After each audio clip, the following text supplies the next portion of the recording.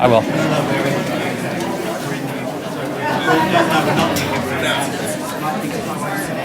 Josh on that curtain.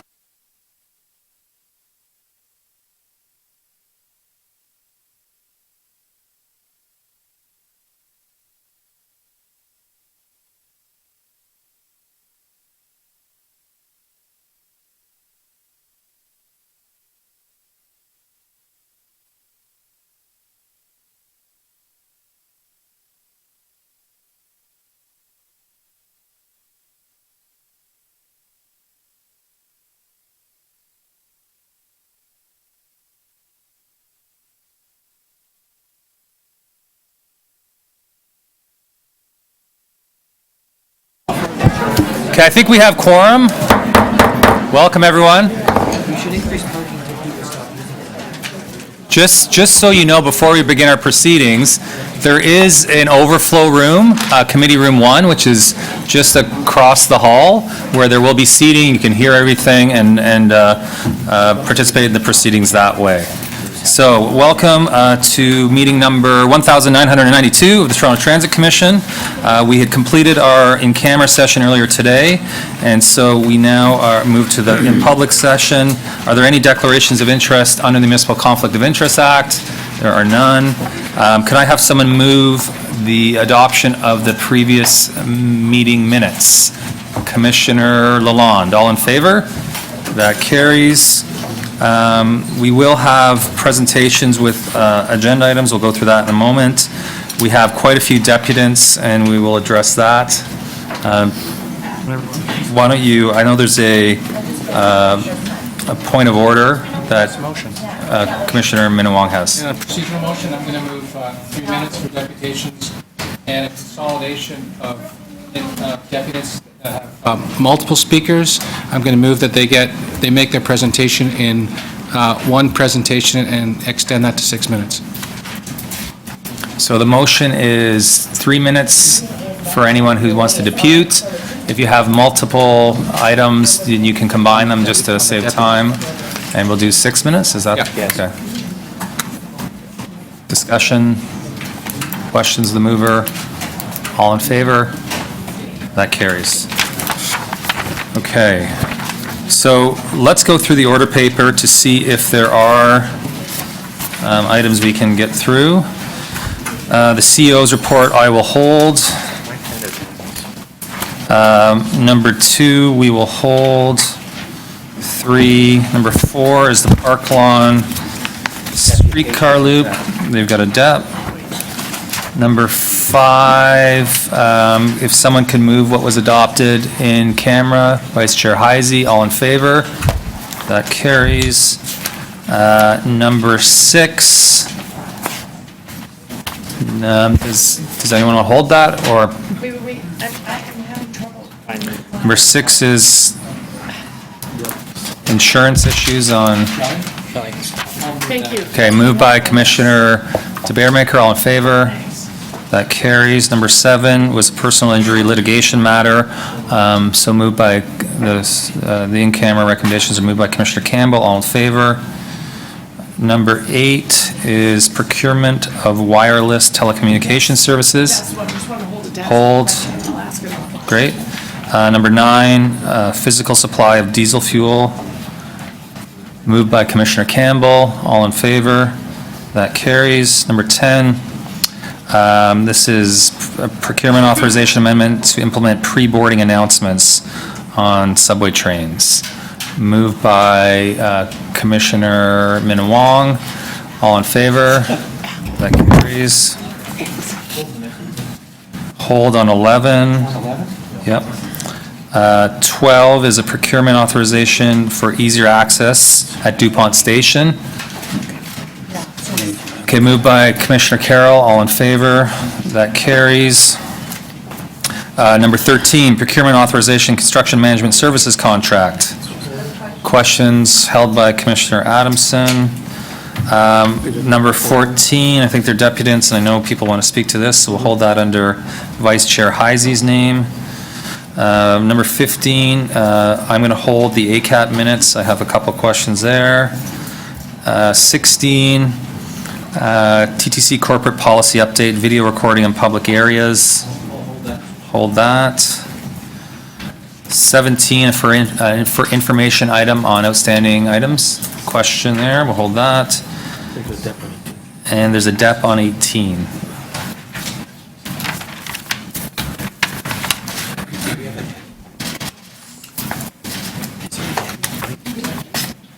No. Okay, so, item number 1. This is the CEO's report. If our CEO wants to give any highlights to this, we'll consider the report read.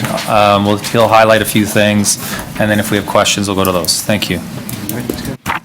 Okay, thank you, Mr. Chair. Well, yesterday was an historic day for the TTC because yesterday we operated the first service out of the new Leslie Barn. So the first service left at 0529. It was a brand new streetcar. It was fully equipped with Presto. It left the brand new streetcar barns at Leslie and Commissioner Street. It went up the brand new connection track on Leslie Street, and then it went along Queen picking up customers, and it ended up entering service onto Spadina. So a number of us were there for that historic occasion. We are going to just show you a quick video now of the new Leslie Barns, of which we are very proud.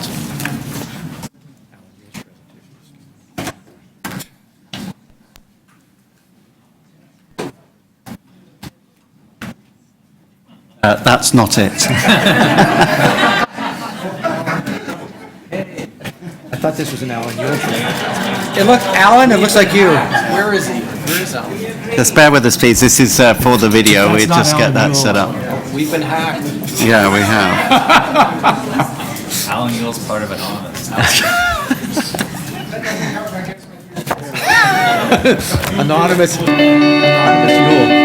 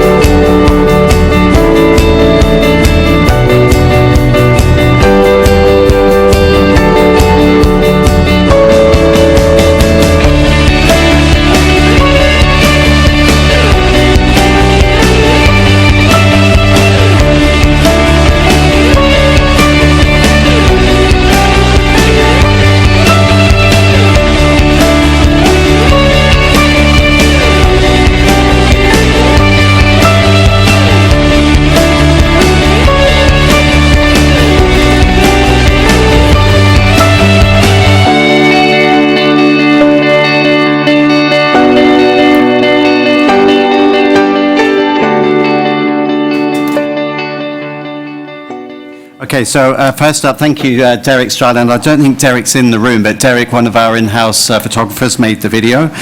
What I would say is that streetcar barn, that project epitomizes really just how complex a lot of what we're doing is, because getting that streetcar built, that streetcar barn rather built, getting the new streetcar in there, getting the service plan drawn up, getting service delivery to get the crews in there, getting marketing materials, and procurement to get the streetcar barn begun to be fitted out. Just about every TTC department was involved in that successful departure yesterday, 0529. So I just want to do a big shout out for the staff. That was a huge step forward in the modernisation of the TTC, and there's lots more of that to come. Within 800 days, the Spadina extension will be open. There'll be Presto everywhere. We'll have ATC north of St Clair West all the way up to Vaughan.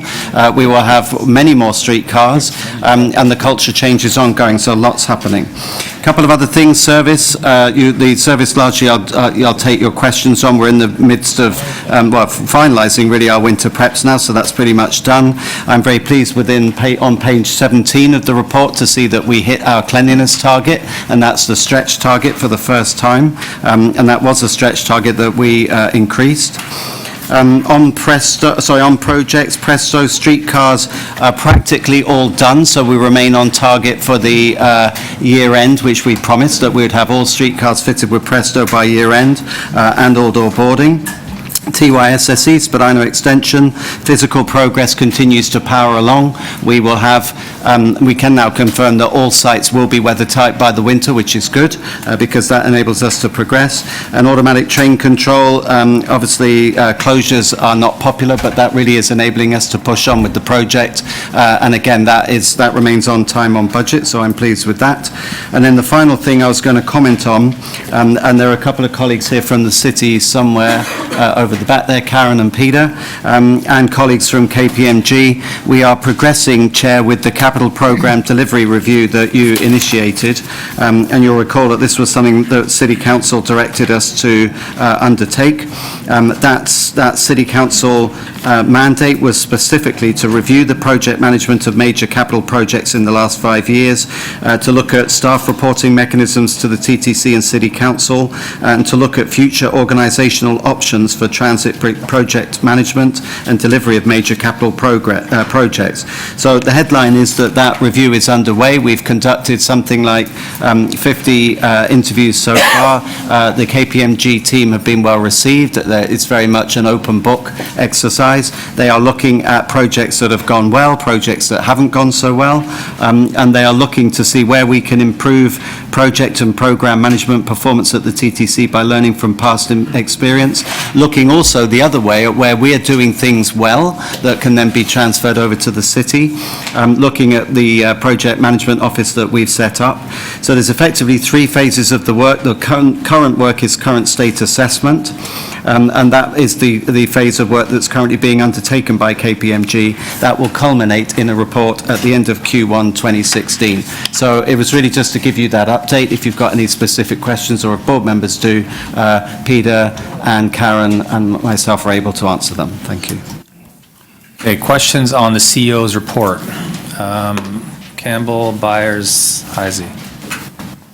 So I have 3, Mr. Chair. Question about the financial commentary. We heard for a while that ridership was down largely due to inclement weather in the first part of 2015, but as the report indicates, it was down 1.8% in March, 1.5% in April, presumably when weather is getting better.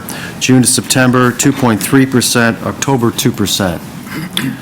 So I'm wondering if you could just comment on the trend in view of the fact that for 2016, we're forecasting an increase in about 3.3% over the $357 million we're supposed to end at this year.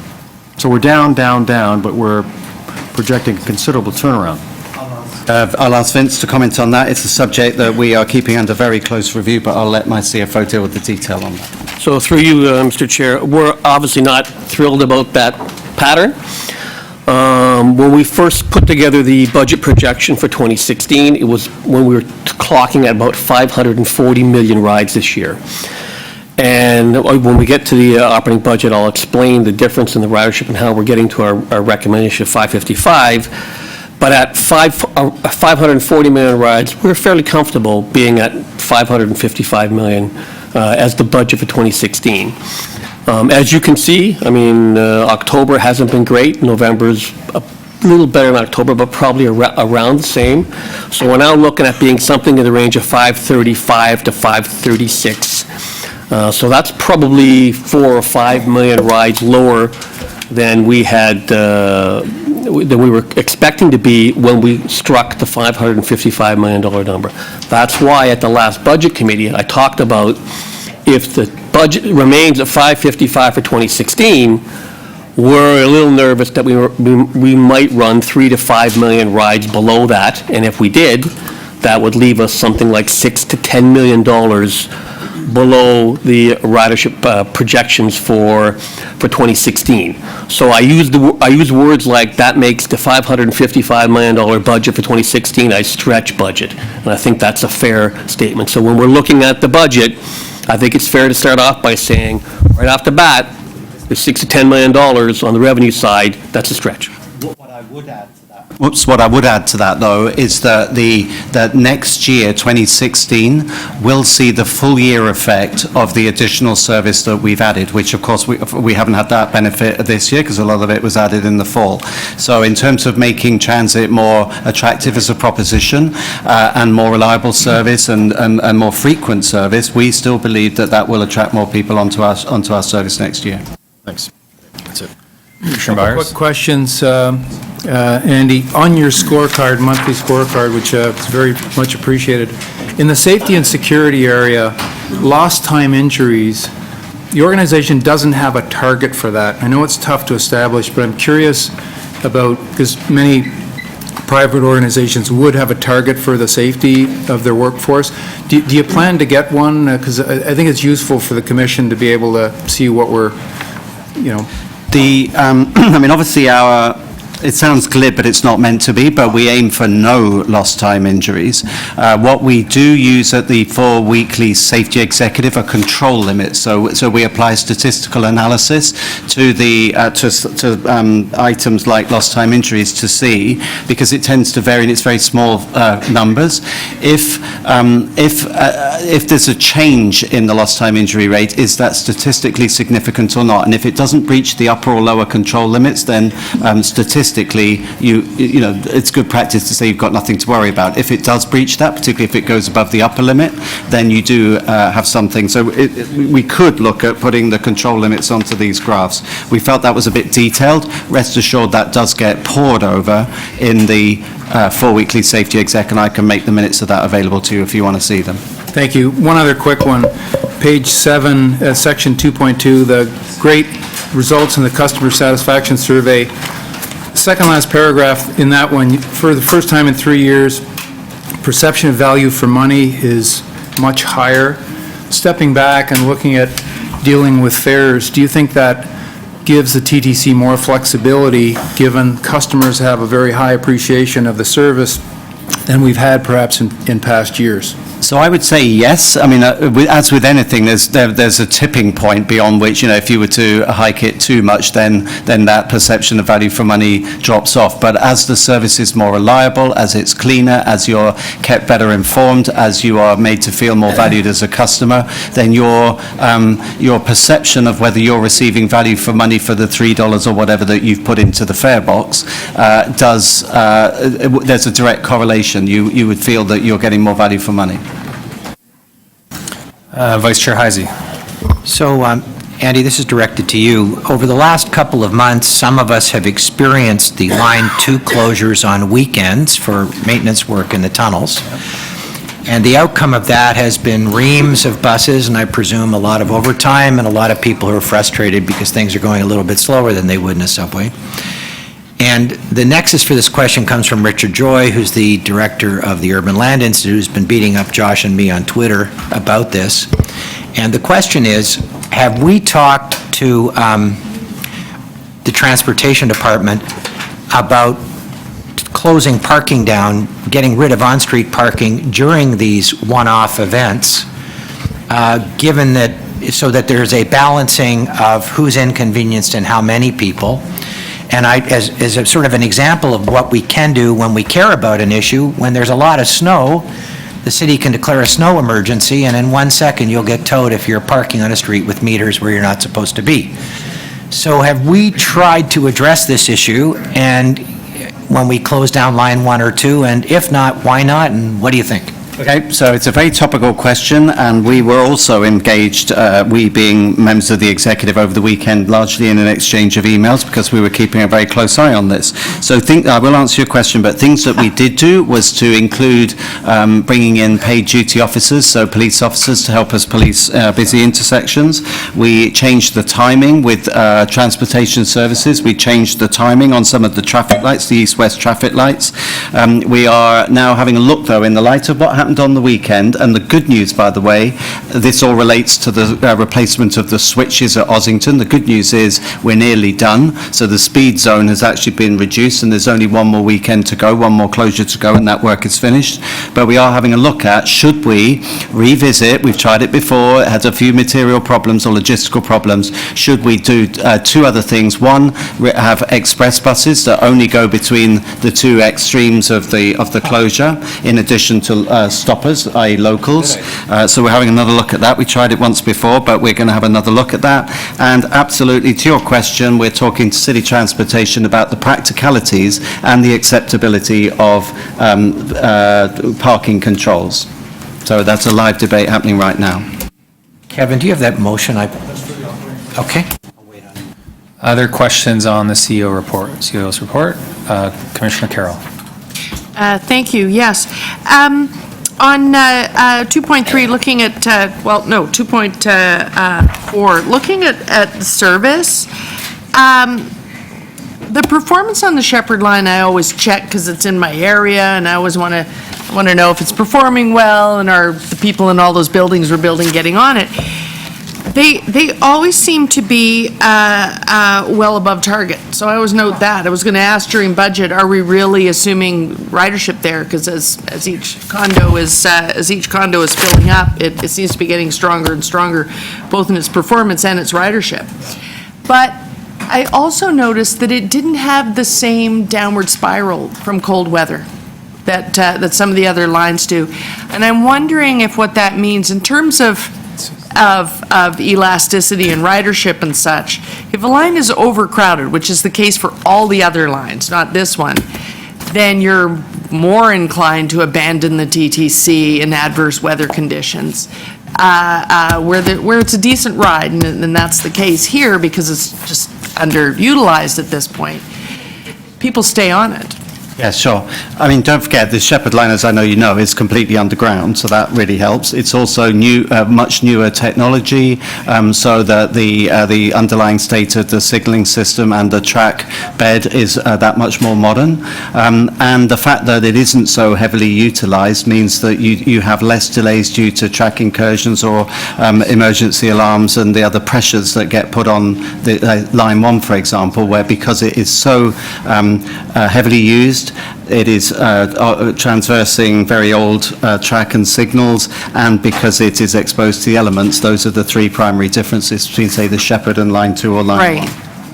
So part of the argument is we may be getting a great customer satisfaction survey and people may be speaking to the whole system. Despite what they say in the survey, we know if we address those issues, we actually do get stronger and more consistent ridership. We would see it on the other lines if we get that work done. Absolutely. One of the main drivers of customer satisfaction is service reliability, be that on buses, for example, and that's why we're hammering bunching, gapping, and consequential short turning on buses and on streetcars. But then also for the subway, why we are having such a focus on what I would always call the basics of running a railway, which is tackling underlying causes, eliminating repeat failures, getting your basics right, such as reducing the numbers of emergency alarms, track failures, signal failures, crew changeovers. There's lots of different factors that have led to what I'm very proud of, which is on page 9, a pretty good upward trend on punctuality on both of those busiest lines. True. Okay, thank you. Commissioner Crisanti. Yeah, thank you very much for your report to the CEO. Looking at page, chart 3.3, I believe it's on page 20. So we have a series of various different complaints, some not very large in numbers, but the one that the most, looks like the most aggressive one here is all other complaints. Is there so can you explain what falls under that category? It's the highest amount of complaints under all other complaints? So, I mean, it's a bit of a bucket for anything other than those categories which we break out specifically, so the numbers will be very small, which is why we don't break them out individually. So it's really anything that's not included within those other areas. So, I mean, an example might be, say, cleanliness, which isn't included in the other categories that you can see broken out there. What is encouraging is, if you'll notice, the red represents 2015, the green represents 2014, Right. so we're down on pretty much every category. Okay, I just saw that it was pretty significant, so thank you. Other questions? To speak, I will move receipt of the CEO's report. All in favor? That carries. Thank you. Item number 2 is we're going to do a presentation on the TTC Wheel Trans operating budgets, but why don't we do deputants first? We good with that?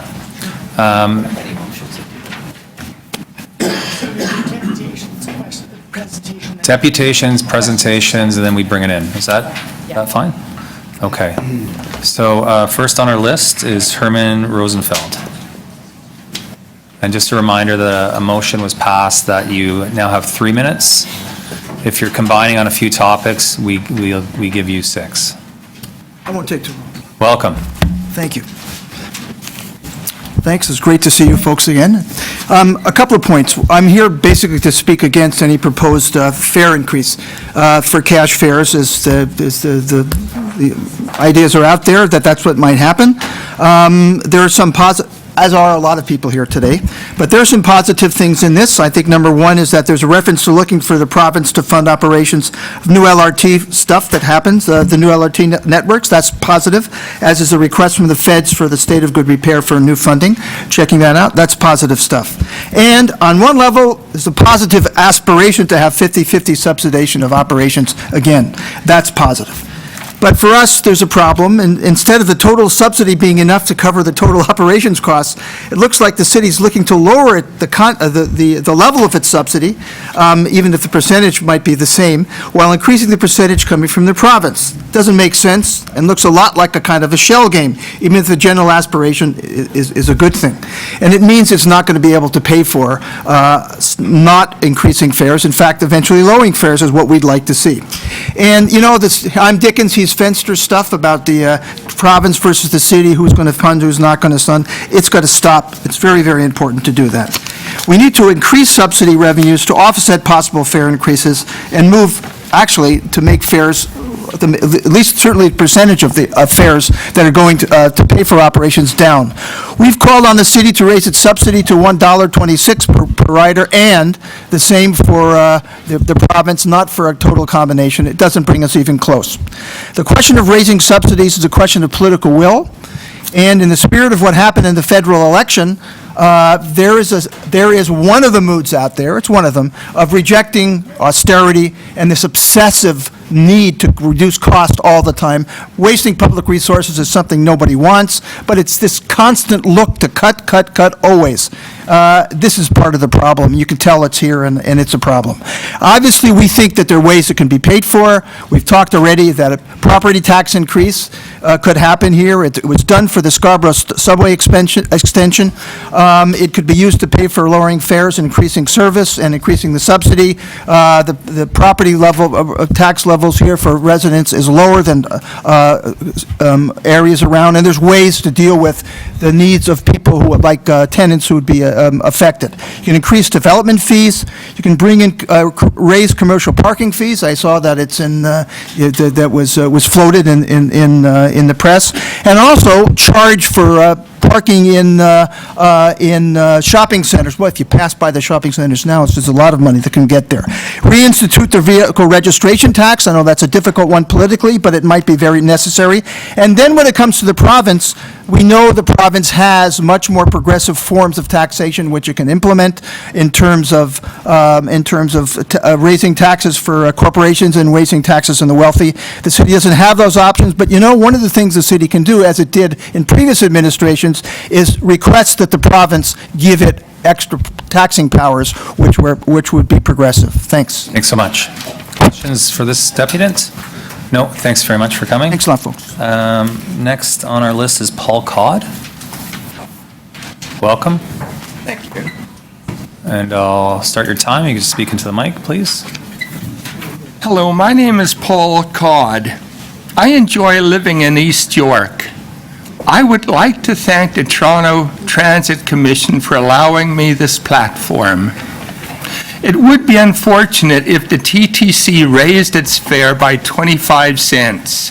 There are several reasons for me having this sentiment. Toronto gets 75% of its operating budget from the fare box. No other municipality in North America operates this way. Why are we different? Don't we deserve a fair shake?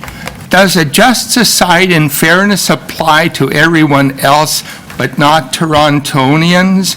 Why are we being discriminated against? Shouldn't the provincial and federal governments pitch in their fair share? The memo about justice delayed is justice denied obviously hasn't reached our governments yet.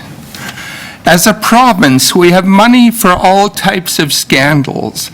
We've had money for nuclear reactors that won't see the light of day. Then there was Orange, Mars, and smart metering, to name a few. Our province has wasted billions of dollars, been involved in countless scandals, and not paid its fair share towards the TTC. Instead, residents who are cash-strapped are being told that they'll have their pockets picked for another 25 cents.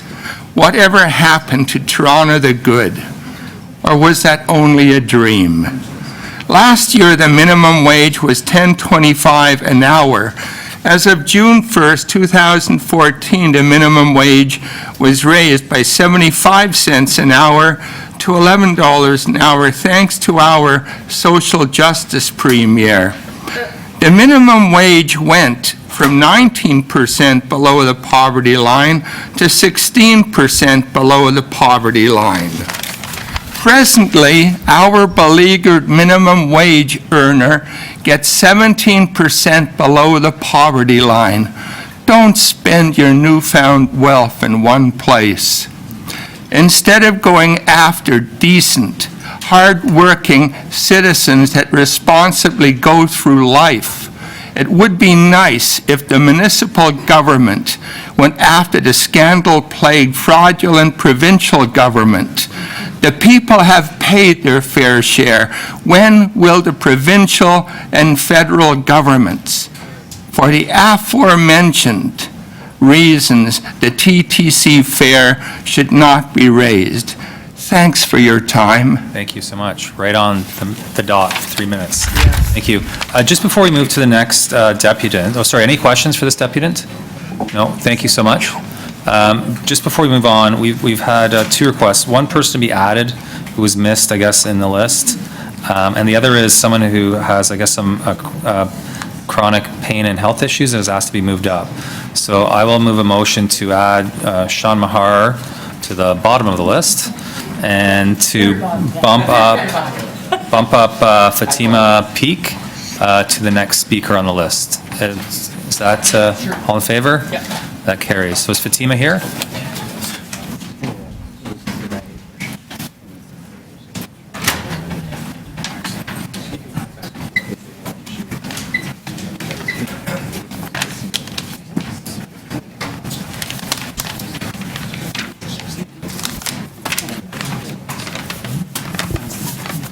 Welcome. Got mics on, I'll start your time. Welcome. Hello, my name is Fatima Peak. I'm a senior living at Toronto Housing in Leonard Court. I live on a fixed income, my CPP and OIS, and are not increasing to keep up the cost of living. I use a walker and find it hard to get around. Every day I have to decide if I can afford to pay the transit fare when I want to go out and shop for food, go to medical appointments, and visit family and friends. Sometimes I have to stay home because I can't afford transit all the time. I also can't use the College Street car because I can't get my walker on when I and the TTC get accessible streetcars. I am a part of a seniors program at St. Stephen's Community House. We hear stories from other seniors that they can't afford TTC fares. They stay home a lot, don't go out to pick up their dogs and the other shopping, and feel isolated. I feel frustrated about this situation. I don't think this is fair to low-income seniors. Our seniors have written letters to government and seen petitions in large numbers. We have asked the TTC to make fares cheaper for seniors in off-peak times. Now we worry that the TTC will again increase fares. We need a fare decrease. We need more service. It is hard for seniors to wait 20 to 30 minutes for a bus or a streetcar. There are cuts in service in recent years, and this has made things worse. Now we wait longer. Food costs are going up by 100% for some items. This just in the past 1.5 years. It's hard for us to afford food now. We can't get out to shop at cheaper stores because we can't afford the TTC fare. Our senior program at St. Stephen supports the TTC riders in their request that the City of Toronto budget pay more for TTC. We also want the Ontario government to fund the TTC more so fares will not increase. It's not fair that riders have to pay most of the cost of the TTC. Taking TTC is good for the environment and it reduces the number of cars on the road. Making TTC fares cheaper and providing more service is important. It helps all the people in Toronto, especially those us in fixed incomes. Thank you. Thank you so much. You have a couple questions. Vice Chair Heisey to start, then Commissioner Carroll. Ms. Peak, could you tell me, listen to the three choices. So you have an option to buy cash fares, one at a time, buy tokens or tickets in a bunch, or buy a monthly Metro Pass. Which one do you do? Which one of those three? Or have you done all of them at various times? I have tickets. So you buy tickets. I buy tickets. So there's a debate going on here as to if we had to increase fares, and that might not be pleasant, but we have to. Let's say somebody thinks that. There's a debate about where the fares should be increased. Should it be Metro Passes, tickets, or single cash fares? Do you have any advice for us?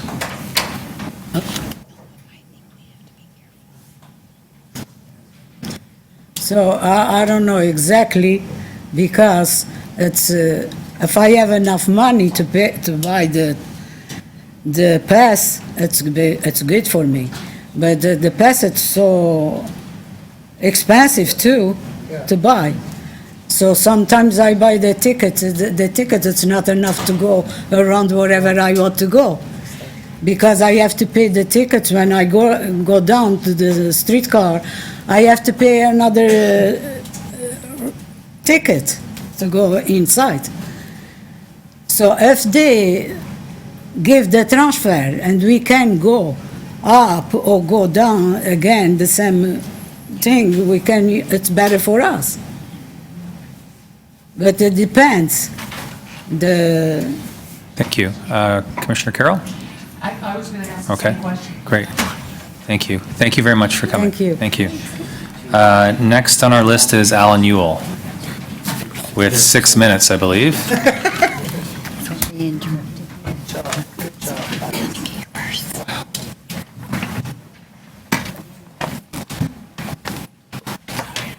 A major source of revenue to run the system comes from our fares. It's 95%. I'm concerned that we've been looking at 905 residents, and it's being a tax on our system. 11% of our revenue comes from rent, and that comes from some of these people, too. Both My Way and YRT pay rent to the TTC, and it's a whole bunch of it, to access our subway stations with their buses. They bring their passengers to where it is most cost-effective for the TTC to move our people, subway stations.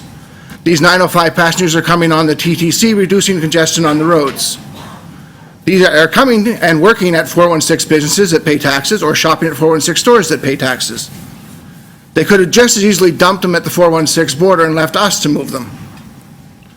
In our quest to find proper governmental funding for the TTC, let us not scapegoat our sibling transit agencies. By now, some of the board members have seen this chart. The national average for a cash fare is $2.99, the TTC is $3. But the national average for MetroPass is $93.89, whereas versus $141.50. The MetroPass shouldn't send you here. Presto is coming soon. The current cost of handling our fares is about 7%. With Presto, that goes down to 5.25%. If we only had 1 million rides a day, and it's more than that, with an average fare of $2, and it's more than that, it would cost the TTC $105,000. The current 7% is $140,000. That's to process our fares. It's a $35,000 a day savings going to 100% Presto. Based on a $55 million ridership, that's a potential savings of $19 million. If only half our passengers are using Metro passes, to get ready for Presto, we need to move as many passengers as possible to monthly passes in 2016 to get ready for Presto in 2017. The cash fare should go way up to $4. Having one cash fare, if you pay cash, you pay $4. You buy the media, you get a reduced rate. Median token fare should go up 10 cents, and the Metro Pass should go down $10 because we want to move people to that 1 month purchase. Moving cash fares could increase our Metro Pass usage by as much as 50%. Moving token fares to Metro Pass could double our passes usage. Doing this in the 2016 budget sets the stage for even a faster transition to Presto in 2017. We should also have time-based transfers now. If we don't do time-based transfers when the Presto system goes up, it will only lead to decreased customer satisfaction and increased operator assaults. We need more money from the federal and provincial governments, but we can't use that as an excuse. Mississauga subsidizes their fares by 51%. York Region by 60%. Durham Region by 65%. The TTC, which has the lowest cash fare, also has the lowest subsidy from its municipality at 29%. You and the other 38 politicians need to come to terms with the fact that the city woefully underfunds the TTC. Thank you. Do you have others you want to? No, I can wait until No, we've combined them. You got 6 total minutes. or 4 deputations. Yes. That's what was moved at the outset of the meeting. I thought it was if there was more than one person making a deputation from a group. No.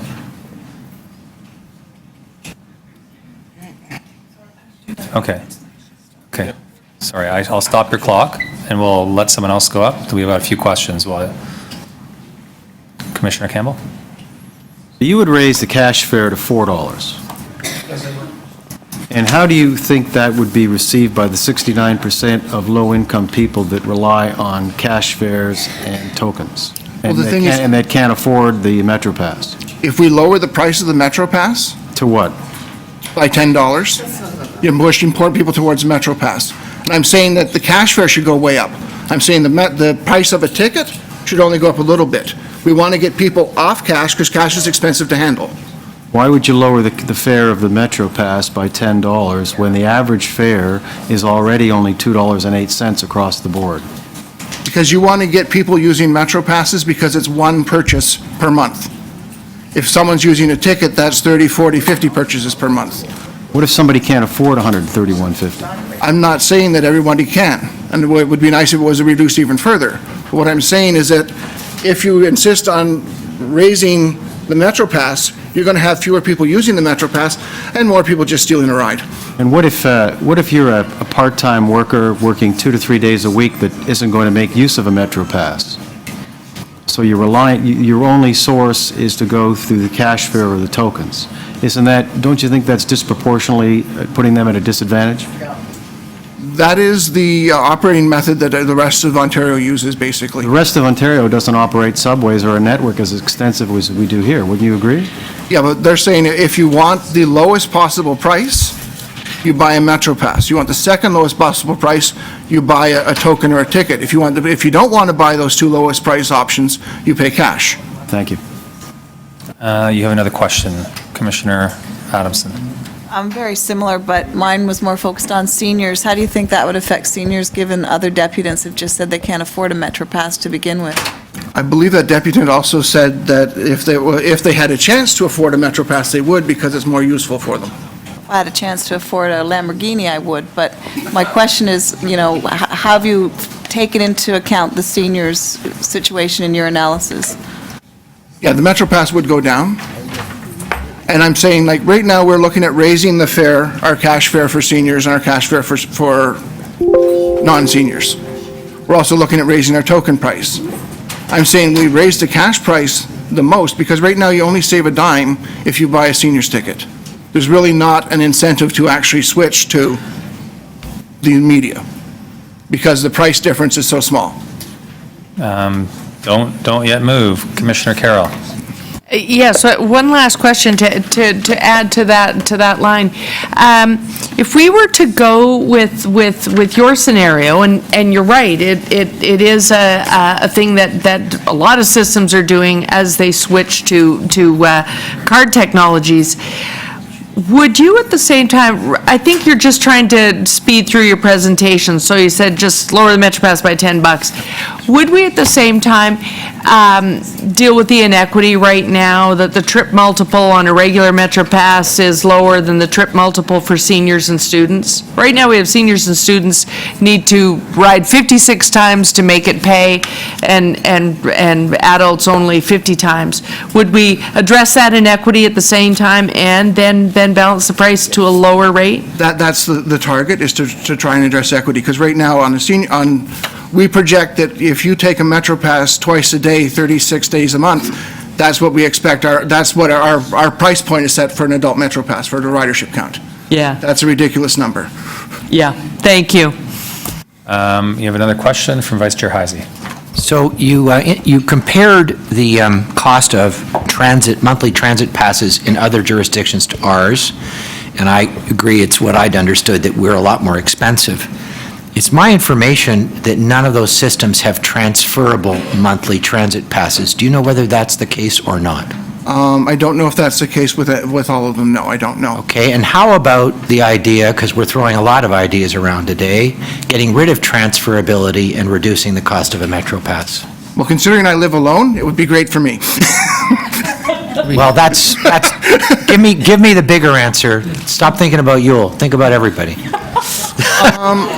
I can't speak for multiple families. I know it's for some people they use it, some people they don't use it. It's probably a 50-50 wash. Other questions? Okay, so there was a motion moved to combine presentations. Is it, the motion passed? Do we want to him to just continue now? Yeah, he's got it. Okay, so you've got additional 3 minutes. The only thing I would caution commissioners is it's going to be out of sync in terms of some of the topics. So at one point, he'll be talking about Eglington station names. So should we just kind of hold over his time? You can depute at the end of these. Okay, so why don't we, if you don't mind, we're going to hold off, and we'll continue on this topic. Okay. Thanks. Next on my list is Michael Rosenberg.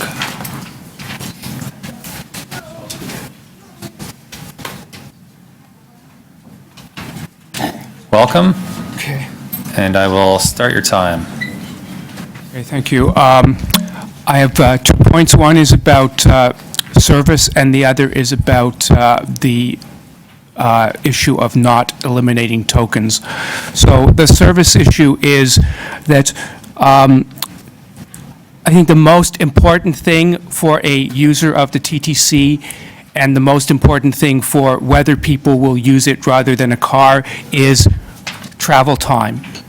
There's too much emphasis on congestion and crowding and not enough emphasis on travel time. And sometimes decisions conflict between one and the other. For example, smaller vehicles will provide better travel time because they will obviously arrive more frequently, and they will skip certain stops because there aren't as many passengers on the vehicle. They move faster. The move towards larger vehicles has impaired travel time. And that is very unfortunate. And even without considering the cost, like any increased funding, just within a given funding envelope, if you spend more money on drivers and less on vehicles, in other words, smaller vehicles, now obviously you're not going to have as much capacity because you can't increase the number of vehicles to such an extent because the drivers are your major part of your cost. But for everything you save by not buying a larger vehicle and not putting in tracks on the road, because, a lot of routes could be serviced more easily by buses than by LRTs or streetcars. The money you save on that, yes, it won't buy a lot of additional drivers, but it will buy a few additional drivers. And even a 10% increase in service frequency will make things a lot better, and that should take priority in planning decisions. Service frequency, travel time should be number one, and crowding and capacity should be a distant second. In terms of what actually matters, time and money matters. Crowding is uncomfortable, but time and money is what costs people, and you have to when making a decision that affects one or the other, lean more towards travel time. Now, my other point is about the tokens. You buy the tokens in multiple units and you use them singly. That means they can be given out to different people. There are a whole variety of reasons why people do this, whether it's businesses giving them to their customers, businesses using them for their staff, families where different members travel in different directions. They can buy 5 tokens and they can go off in different directions. So when we get to any kind of replacement for that, don't make it so hard to get those new single-use. I keep hearing there are going to be single-use cards, but I haven't heard that they will be available at the same price and that anybody can buy them. This is not just for agencies. I run a small group where I give out about 15 tokens a week. I don't have to get special permission to do that. I don't have to fill out forms. I don't have to qualify. Can you just wrap up, please? Families, the same thing. It needs to be available to everybody. Don't take away the flexibility we have currently with tokens. Thank you very much. Any questions? No? Thank you very much for coming. Next on the list is Mao Hu. Welcome. I'll start your time. Go ahead, please. Hi, my name is Mo Hu. I'm speaking on behalf of Chinese Seniors Association, Ontario Chinese Seniors Association, okay? And I have many fellow members here. They just sit behind me, okay? And some are standing there, okay? Over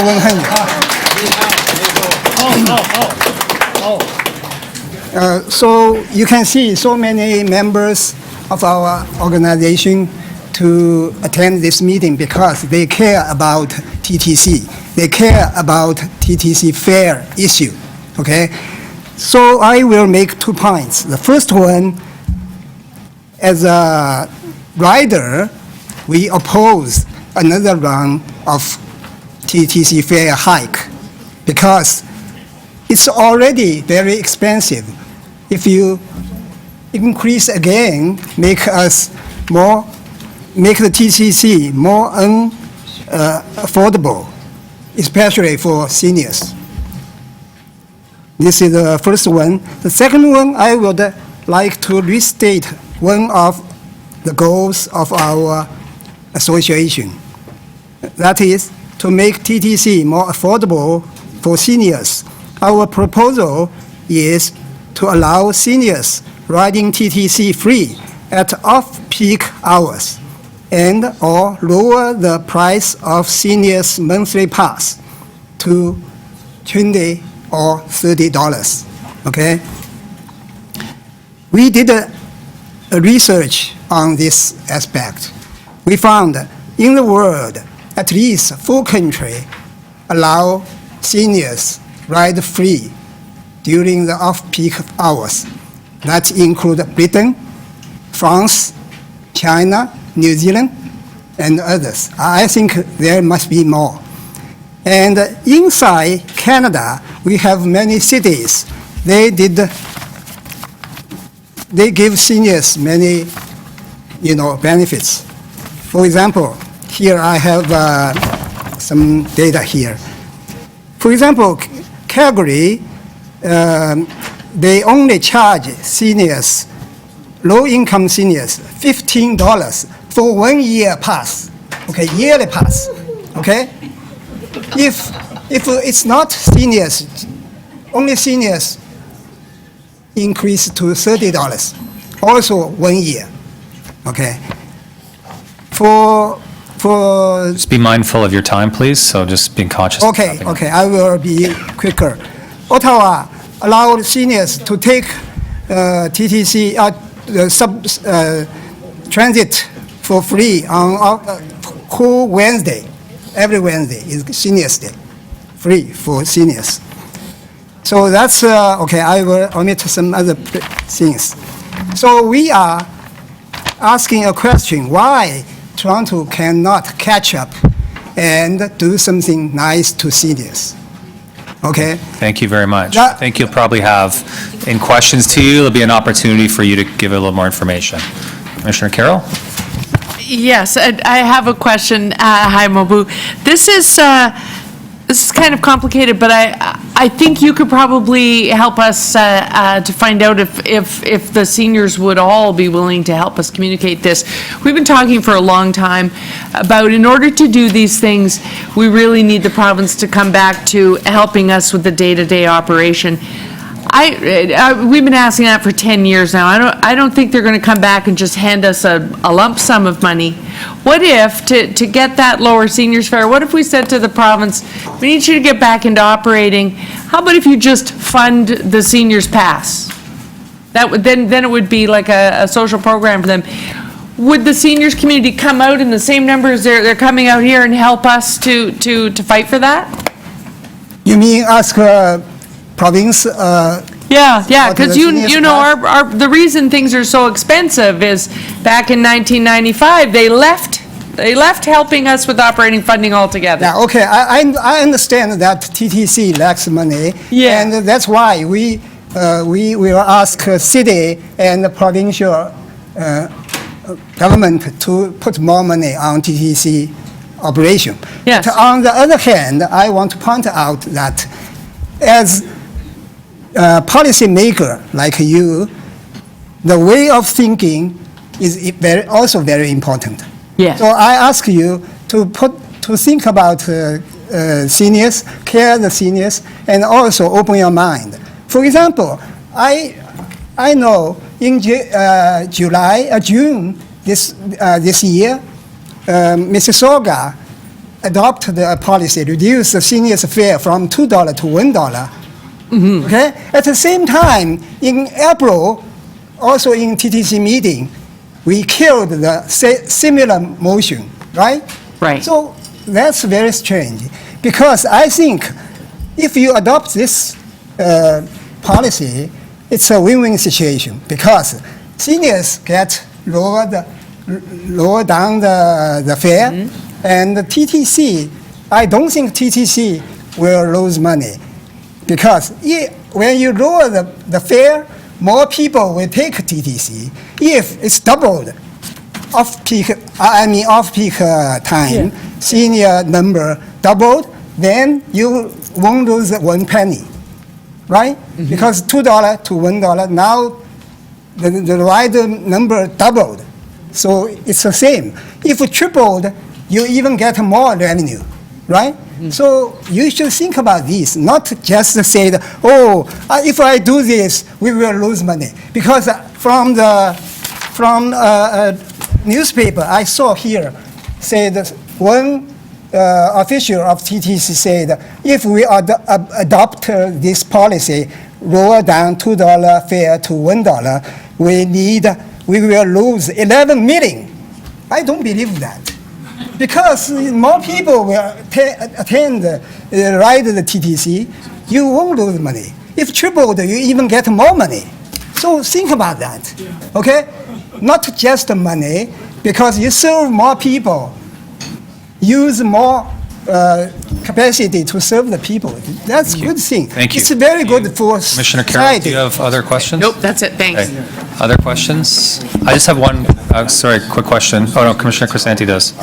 No, I just want to point out, are you aware that in the first quarter of the new year, there is the framework for transit fare equity report is coming forward? A few months ago, I put a motion forward as well that would be included and considered in this report for $1 senior fares during off-peak hours. Were you aware that this is being considered and studied currently and will come forward in that report in the new year, amongst other things? Just wanted to advise you. Were you aware of that, sir? Hello? No? As for me, Yes. Yes. I'm asking you say the new year will implement $1 fare? No, I'm saying there is a report that will be coming forward that's titled The Framework for Transit Fare Equity. That report is coming forward in the new year, and in that report, the motion that I put forward to reduce senior fares to $1 during off-peak hours will be considered during that report, amongst other things as well. So I'm just making you aware of that. I'm not sure if you knew that, sir. Okay, yes, actually, I read the newspaper, and this is a newspaper clip, and I found they said TTC Chair Josh Cole said the idea of lower fares for seniors may come up later this year. Right. Okay? That's the same thing, I Yes, think. that's correct. And I think that's a good thing. So I want to thank you, Mr. Go, give us the hope, but word is not enough, okay? We need action. So we are watching, okay? Thank you. Thank you. My question is, sorry, we still need you. Okay. I have a question. Okay. Sorry, just out of curiosity, did everyone travel down here together today? Yeah. And which mode did you use? Which mode? Oh, you mean fare mode? Yeah. Okay, we use tickets. So the most people that you represent would be ticket buyers? Usually we buy senior tickets. Okay, not Metro passes. Not Metro passes, because Metro passes is too expensive. For senior Metro pass, it's 100 something, right? Yeah. And the whole year will be 1,400 something compared to other cities. It's So tickets? Yeah. Tickets, okay. Thank you very much. okay. Thank you. Next on the list is Lynn Adamson.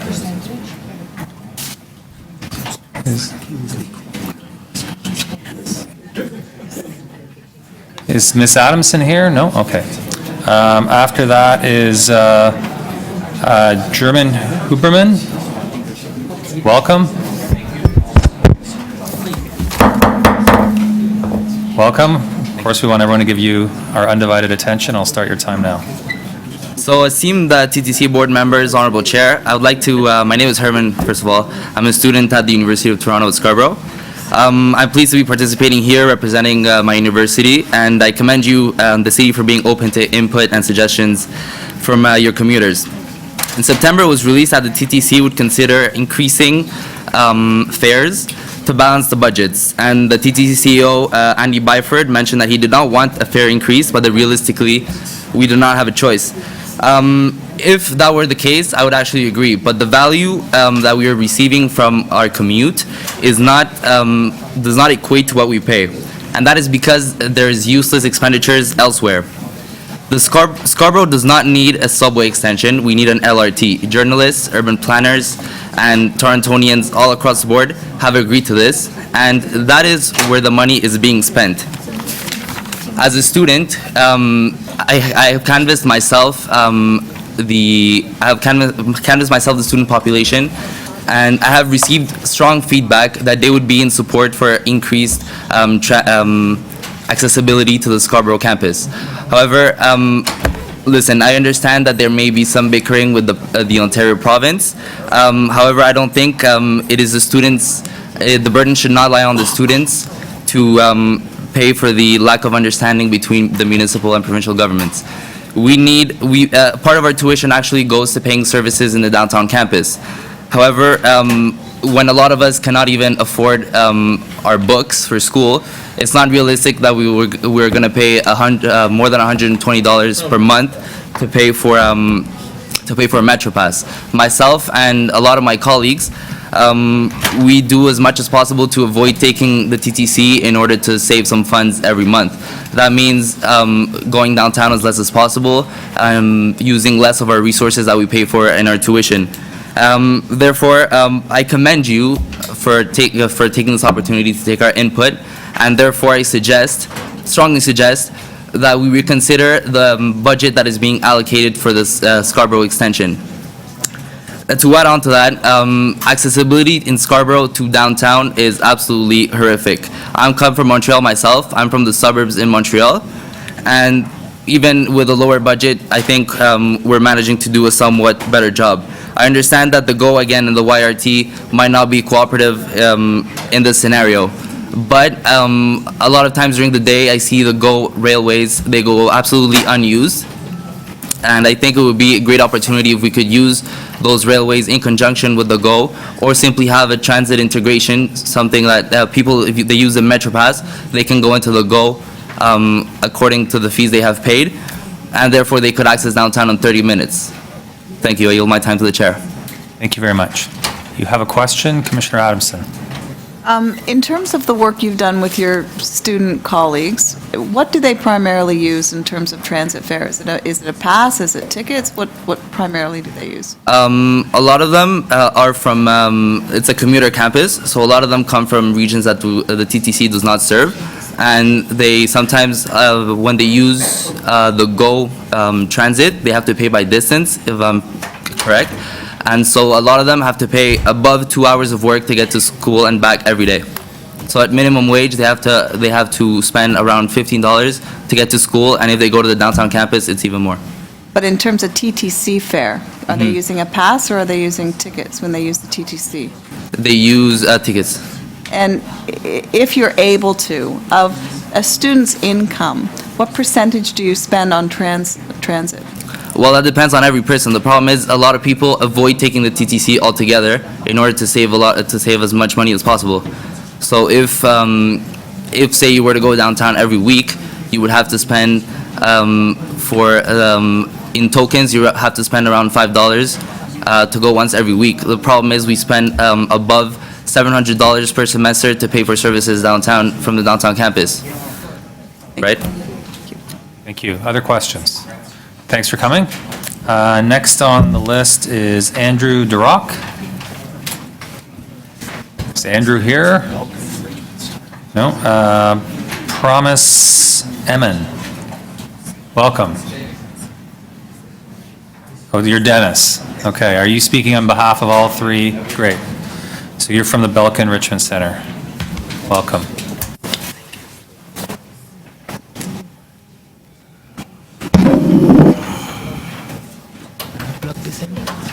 Welcome, I'll start your time. 1 second, please. No, I've started it.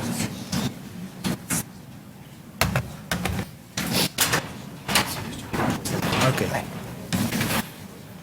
Can't see the presentation here, there's too many people. Whose is this, do we know? Is this Alan's? Yeah, you can. I just need the HDMI. Right.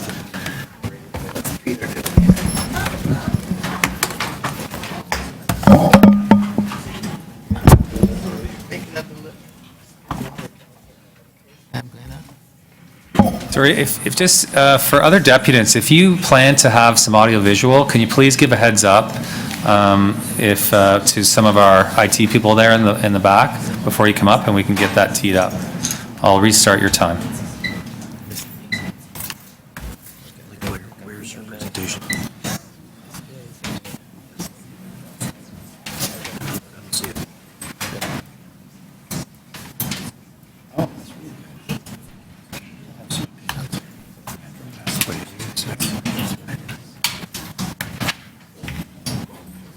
Yeah, I think we gave them buses.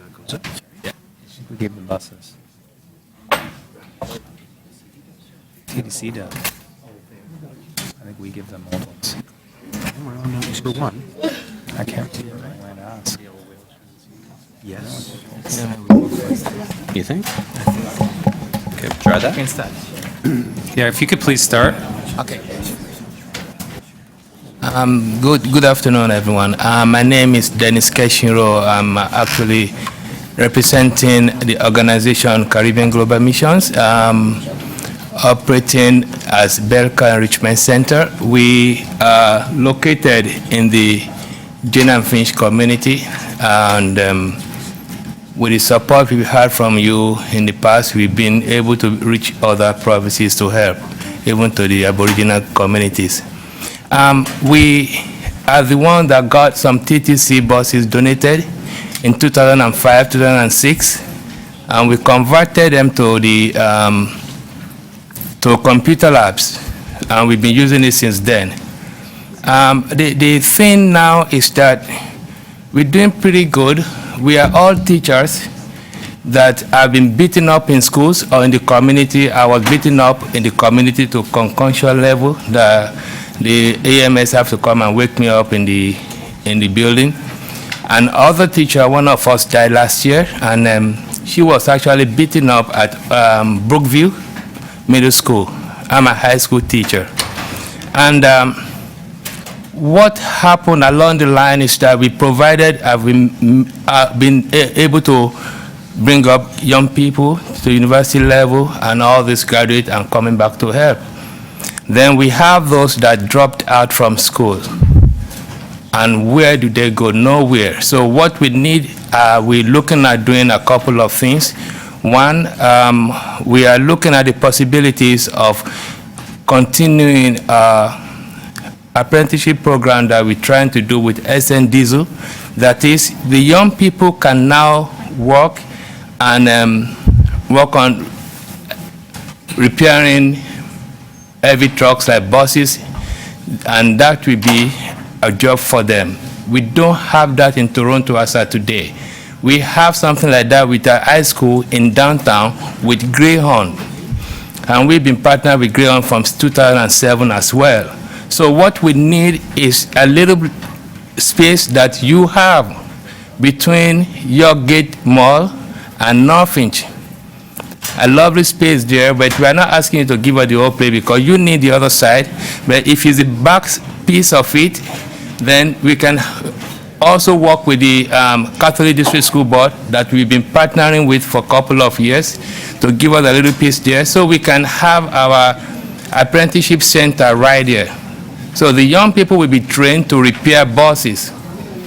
At this place a couple of years ago, 2006, I remember Councillor De Beermaker was here that time. There was a deal, there was an agreement with the board, with the commissioners that the buses will be serviced to the better level before they give them to us. TTC did not do that. We have to have these buses parked looking for huge amount of money. For us to tow a bus is more than $600, and then to now start fixing it. We are charitable organizations, but we don't have time to go after people for money. We are teachers, so we have to work from here and bring the money to use in the community. Thank you very much. Thank you for coming. We have 6 minutes, right? No? Oh, you do have a question? We're also just conscious of it keeping to the topic of the operating budget. Okay. Which is a topic we're on right now. So commissioners have questions, and so I think you can probably get a lot more of your presentation still out through some of those questions. Commissioner de Beermaker? I just want to confirm, you said in your presentation. Yes, the Councillor. Donate to your organization a bus, I'll call it, in a state of good repair. Yeah. You're saying we No. gave you a bus, or we donated a bus? No. No bus? The buses that we got, the 2 that we got after that were not in that state. We have to tow them, and we could not even put them on the road. Now we need you to say that, okay, you can service our buses once or twice a year, which would be good for us. So we need a spot, a land to do the apprenticeship, and we need you to commit to us that you can help us out with the servicing of buses once a year, or twice a year, or 3 times a year, which is being done. You're doing that for Daily Bread or something like that, right? So why can't we have that? We don't even have the money Daily Bread has. You're saying to us, as part of our operating budget, we should assist your organization, which is a very worthwhile organization, with the maintenance of the buses. That would be good. Okay, I'm just, and hopefully offline, you can send an email to myself. Yes. Because I don't think I've got one, but I'm not sure. And we'll follow up offline. Okay. Other questions? Yeah, I guess my question is just, have you sent in a kind of a formal way by correspondence your specific request to the TTC? For the property, for the land, to The give us a little land, space, we yeah. have not done that. Okay. But for the buses, we have done too many consultations. We emailed your office over and over. We met with your secretary or person. Nothing happened, man. Yeah, so we've given you buses, We have some and buses. you'd right like us now. to maintain them more regularly? Yeah, that's right. Okay, and you'd like us to use some of the operating budget here to maintain your buses that we've given you? Well, that would be good, because it Okay, wasn't and you even want done. and you want some land from us to do it? For the apprenticeship program, yes. Okay, thank you. Thank you. Next is Jessica Bell.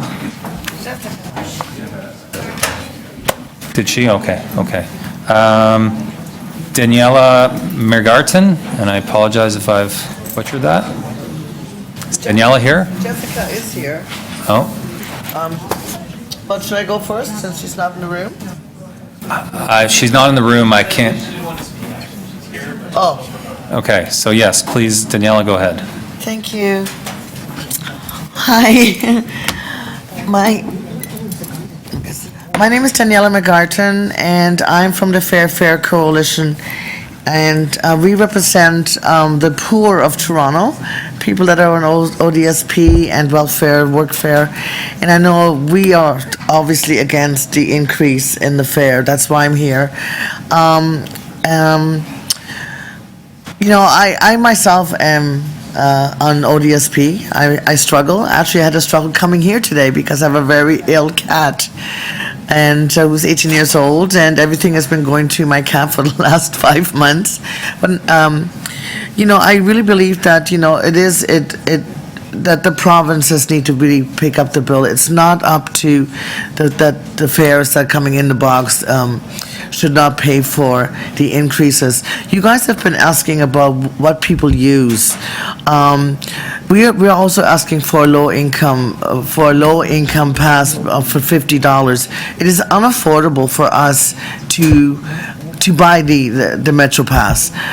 So I either pay, like most of my constituents, I either pay cash and or tokens. So it would be really hard done by if we did not have that. We're hoping that there will be a low income pass, and taking $10 off the Metro Pass would not really do it for us. So, I mean, everything has already been said. I don't want to rehash things. I'm just urging that that we have a new government, and I really like the man at the helm. I'm hoping that there will be some that we can work with you on getting some support from the federal government. Okay? Thank you very Thank much. You, just hold on a sec, you may have questions. No? Okay, thank you for coming, appreciate that. Next on the list is Dane. Oh, there he is. Another new face to the commission. Welcome. You have 3 minutes, I'll start your time now. Thank you. Hi, everyone. It's great that you all came today. It's wonderful to see this kind of support for this process. I'm a Presto user, and I get charged $280 every time I tap in, with no upper limit on what I get charged. So if I do 70 rides, it costs me $210 a month. Going forward, when we move to Presto, what's going to happen to me? Will I have options to buy a monthly Metro Pass on my Presto card? Will I have, when I tapped into $142, will the rest of my rides for that month be free? I would like to know these things as a user. How much money is Metrolinx going to take for collecting Presto fares? Is that going to be a positive thing to the bottom line of the TTC? I mean, with 300,000 Metro Pass users, if they're going to charge 5 or 7% of that, it's going to take a lot of money out of the TTC. And moving forward towards that, we're spending a lot of effort now maintaining the $142 price point. Is that price point going to be maintained when we move to Presto? And because we seem to have a carrot and stick thing. Last year, when we raised the fares, we had the carrot of free kids. This year, we're raising the fare, we have the carrot of we're maintaining the Metro Pass at the same rate. So, but all that work is for naught if, when it moves to Presto, that rate and that service is not going to be there. Thank you. Thank you very much. Questions? No, thank you, appreciate that. Next on the list is Suhal Burrow. Welcome. Ward 15 resident. Yep. And I'll start your time now. So I'll start off by just talking about something that happened last week. I was working late at the university on some research. It got to 2 a.m. and I didn't want to spend the night in my office, so I wanted to go home. And I got out, and the College Street streetcar was about 20 minutes late. I would have had to wait more than half an hour for it, so I walked up to Bathurst, got that bus, which was supposed to switch to Eglington, and the Eglington bus wasn't going to show up either. So that bus had just apparently disappeared, and so I ended up walking from Bathurst and Eglington to Dufferin and Eglington, and got home after about an hour and a half. This is the situation that is often there when we use the TTC late at night. And given that, especially, like, I ended up paying the $3 to ride the system and definitely did not get what I should have gotten. Given this, I mean, I don't understand how we can even be talking about increasing fares. This is something that people cannot afford over here. I spend a lot of money riding the TTC. I can't afford a Metro Pass, and I pay using either Presto or cash, depending on whether the system accepts Presto when I get to use it. Because every time we get tokens, they're as small as a dime, and things just disappear. So we need you guys to lower the fares, not be raising them. We need y'all, when we're talking about the subsidy, to not be talking about cutting it when you try to get money from the province, but raising it. I don't see how you can make the case to the province that you want them to give money to the TTC when you are at the same time saying that you want to cut your contribution to 350 million. Like, that's essentially what came out of the Budget Committee. And I don't see how anybody can say that in good faith. It's like, I can't even come up with an analogy. It's just that ridiculous of a concept. We need a better TTC. We need options. We need help for students. We need help for those with lower incomes. We need help for seniors. And you're not giving that to us. Instead, you're trying to get more and more money out of the ridership, which just can't bear it. And I'm extremely disappointed by that, and I hope you will do better and not increase fares. Thank you very much. Questions? No, thank you for coming. Next on our list is Sean Cleaver. Welcome. Just set your time 1 sec. Go ahead. Thank you, Commissioner Cole. Good afternoon, Commissioners.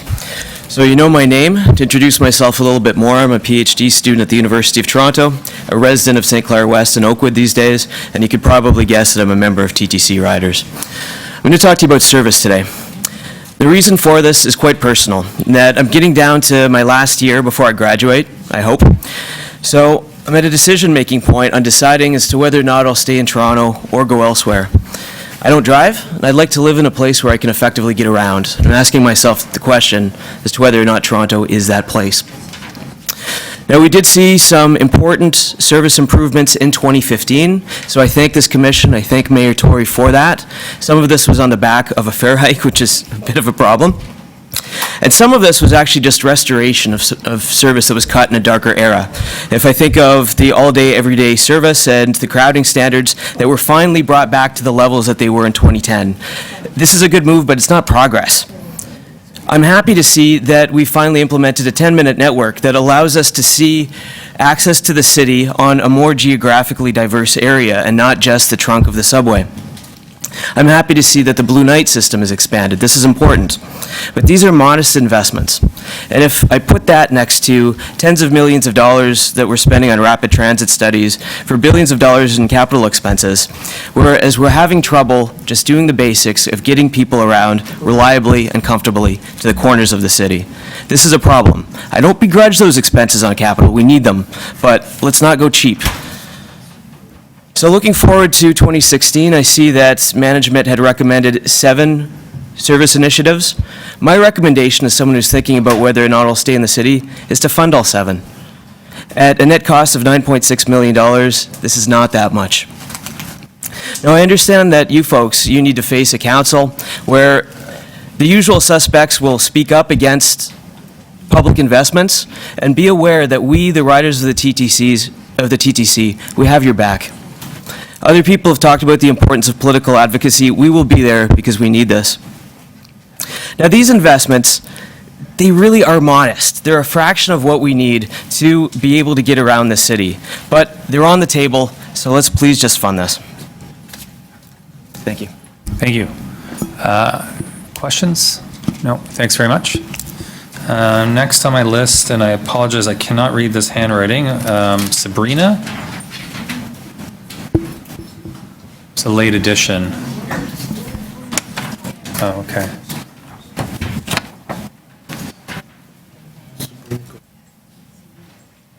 Sabrina Gopal?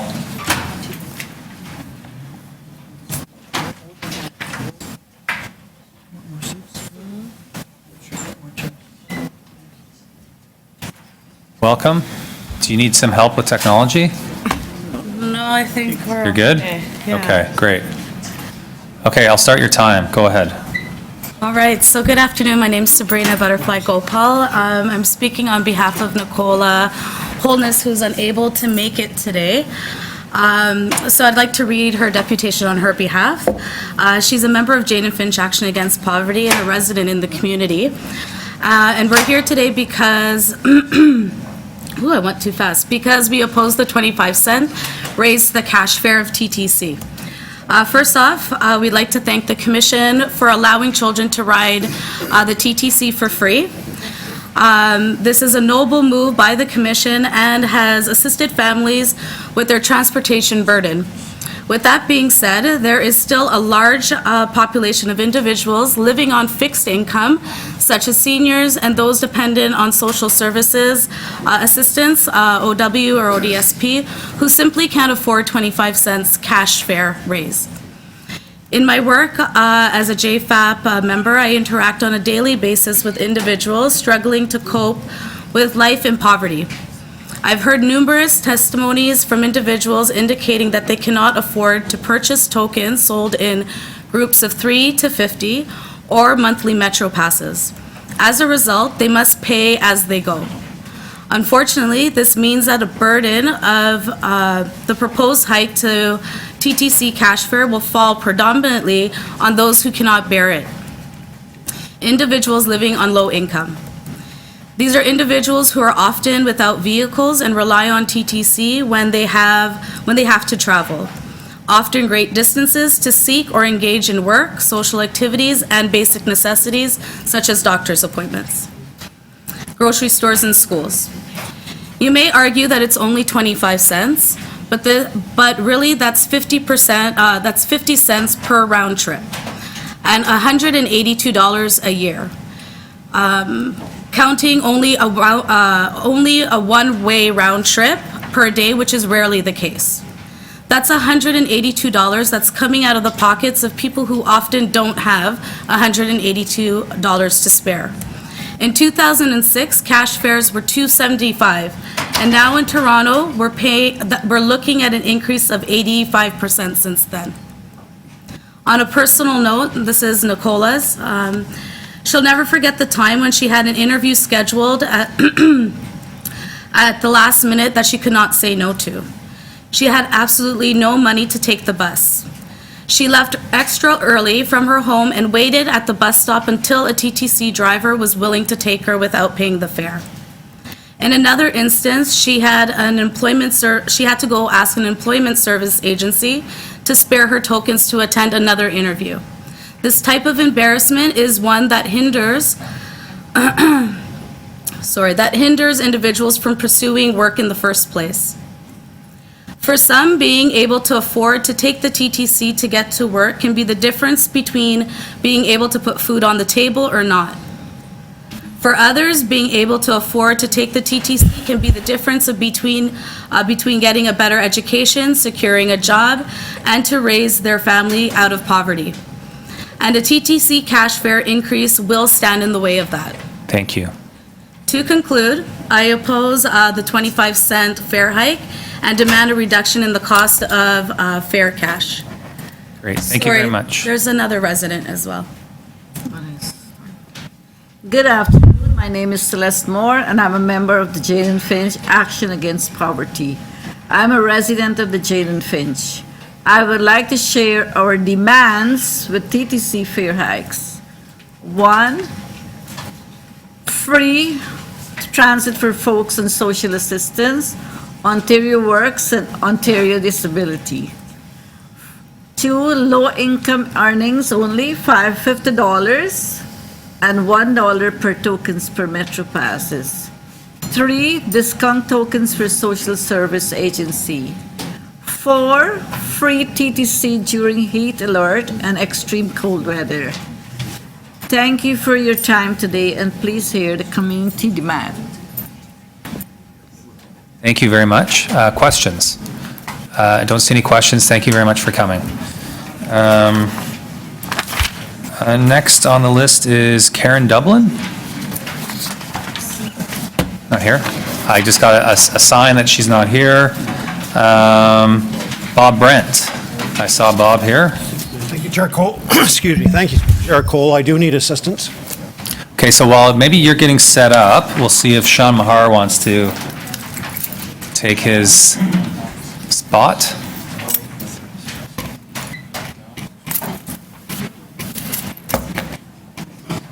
Do you need to hook up, Sean? Nope. Okay.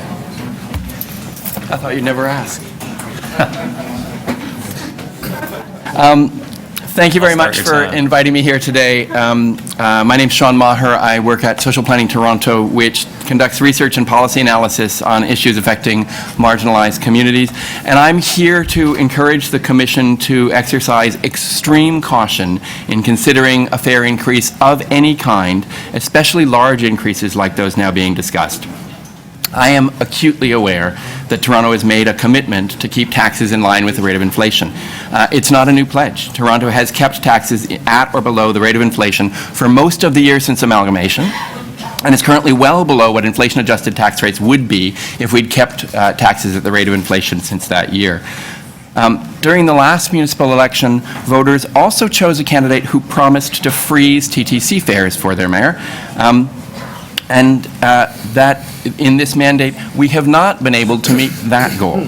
In fact, we know well that we rarely meet that goal and that TTC fares are now far above what they would be if we'd raised them at the rate of inflation as we have taxes every year since amalgamation. We have raised fares well above the rate of inflation despite the fact that demographically, TTC riders, who are among the poorest of the people in this city, are the ones least able to pay for that cost. We all know full well that transit serves us all, that businesses and car drivers benefit from the access of employees, from the gridlock that we avoid, from all of the things that makes this a better city. And that's why the city wisely provides a subsidy to the TTC to make sure that we get all of those benefits. And in this case, where we are facing some challenges fiscally, business owners and drivers and all of us should be paying our fair share of the cost of what it takes to make up that difference. The Commission should turn down a fare increase on any fare medium and look at the municipal revenues we all contribute to as the way to respond to this need, as we all benefit from a good transit system. That is especially true just weeks after Council unanimously adopted a poverty reduction strategy. Poverty is an enormous challenge in this city, especially in our inner suburbs. Council's recent decision to make poverty a priority is a valuable step towards making this one city again. And it would be unfortunate to begin that process by adding $250 to the transit costs of an inner suburban working family, something that would deeply undermine our poverty reduction efforts. The pledge in the poverty reduction strategy and the pledge that this Commission has made to look at transit affordability and to better make transit fares better reflective of ability to pay is also undermined by first raising fares only to later lower them for specific populations.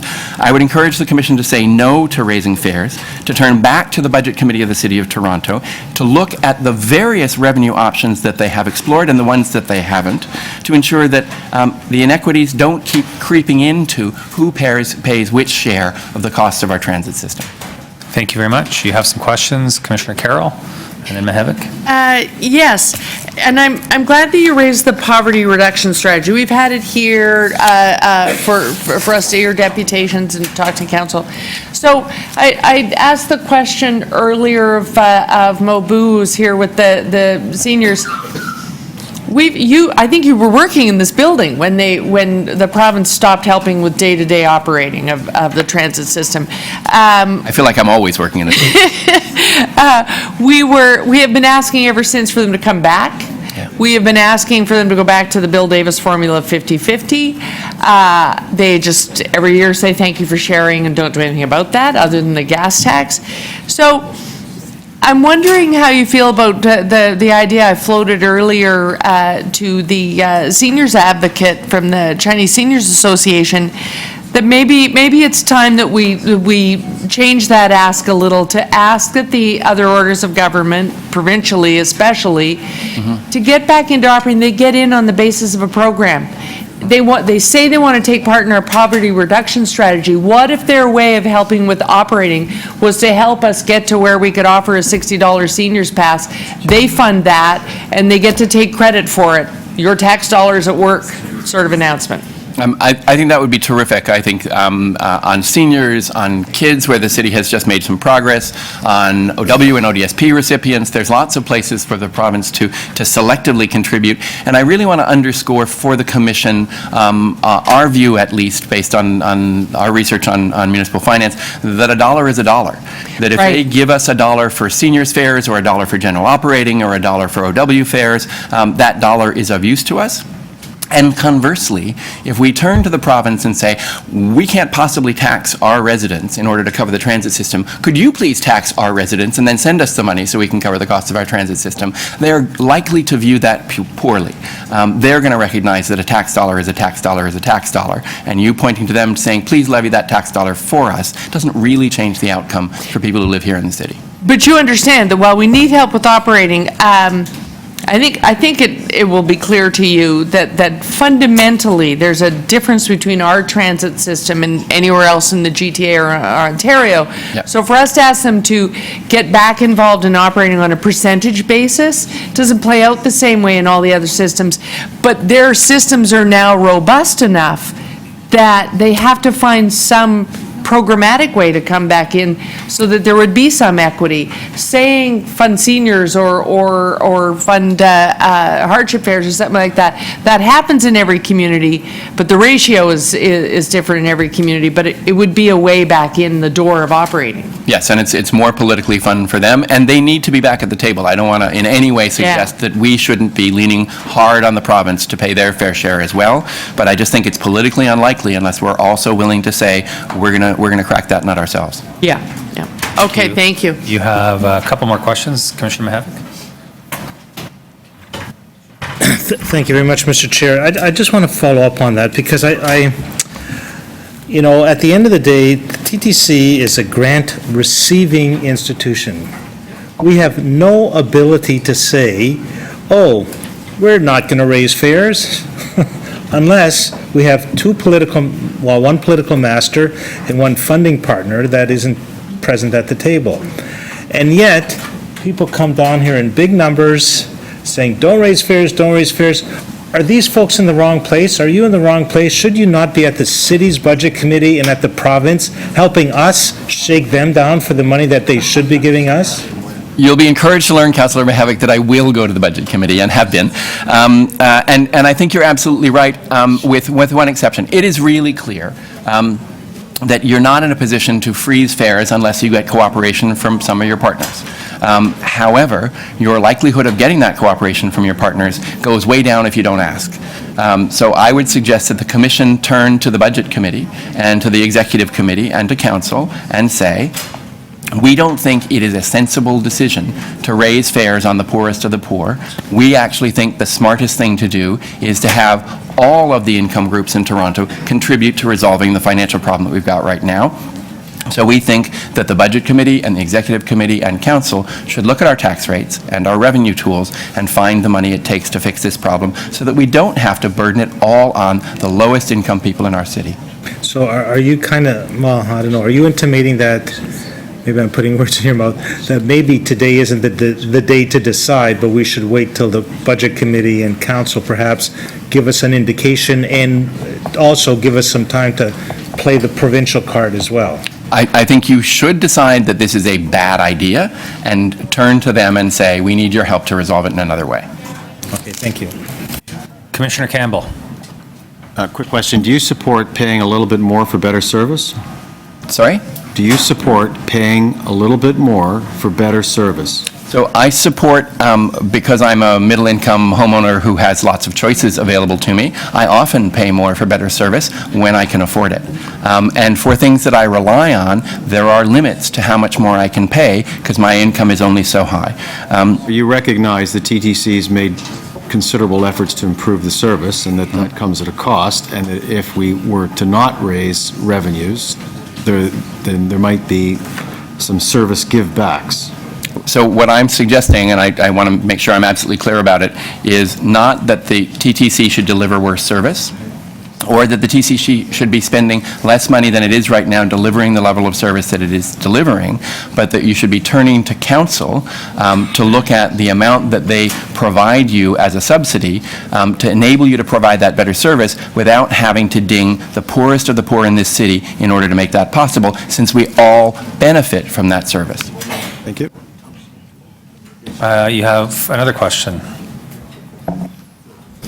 Through you, Mr. Chair, and thank you very much for coming today. Thanks, Commissioner. In terms of all of us collectively helping the poorest of the poor, I guess my question to you is, philosophically, is it better for you to come here and say, don't raise our fares because we have no money, and we do not want to therefore contribute more to paying and supporting the TTC, or should we be saying the poorest of the poor should be getting more ODSP and more guaranteed income and better Canadian pension plans? Isn't it not a spending problem? Isn't it a revenue problem?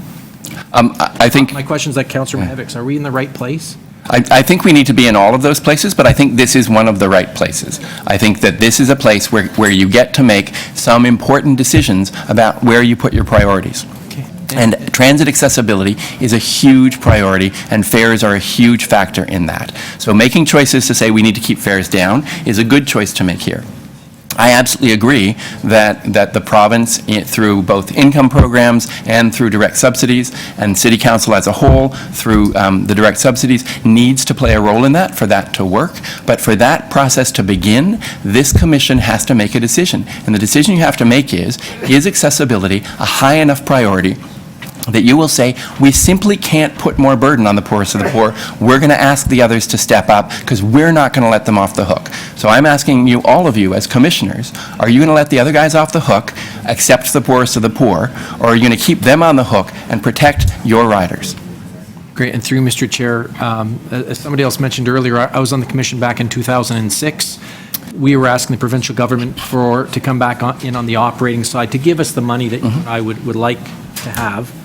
10 years later, I'm sure we will ask them again, and they will say no again. So if the province says no, what do you suggest we do? I suggest you turn to council, who is your other funder, and ask them to look at their various revenue tools and ensure that they use those tools available to them. There are property taxes, which frankly are paid mostly by people who earn on average more than your average TTC rider, so there is some economic justice in that. There are parking fees, there are a wide variety of revenue tools you could be tapping to avoid having to hit up the poorest people who live in this city. I would encourage you as commissioners to call on council to do that. And council has that, one option is to increase revenue from us by either raising property taxes or parking fees won't get us very far, really by raising property taxes. I think there's a variety of revenue tools in the City of Toronto Act that the city has not employed that could assist in this, some of which pay considerably more than what your shortfall is. And you're suggesting that might be the parking tax then? I'm suggesting there's a variety of revenue tools there, and you should look at all of them. And I'm not saying that's the Commission's job. I'm saying the Commission's job is to say, no, we will not put this burden on the poorest people who live in this city, and turn to council and say, look at your full scope of revenue tools and find the right answer. Okay, and through you, Mr. Chair, I'm sure you're aware, because we are colleagues that advocate together. Yep. City Council has reviewed all of those revenue tools and rejected most of them. The vehicle registration tax, I guess if I asked most people here, would you support the new vehicle registration tax? Certainly on my street, I know, because I canvassed in the last election, people would say, no, don't raise the vehicle registration tax. Rob Ford was right, get rid of it. We had an opportunity to do car tax, parking tax, we rejected those. So given that council's rejected it, you're suggesting we ask them to look at it again? To review it, and to review it in two contexts. And one is, I believe you're absolutely right. I think if you did a poll all across this city and asked drivers if they wanted to pay a vehicle registration tax or some other, pay into some revenue tool, they would say no in a significant majority. I think if you surveyed all TTC riders and asked them if they'd like to pay more for TTC fares, they would also say no in a significant majority. So the question is not, should we be asking people who don't want to pay more to pay more? The question is, which people who don't want to pay more do we ask? And I'm suggesting it should be the ones who have the most money. Okay. Great, thank you. Commissioner, Vice Chair Heis, please, sorry. Okay. So every time we applaud, that cuts into someone's time. So let's have courtesy of everyone else's time, and I'll give the floor to Vice Chair Heisey for questions. Just to congratulate you on your presentation. I thought it was very good. I wanted to ask you this. You see, the people who have the most should pay the most. If we're looking at fair media and who uses them, my impression is that the poorest people use cash fares, the next group up use tokens, and that the best off people in this city, they're the people who can afford Metro passes. Is that correct or not? In terms of, that doesn't, you may not like it as a characterization that there's any well-off in there, but is it from lowest, let's call it lowest income to higher income. My impression is the lowest income people don't buy Metro passes. They buy cash fares, because I know this from my own family, and that the people in the middle or occasional users buy tickets. So from a pure data perspective, without any of the, which things do I like best? Yes. That's not entirely reliable, unfortunately. There are preponderances of specific groups attached to specific fare media, but they're far from absolute. The data we have is a little bit weak anyways, and so there's risks there. But the third thing I'd want to say is that when we segment this population into the very poorest, the middle, and the best off, and when we're talking about the best off, we're talking about working families that are in precarious employment, we're not really looking at the full spectrum. What I'm suggesting is that we look to council and look at the full spectrum of potential payers, including lots and lots of people who have far, far more than even the best off TTC rider, average TTC rider. Data. So you do have some data. And however good or bad it is, let's talk about, and I probably posited it in a bad academic way. So the better question is relative income, higher to lower income. Is it not correct that higher income buys Metro Pass, lower income buys cash tickets? And again, it varies considerably, so that I wouldn't make a generalization on that based on the evidence that we've got. You don't have data? I don't think that there's a safe generalization to make there, and especially because there are significant minorities in each of those groups who are massive outliers from the other segment. And I will underscore that the highest income groups are the ones who aren't riding, but who do pay property taxes and would pay other kinds of revenue tools. Other questions? I have one for you, so don't go anywhere yet. And I think based on the number of questions you've received, it kind of indicates how we're grappling with this issue. Is it fair to say that you're suggesting that council with its tools, largely property tax, recognizing there are some others, should subsidize so that we can keep transit fares lower? Is that? Yeah, I don't know that it necessarily needs to be property tax. I know that there is good research from the, it is certainly your main pool of income, but if you're looking at ways to generate income right now, there's good research from the Canadian Centre for Policy Alternatives on a host of potential revenue tools that cover this margin and then some.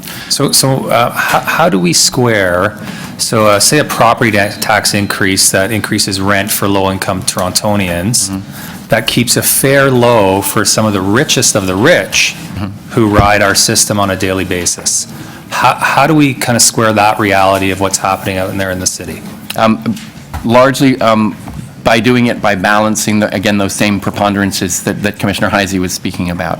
The richest of the rich, by and large, aren't riders of the TTC. There are some that are, but by and large, demographically, if you look at Statistics Canada data, when we used to have good statistics from that, if you look at your own data, what we see is that by and large, the people who ride transit tend to be poorer, and the people who don't tend to be more affluent. And similarly, the people who own homes tend to be more affluent, and the people who don't tend to be poorer. So if we're looking at property taxes and where the preponderance of it comes from versus transit fares and where the preponderance of it comes from, we will have a more progressive source of revenue. So you're comfortable, though, with rents going up for Torontonians, low-income Torontonians, through a property tax increase, and allowing us to subsidize fares for people in this room, or people on the young subway in the morning who don't look, that bad off, for Mayor Tory, who rides the subway every morning. Yeah. So we're willing, you're okay to raise rents through a property tax increase to subsidize very wealthy riders' fares? So among the reasons why I've suggested you look at the full scope of revenue tools is so that you don't find yourself in that box. And there are other revenue tool options that don't necessarily impact rents. The kind of property tax increase you'd be required to institute is probably below the pass-through threshold on rent increases anyways. So I'm not sure that this is actually a conundrum that you're in. But even if you were, you have a range of potential revenue tools to look at that are more reasonable in terms of who they hit up for money than the one that you're proposing right now. $250 a year for a working family is a lot of dough. Thank you. Other questions? I think you got one from everyone, so you're clear. Just about. Okay. Thank you very much. Appreciate that time. Now we hope Bob is set up.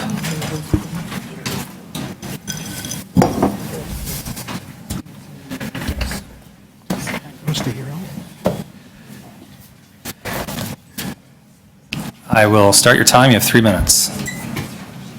We'll start my time in 3 minutes, or I have 3 minutes? You've got less than 3 minutes now. Thank you, Chair Cole. For those that want to follow along, the bit.ly is 21 small c, capital C, small t, E-R, if you want to follow along. I've sent the presentation to all of you via email, so you can look at it at home. Following the last presentation,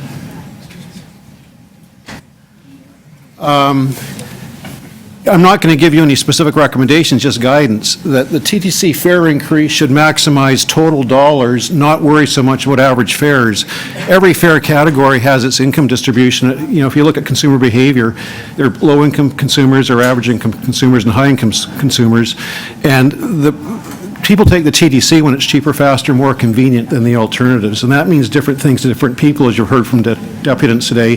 There are students and seniors who are barely scraping by, who have to walk to job interviews. So your task isn't to listen to the worst possible case, it's actually to try and maximize total revenue so that you can actually put the best service out on the street. It leads to the average fare paradox. In one of the Budget Committee meetings, the Commissioner stated that we have a low fare, average fare problem, and yet the TTC has a 74% revenue over cost recovery ratio, which means it's very high. So what that means is that with a low average fare, you get more rides in, and even though they may be at a lower ride cost revenue per ride, you get more total revenue, and that's how you get the high revenue cost ratio. 74% for TTC versus only 67% with GO, despite their fare by distance. You know, with over $1 billion in revenue now for passenger revenue, I believe it's something that needs to be looked at in more detail over and above the Commission, over and above the Budget Committee, and either there should be a fair subcommittee of the Budget Committee, or a fair subcommittee of the Audit Committee, because these are really big numbers. Just to put it in perspective, MetroPass is 52.5% of TTC rides in 2014 and 44% of revenue. But that, you know, when MetroPass was launched in May of 1980, it was just adult. And then in 1985, seniors were introduced. In 1992, secondary students were introduced. In 1996, MSP, Save a Month on subscription, was introduced. In 2005, the transferability was introduced. So it was recently said in the budget document that the TTC didn't grow as much as expected in 2015, and MetroPass isn't growing. And that's talking to my sources within the TTC and out. It's probably two factors. One is that the trip multiple went from 48.5 in 2013 to 49.5 in 2014, 50.5 in 2015, and that hurt it. Plus, the TTC isn't marketing the MetroPass as a result of the 2016 Presto launch. So as MetroPass growth goes, so TTC growth goes. And I do not support raising the senior student multiple, or adults to senior student multiples. If anything, it should come down.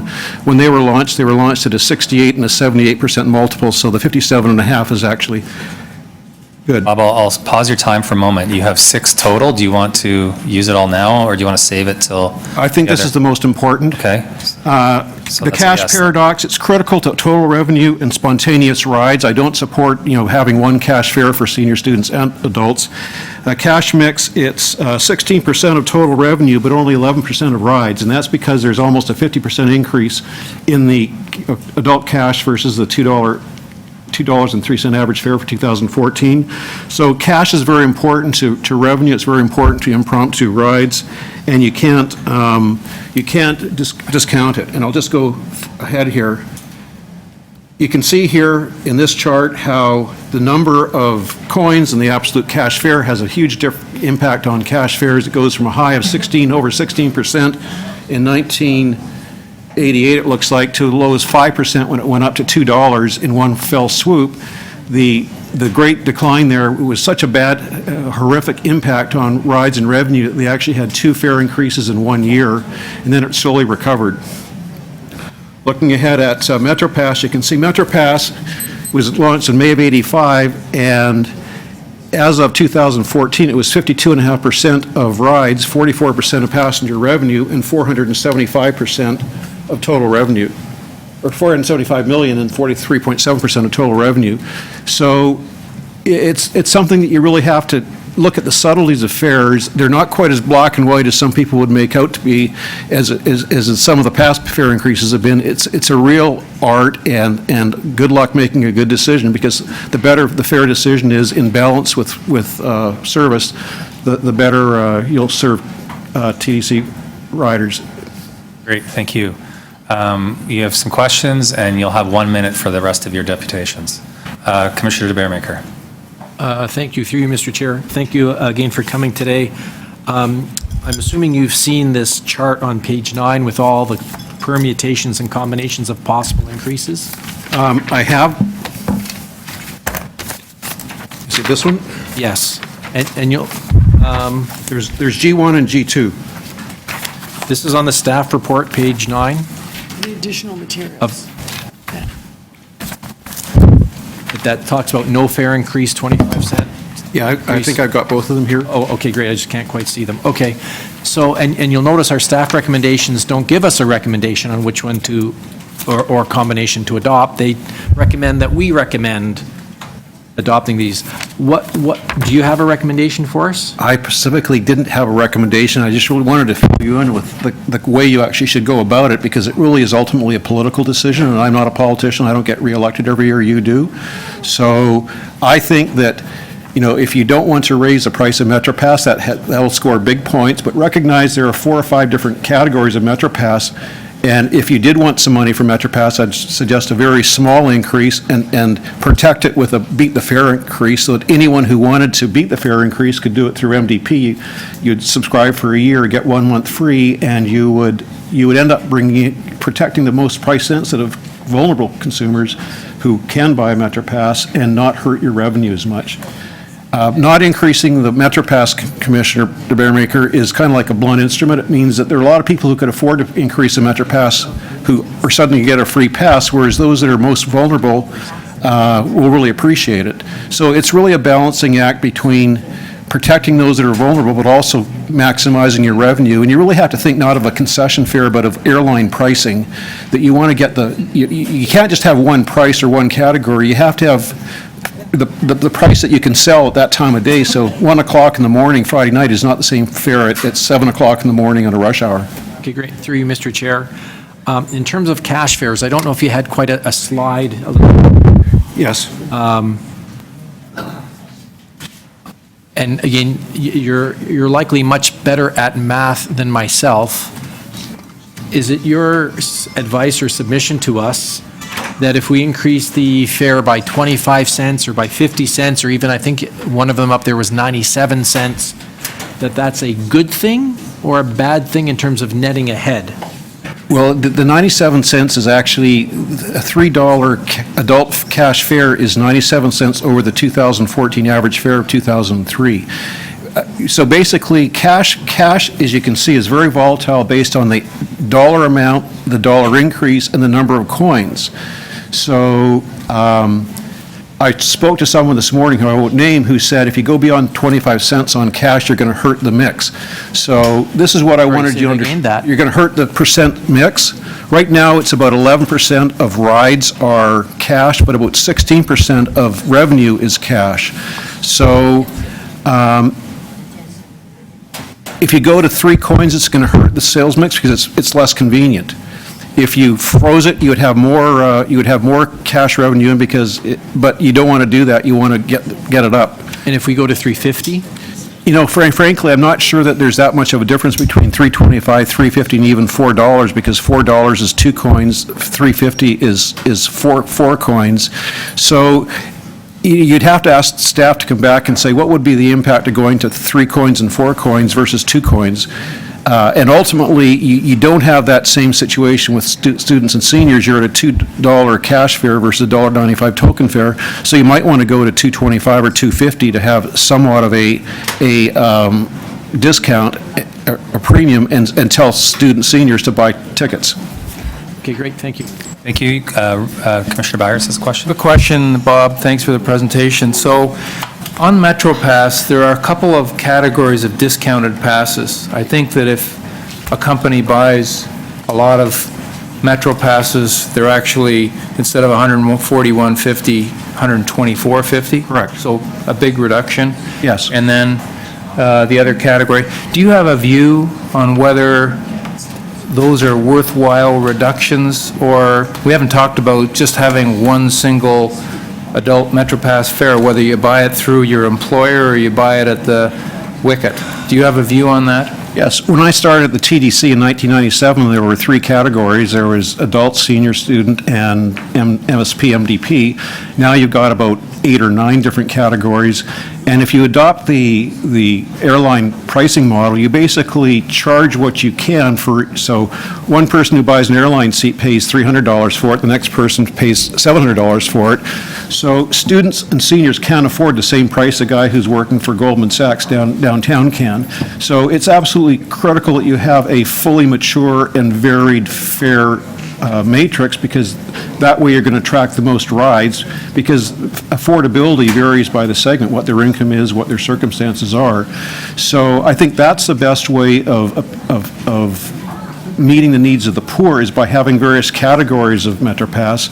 I strongly believe that with the minority, the cash fare is a premium occasion, it's a spontaneous occasion, and anything you do to change the number of coins or the dollar of cash will affect those premium rides. But if we raised the Goldman Sachs fare from $124.5 to $141.5, you don't think that would Well, I impact whether the thought people about at Goldman recommending it, Commissioner Byers, but frankly, I thought the political momentum was so strong between the mayor and chair supporting of MetroPass freeze that it probably wouldn't get a lot of traction. That being said, if you wanted to maximize revenue, yes, you take a very modest increase, say 5 cents per trip on the 141, and you might freeze all the others, the discounted ones. And that's why I didn't want to make a recommendation. It's really up to you to decide what you think is saleable to the Budget Committee and Council. Thank you very much. We need, sorry, any questions? No? I think we have one other person who suggested their request to depute didn't make it through. Is Emily still here? Emily? Could I have a motion to add her to the list? All in favor? That carries.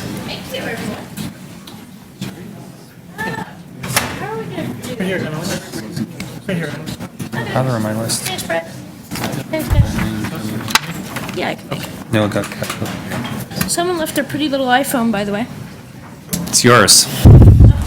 Brad. Hey, everyone. Okay. So, I've been here for the whole meeting, and up until about half an hour ago, there was no one from ACAT. At a vital, important meeting, no one from ACAT. Wow. It's an insult to those of us with disabilities. I looked around today, I'm the only wheelchair in this room or in the overflow room. So, I'm frustrated.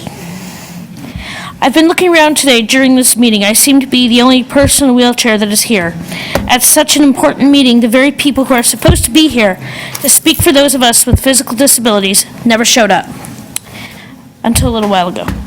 Never even bothered to send anyone from that committee. Yes, the chair is sick, I understand that.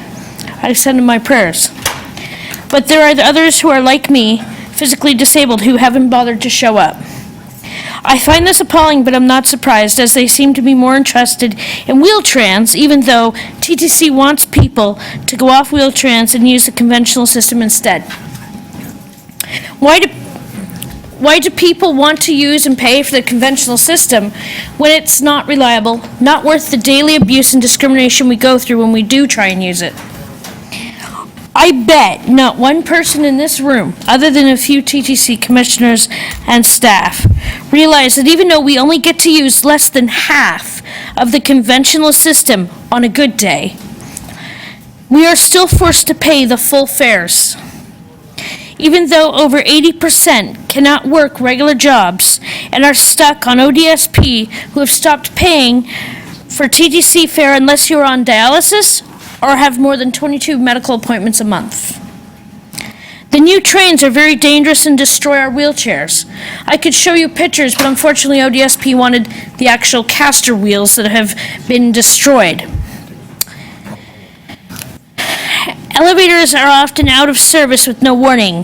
Hint, hint, Finch Station for 3 days. No one knew what was going on. And it wasn't the elevator to the parking lot, which is out of service for repairs. No. This was the only elevator down to the subway that was out of service with no routing around it, with no shuttle buses, nothing. When you ask the supervisor at the station, they don't know squat. You ask the collector, they're too busy to help you because they got rooms of people.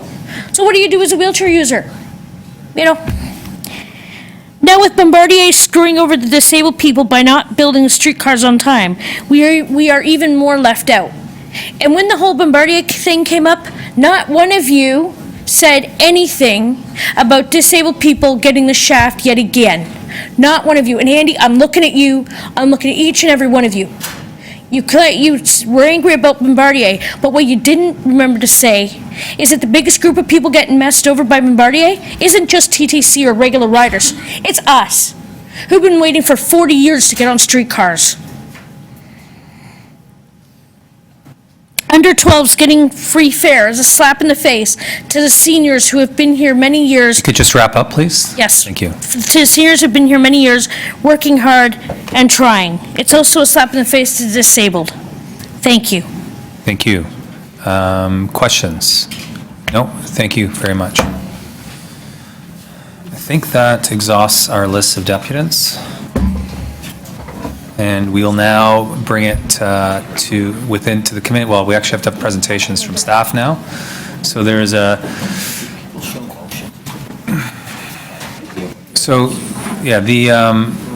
just for a bit of background before Vince begins his presentation, this is now, I think, the 6th time budget items have been before us because we've had 5 budget subcommittee meetings. And recognizing that the data presented at the last 3 of those meetings and information is almost identical to what we'll receive today, I don't think any of this is news or surprise to commissioners, but we'll do a brief presentation and then we'll go to questions.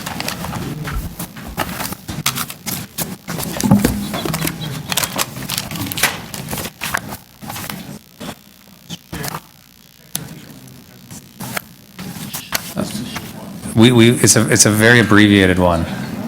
Okay, well, wait a second. Is there a will do commissioners want a presentation? I don't know if anybody speaks more quickly than Vince. He's already ready. Okay, let's go for it. No, yeah, please, go ahead. Who speaks more quickly? Working? That's not allowed here, sir. Okay, thanks. So I will try to go through this fairly quickly. There's only about 8 or 10 slides. You'll recall last summer, we had made at our first presentation to our TTC Budget Committee, we talked about a shortfall of about $95 million. You see that on that slide. That was, as at that time, our Budget Committee said, what can you do to get that down? From then to now, we've knocked off about $42 million from that number. And I can run down that list quickly. You'll see that the leasing requirements, we've talked a bit about this for quite some time. This is basically the leasing requirements associated with acquiring additional bus garage capacity. The one facility we wanted, we couldn't sign, the other one's coming later. We looked at our expenses and we have cut, sorry, Mr. Chair, I'm having a real hard time even. Could we just actually have quiet in the room? There is an overflow room, and there are hallways where you can have your conversations.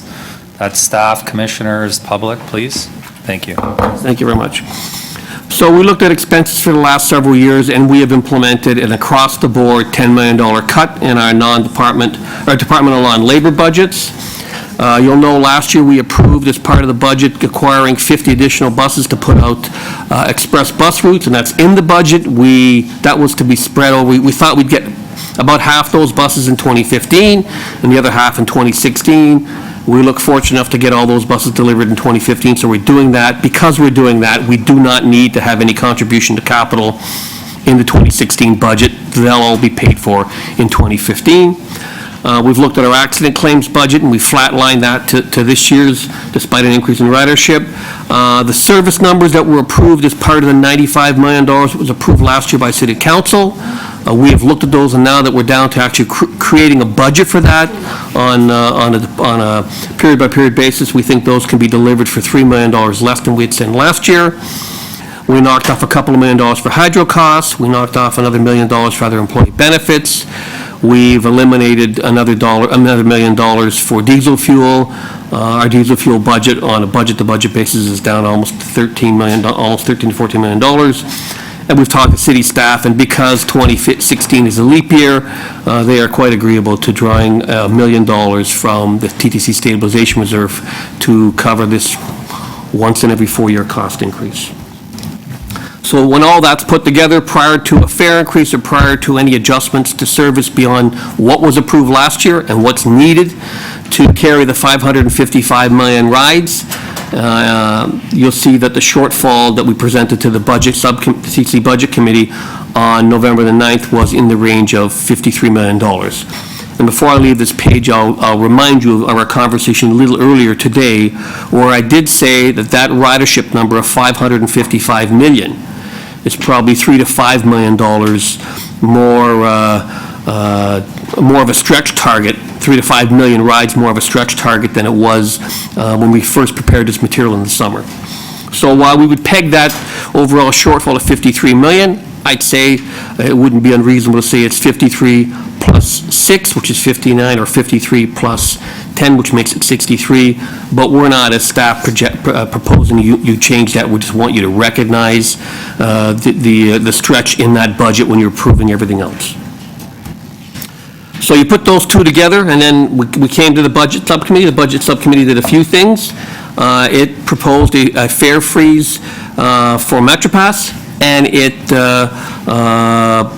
implemented or approved for recommendation to this board a series of service initiatives that effectively added about $5 million. So all told, and I'll get to those in a minute, all told, today the shortfall facing you as a board is about $58 million. So there were a series of service initiatives brought forward.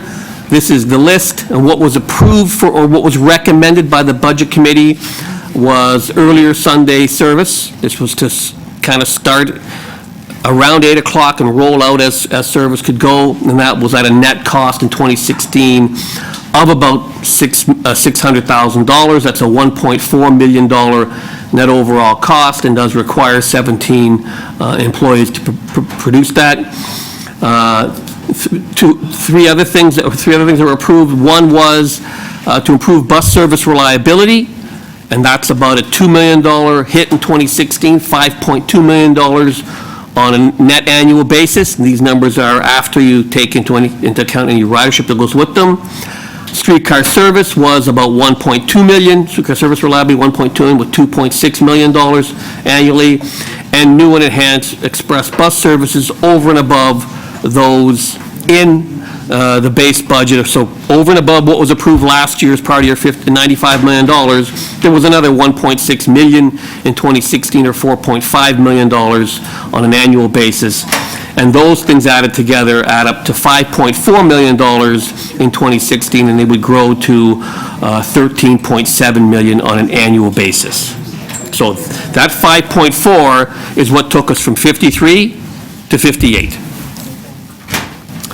The fair scenarios were there, those are the same 8 fair scenarios, and I know there's been a bunch of others that we've been trying to cost as best we can, but of the 8 that were actually before the Budget Committee, they're there. They show the ridership impact, the revenue impact, net revenue impact, and the remaining subsidy that would be needed from the city if those were approved by this board, and we show it with no fare increase, and then we show how that changes with the fare increase that was recommended by the Budget Committee. So if we took item number 1, obviously, if there's no fare increase, your whole stays at 58.4. Either way, there's no additional revenue from this. If you drop down to, say, option number 7, for example, that's 10 cents on fares, 10 cents on all fare media, 25 cents on cash. This would be a dime on the single token, and this would be prorated for all other fare media, including MetroPass.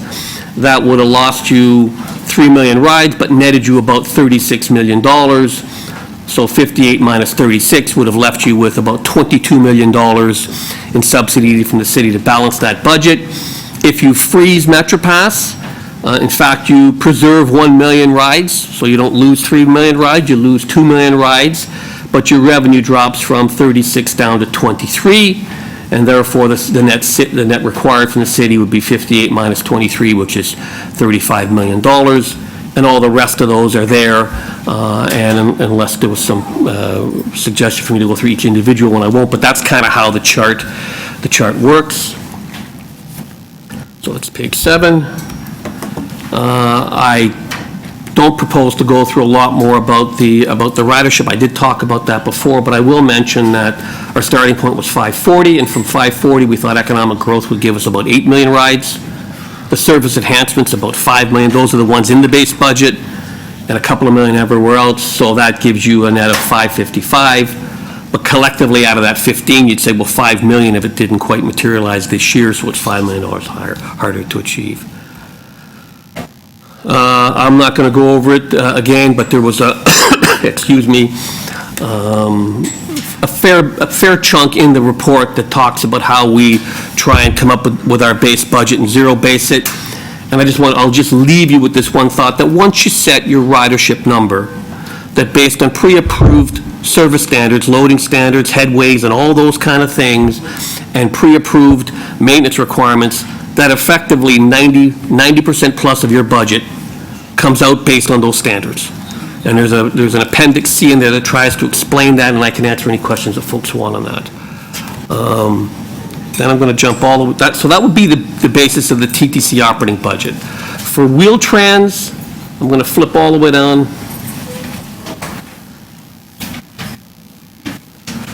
For the Wheel-Trans operating budget, long and short, we need about $8 million more for Wheel-Trans in 2016 than we received in 2015, and that is almost exclusively a result of the increase in the growth rate that we're seeing in Wheel-Trans. Wheel-Trans ridership growth demand this year was almost 14%, and so that's what's being built into this budget. The one thing I will note that's fundamentally different for Wheel-Trans from the TTC budget is that Wheel-Trans covers about 5% of its operating costs. Wheel-Trans riders pay the same fare, but it covers about 5% of its costs, where the TTC operating budget can cover anywhere from usually 70 to 75%. So that's what I have for operating. I can go through any other slides. I got all kinds of detail, but to cut to the chase, that's what I would say. Oops. Yeah. So to cut to the chase, that's where you are on the operating budget. You got a $58 million operating budget hole. You have a series of fare scenarios to contemplate, and you have a series of service efficiencies to contemplate. Great, thank you. I'm sure you have lots of questions. Commissioner Campbell, to start. So I'm very skeptical about the 555 million riders that we're looking at, because we're going to finish this year at around 537. Now, in the report, it says that the cost of 550, going to that level will be an extra, well, it says two things, actually. It says on page 13 of the report that additional service to accommodate 555 million riders is about 9 million. And then, a little later, it refers to the expenditure cost of the extra 10 million as being, 10 million riders as being about 11 million. Right. So, I'm trying to figure out, let's say if we land at 545, is it going to save the TTC 10 or 11 million dollars and thereby narrow that gap? So the sort of the difference between those two sets of numbers is, one is what it's actually costing us or will cost us in 2016. That's not an annual number, that's service put out over the course of the year. The $11 million in the appendice is designed to be sort of a high-level order of magnitude number that if you got capacity, if you've got garage capacity, if you have the vehicles, if you don't have to open anything new and incur any new big fixed costs, then on a marginal basis, all things being equal, you add 10 million rides, it might cost you $11 million plus or minus. More if it's peak, maybe less if you got it in off-peak, but it's just sort of a ballparky number. The $9 million is the budget for 2016. So I guess if you believe you're going to carry 545, right, and you take that out, then you take $9 million out of it. But then we've got an assumption of about, I think it's $15 million for the revenue associated with going So there. this year you forecasted and we're budgeted for 545, but we're going to come in at 537. So Correct. are we looking at a year-end operating surplus? So this year, we're not looking at a year-end operating surplus because we're below budget in ridership. But okay. All right, so when you're below budget in ridership, you will not get enough revenue. So we are anywhere from, if it's 537, that's 537 is 8 million, sorry. Thank you very much. Right. That's 8 million rides, which is about $16 or $17 million worth of lost ridership. But you'll also see somewhere else in this report, we've talked about a bit of a shift from regular Metro passes to lower price Metro passes, so that there's also a bit of a hit on the average fare. So How is that happening? So that's people going from a regular adult Metro Pass to buying a Metro Pass discount plan. Or they're buying a regular Metro Pass, or they're buying a post-secondary pass, or maybe and some of those people may be going to tokens rather than, so there's some shift from Metro Pass to certainly other lower price fare media. Okay, so from an operating standpoint, it's the middle of November. What are we looking at ending the year at in terms of surplus or deficit? So we're probably reasonably close to breaking even because we've got some expenditure savings. So we've got some diesel fuel savings. We've got some non-labor budget, the $10 million. Part of why we're comfortable knocking $10 million off next year is because we think we're going to save $10 million this year. So if you go to the CEO's report, you'll see we're sort of reasonably close to sort of breaking even. And, I talked about $42 million worth of savings in 2016. That's because there's been some savings this year that we've carried over to next year. So on the track safety initiative at 1.8 million, we're looking at hiring 20 people to watch the track when workers are out working, which is at night. So on any given night, how many work crews are out? Maybe I'll turn that over to Gary. Yeah, actually, it's for during the daytime. We have crews that work at track level during revenue service. We have some crews what we perform what we call a walking inspection. And in a walking inspection, it has to be less than 5 employees. It has to be where they're moving along, and it's either walking to a fixed work zone or it's a walking inspection with crews that actually check the track during the daytime. Those crews at this point in time can share the opportunity of watching for oncoming trains, the revenue trains, customer trains. And sometimes our concern is there's a risk that they're actually, say if it's 3 people, all 3 are focused on what their work is and they're not watching for a train. So what we want to be able to do, we've taken a look at, there's about 42 different types of activities that fall under that type of walking inspection. And we've analyzed every one of them, and there's 2 where we couldn't accommodate within the work group one person, say you're the designated person to watch for a train. One of them was our trainers. We take all employees who have to work at track level. One trainer takes them to track level as part of the training program and actually go out and do a walk at track level so they experience the effect. In that case, we only have one trainer. So that one trainer is doing the teaching and the talking while they're taking people. We need a second person there to actually watch for the trains to ensure the safety. So in the past, that one person's been doing both jobs. So the other group we've looked at is that we cannot do it is the signal maintainers.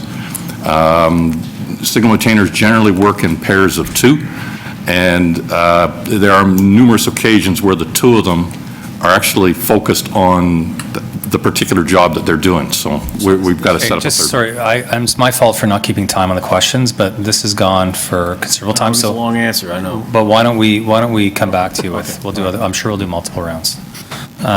Commissioner Mahavik? Yes, thank you. On page 7, there are the 2016 service recommended service initiatives. Some have a check mark beside them, some don't. And I'm wondering if you could go through them so that we understand them totally. And I'm not sure who I'm speaking with. So I'll refer that to Mitch, but I will say the ones with the check mark, those are the ones that the Budget Committee is recommending for approval. Yes. Sunday early service, that's going from 9 o'clock to 8 o'clock. I get that one. Keep going. Bus service reliability. You want to sit up here, Mitch? Grab a chair. Can you run? Because my time's ticking. No, well, that wasn't the plan.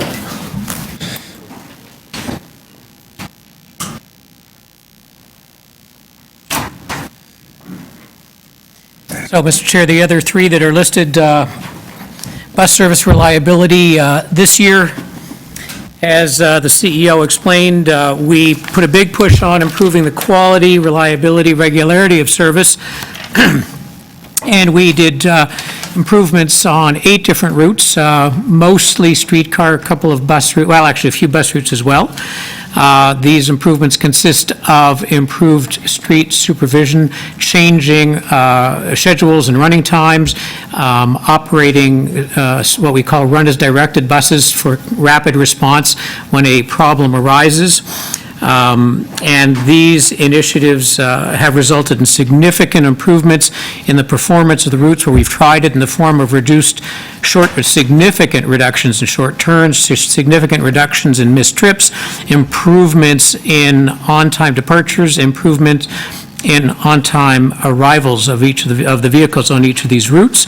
The proposal for extending these types of initiatives is what we refer to with bus service reliability. We want to continue to implement these changes on additional routes that are busy and which have notably problematic performance because of the levels of congestion or other conditions for on-street operation. And is there a correlation between bus service reliability improvements and increased ridership? Is it a market difference?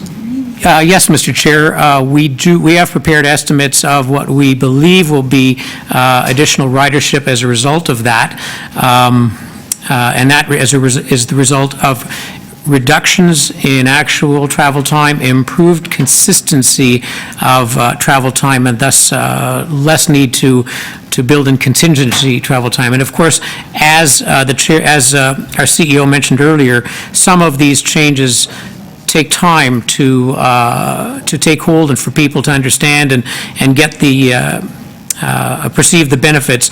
But when the benefits are sort of seen and experienced by the customers in these corridors, we believe it will increase ridership. Okay, then last question is the second last question, new streetcar service on Cherry Street. Is that service ready to go this fall? Is that the expectation? Mr. Chair, yeah, we do expect to implement sometime spring or somewhere between spring and fall, depending on when we get infrastructure in place, including some changes required to traffic signals and other traffic operational arrangements. So yes, it will be implemented spring or fall, depending on when the necessary changes are complete. If we don't do that, we'll essentially be putting in the infrastructure and not providing the service. Not exactly, Mr. Chair. The reason for that is if the board and council were to approve additional funding, we would use that funding to implement the service without having to borrow or reallocate service or vehicles from other existing routes, meaning it would have no detrimental effects on other routes. If, on the other hand, we don't get the additional funding that we've asked for, we'd have to implement it by reallocating service from other routes, such as 504 King, of which this service will be a branch. And as I think all board members know, 504 King is an extraordinarily busy and heavily taxed route already, and for that reason, we're reticent to use the resources that are there to implement Cherry, but if we don't get additional funding, that's how it would be implemented. So one way or the other, it will be implemented, but without approved additional funding, there will be effects on existing routes and customers. Thank you. Last question. Could you comment on the following? It has been certainly my experience that, fare increases, they're regular. Service increases, however, the correlation between fare increases and service increases should be like this and make it more palatable to the public. If they know they're getting a fare increase, but they know that they're getting a service increase as well, that makes the fare increase more palatable. Can you comment on that? Yeah, I'll start, and perhaps our CEO will want to pick up on what I would say. But in general, Mr. Chair, the industry wisdom is that people are far more sensitive to changes, notably improvements in service, than they are to increases in fares, within reason, of course. So on a sort of marginal return basis, generally, it is better for the system and better for customers to invest in service, even if that has to be done by increasing fares to raise the funds to do it. And so generally, that's a good value for money decision, as long as it's done respecting the relative elasticities of both service and fare. And does this affect that elasticity, the 7-8 programs that you've presented on page 7? Are they outside the bounds? Should we be cutting back on that list, or is that a good package from a service enhancement perspective? Oh, I see CEO wants. I'd say it's a good package. I think, and I can see why the Budget Committee honed in on the first 4, but I'd say if it could be afforded, all of them are good initiatives. That's the reason we highlighted them. To your question, I think, and you know this anyway, but there is a tipping point beyond which the elasticity works the other way. But our position is that these things would make you more likely to hit the higher figure, Councillor, which you have some legitimate scepticism about. But because if you don't increase the offer, I think that then you will struggle to hit that upper limit of ridership. Thank you. Thank you. Commissioner Byers. I'd like to start by commending the expense control that management's done this year. I mean, of the 58 or 59, 30 is from service, which means the remainder is increasing by 1.7%, which is good and appreciated. Appendix B, I found to be very useful. It's a kind of a income statement type, and it shows the major categories of spending. Maybe this is something, we talk at this meeting about the changes, but going forward, maybe for the Budget Committee or for the board eventually, have kind of these categories, much the way you do for the blues and the capital. I'd certainly appreciate saying, what's in the corporate office, what's in, that would be helpful. Question on the MetroPass and the volume incentive plan. Just curious about, if we were, I'm struggling with this, because if there's one category that's a high-income group, it would be corporate purchasers, buying your TTC MetroPass through your employer. I see in theory why we have it, struggling when the dollars are tight to why we have it. If we eliminated that discount as contracts roll up, A, is that meaningful fee dollars, and B, do you see any negative impacts or otherwise from that? So maybe, if you think about, I would agree that if in the absence of remarkably better data, there's no doubt that somebody who's got a job buying the passes through their work probably represents a higher income bracket than many of our riders. VIP passes, there's about 600,000 of those passes sold a year. You don't have to sign up for a full year, but your company has to sign up for a certain volume, and based on the volume, you get a bit of a discount. It's priced as if you bought all 12 months, it's priced as if you paid for 11 and got 1 month free. So we think it's probably something, so at 600,000 rides, we think it's probably $8-9 million if you eliminated VIP. There are some restrictions on eliminating VIP. One is that there is a 60-day notice period, and there are some contracts with companies. But, I mean, we brought both MDP and VIP in as a mechanism to try and get, our heaviest users to be our most committed users. So that's your issue with both those kinds of passes. You're taking people who ride the most for the longest period of time and finding a way to eliminate it. So, you might, if you could, on an annual basis, if you could just say, we're not going to allow VIP anymore, you might yield, I don't know, $6 to $9 million. It does depend on the reaction of that. But, there are other options to eliminating things. So, you could reduce the discount. You could, instead of saying, well, we'll give you the equivalent of a month free a year, we could give you equivalent of 2 weeks free a year. Or you could play with that multiple or the discount there.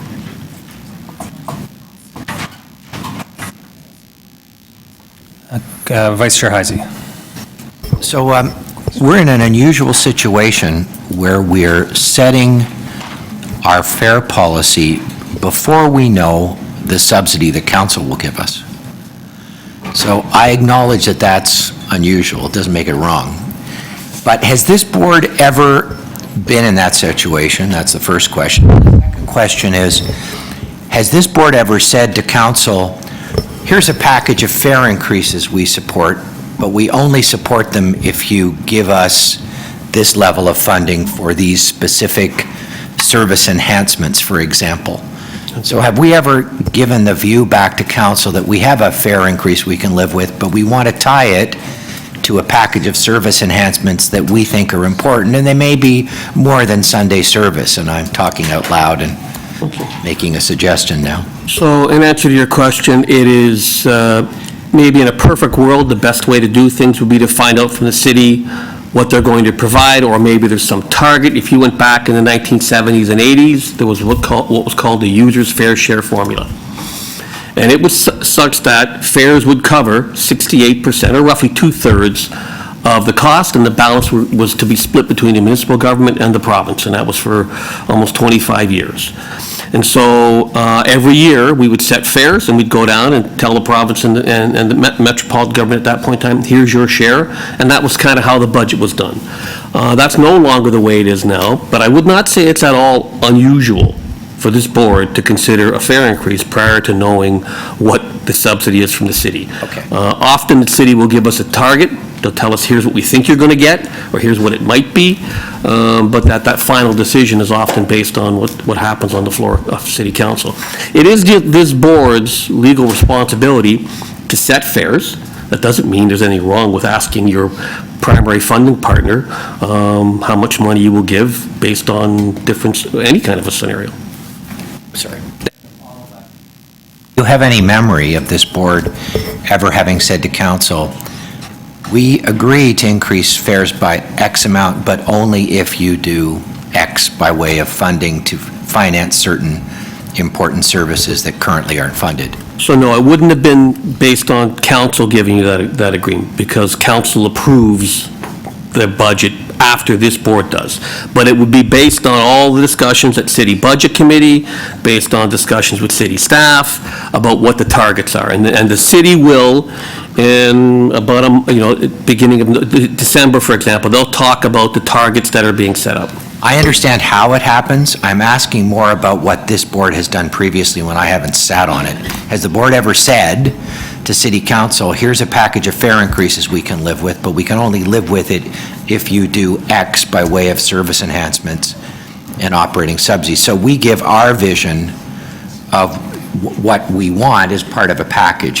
Has this board done that before? Because I haven't been on the board long enough to have any history. So, yes, they have. I'd have to go back and jog my memory exactly when, but there have been times where the day city council approves the budget, we had an emergency commission meeting to set fares right after that happened, maybe sometimes the same day or even the next day.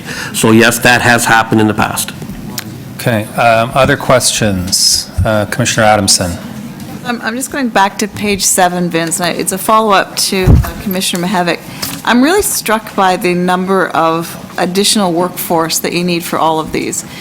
And can you just help me understand why you need all these people when it looks, and what I heard you explain was a lot of process improvement. I mean, I get the feet on the ground, but it just seems like a big increment for process. So almost in every circumstance, I mean, it's a service improvement, and that service improvement means additional vehicles on the streets. It basically is that simple. Based on what you're doing, it translates based on our, service planning, and maybe Mitch can jump in if he chooses to, but if you talk about what does earlier Sunday closing mean, well, when you decide to roll vehicles out, you open subway stations a little earlier, so you need collectors a little earlier, you need station staff a little earlier, and all based on shift coverage, it says you need 17 people. So it's based on the same kind of math as we do for all the rest of it. For any individual one, we could talk more about it, but it's largely that what is, so even the bus reliability. So maybe that's the one I'm really focusing on, Okay. is the reliability piece. Right. And So- wouldn't that come with, new equipment, all of that? Why is that so human resource focused? I think Rick's best placed to answer that. Through you, Mr. Chair. Yes, later on in 2016, we'll have additional buses being delivered, for instance. And at that time, we'd like to use those buses to help us with the service reliability program. And what that means is, we actually take the staff and the buses, and we call them runners directed. We put additional buses out on a route that's having problems, significant short turns, for instance, a lot of complaints, and high ridership.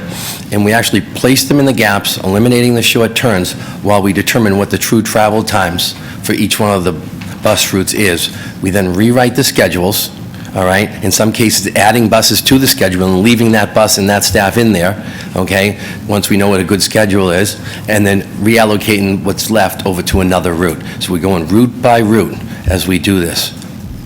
Plus, bodies get added for route supervision. That's what we've done on Dufferin. So we have added back route supervisors who actively monitor the service and intervene where gaps or bunching occurs. We would never see that come down later. It's dynamic in that once Dufferin is stable, and we don't want it to regress, but once it's stable, we then move some of the resource over to other routes, but there's still, because we have 141 routes to do, you'll be spread very thin if you just move them across. It'll also take forever to progressively move them across those 141 routes. What we're trying to do is expedite that improvement, both with runners-directed buses, more operators, but also the additional supervisors. You could go at a slow pace and move them from route to route, but you would probably take, I haven't done the math, 3 years, 4 years? And just one small question, it's an immaterial amount, but I'm curious about this refined calculation and that $3 million savings. So is that a refined calculation? Is it an error? Are there other refined calculations? Yeah. Can we find 52 million of refined calculation? We're happy to have found the 3 million. I think the best answer is that, when we put the estimate together for the 95 million, there are some broad order of magnitude estimates you use for those things, and there's some, it's based on X million, X number of hours, translates on average to this number of dollars, this number of hours of service, these number of operators. Then when you actually get down to do the service budget, which is what Mitch's people do, it's a way more refined number, and it's the number that we use to actually determine how many operators, how many coach technicians, and all the workers we need to actually provide the service. So sometimes it gets a little higher, sometimes it's a little lower. 3 million on a $95 million number. We're happy it's in the right direction. Other questions? I know Commissioner Campbell will do another round. Are there any first-time questioners? I've got a couple questions. On the operating, on the service recommendations, one of the ones we discussed quite a bit was the streetcar, dollars allocated to improve reliability and service levels in streetcars. I mean, since I have been in this job, probably many of these other commissioners around the table, I hear about King all the time, Queen is a close second. So I guess my question is, if we want to tangibly kind of crack that nut in 2016, is there a sense of how many dollars you would need or we would need to address those two specific routes? Mr. Chair, well, firstly, Commissioner Mihevik is sort of politely reminding us that with the potential implementation of significant priority measures on King Street, which City Transportation Services is studying now, the cost of improving the reliability of that service may go down. But in advance of that, the 504 King improvements, which we implemented this year, it's a little bit hard to quantify because we have a shortage of streetcars. So a lot of the improvements we're making in terms of additional capacity are being implemented through the use of buses to supplement the streetcars. Which would have a cost. Sorry? Which would have a cost attached to it. Oh, absolutely, absolutely. So carrying that cost forward on an annualized basis would be in the range of $2.9 million full cost. And that is already built into the proposed 2016 base budget, because we did it as an in-year change this year with the approval of the CEO, because it was a real focal point in our efforts to reduce short-turning and missed trips and so on. So that one, for the foreseeable future, will require 10 buses to supplement streetcars, but as the streetcar fleet grows upon arrival of new low-floor, we'll convert the additional buses back to streetcar, and because they carry many more people, that cost will decline. But for now, under the circumstances, it'll be about $2.9 million. 501... Which is part of already the base budget. That is built... Not included of kind of your menu of options of additional service enhancements. That's right. That particular one, Mr. Chair, is in the proposed base for 2016. Okay, so I guess then my follow-up question then is, what are you asking so you suggest the 1.5 or 2.6 annualized? If King's being worked on and Queen's being worked on in the base budget, what is that money you're asking from us for? Mr. Chair, the 504 is in the base budget, 501 is not. Okay. That is one of the improvements that we would make if the board approves funding to continue the initiative to improve reliability of streetcar service. And the 501 Queen, when we built the budget originally, we were thinking that we'd implement these changes in September because of the normal cycle time of approvals between when the board approves any funding increase and then council approves it, then we get to ultimately put it on the street. We have queued it up for implementation in January because, again, it's one of the absolute sort of most important and busiest routes. So by doing that, by queuing this up for January, assuming that the board approves this, it will consume the vast majority of the additional funds that we've asked for streetcar reliability. Okay, so if this commission does not pass those additional funds for streetcar reliability, then we're not making the changes on Queen?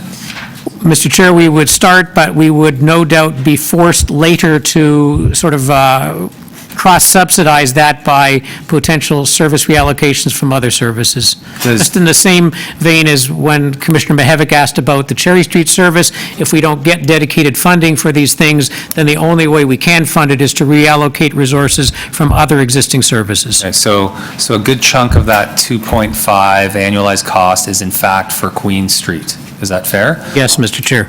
Could you just, in the most layman's, non-transit speak, tell me what do we actually spend the $2.5 million on? Is it buses? Is it operators? Is it supervisors? Where do the dollars get spent? So, of course, the cute answer is yes. Okay. Because it truly is all of those. The plan for 501, and I'll say a few words, and maybe Rick would like to add to this, I don't know, but the single and most important change we're doing is a significant rewrite, complete rewrite of the schedule for 501 to be more reflective of the very congested operating conditions in which that service has to run. So that together, and in order to ensure we don't lose capacity when doing that, means we have to add buses and streetcars, because again, we don't have enough streetcars available at this time to to make up for the additional round-trip time that will add. So that's one component of it. There will be more on-street supervision. There will be the use of so-called run-as-directed buses, so again, to be able to deal with unforeseen obstructions, delays, disruptions to the service, and those are the primary cost drivers. I don't know if, Rick, you want to add anything? Perfect. And would it include taking the measures like you have already on King with adding just kind of parallel/shadow bus service on a regular basis to the Queen route? Or is it just adding streetcars to fill gaps?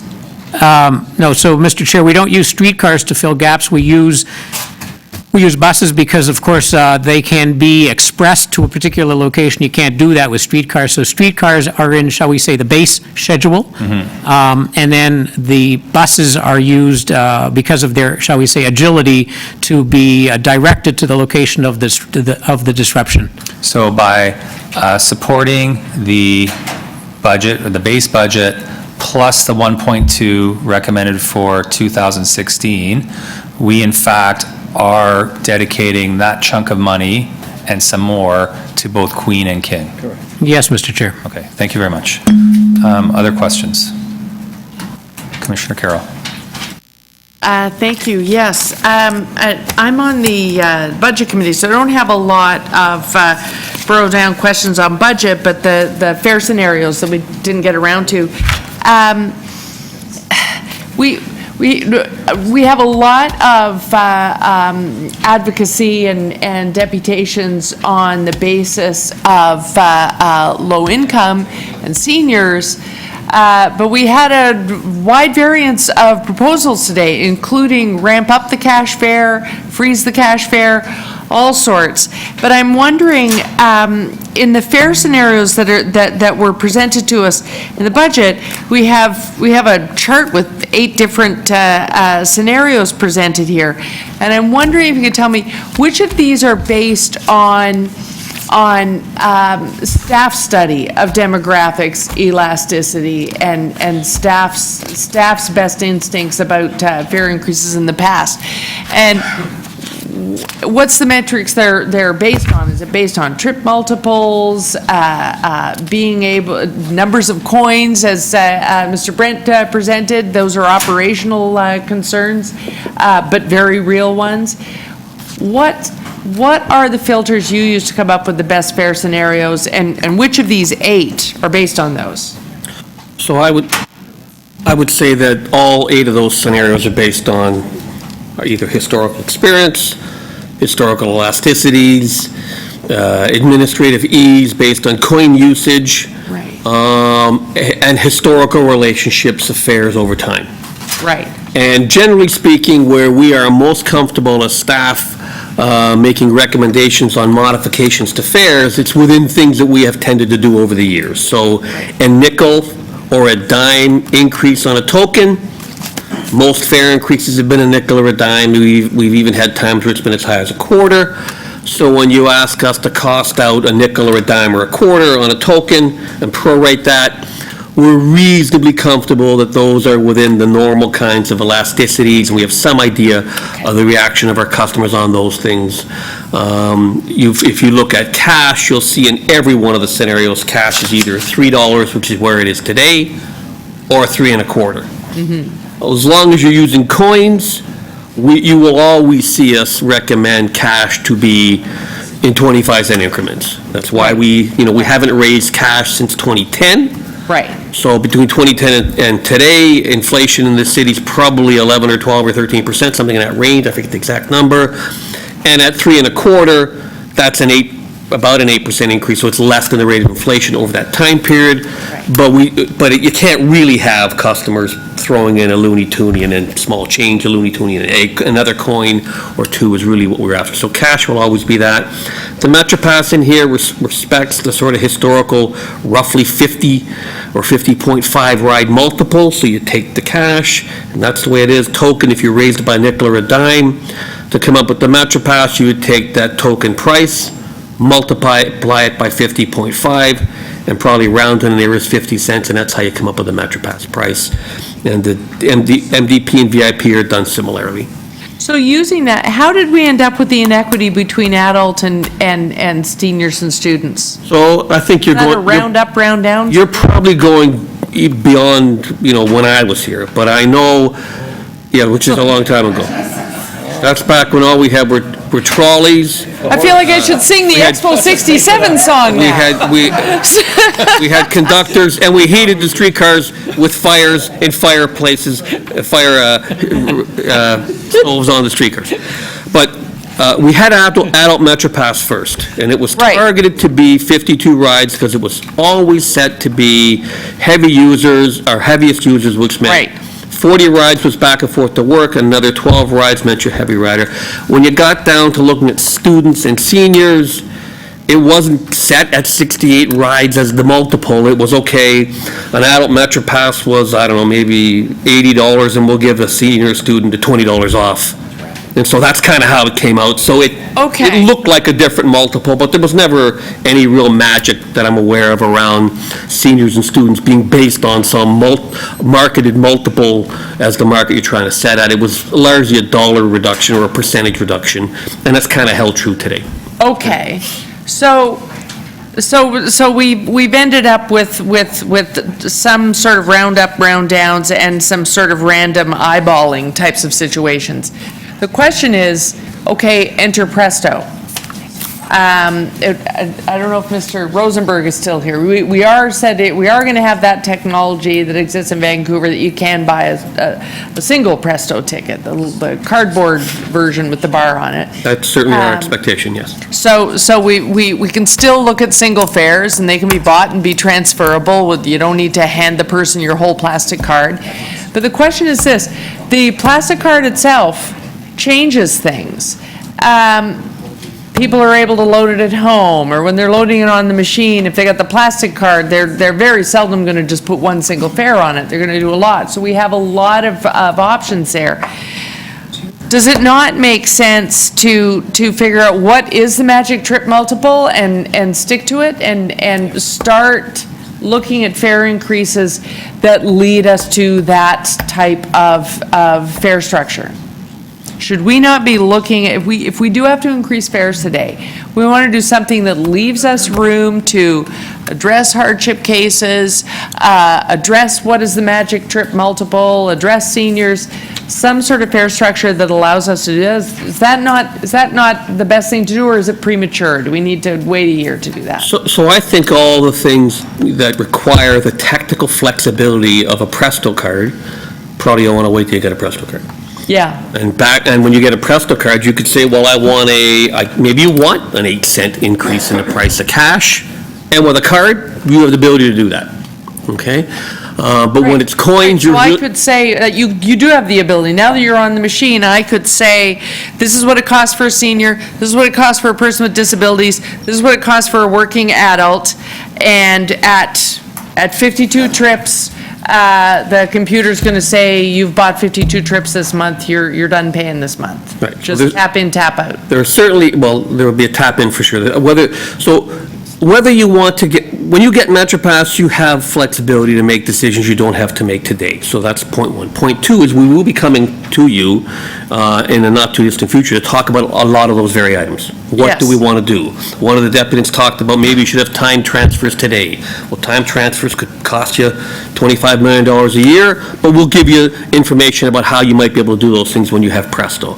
Right. All those things that are of great technological ease, Presto's close enough that my plea would be, let's wait for Presto, do that in a thoughtful way, that if you're looking for changes here, certainly the ones you have here tend to be your standard fare increase, and this may be your last year to do your standard to kind of fare Yes. increase, but there's some elegance and simplicity that I would leave you with that thought. Great, thank you. Okay, thank you, those are my Thank questions. you. We have Commissioner Campbell, I think, has another few questions, and then...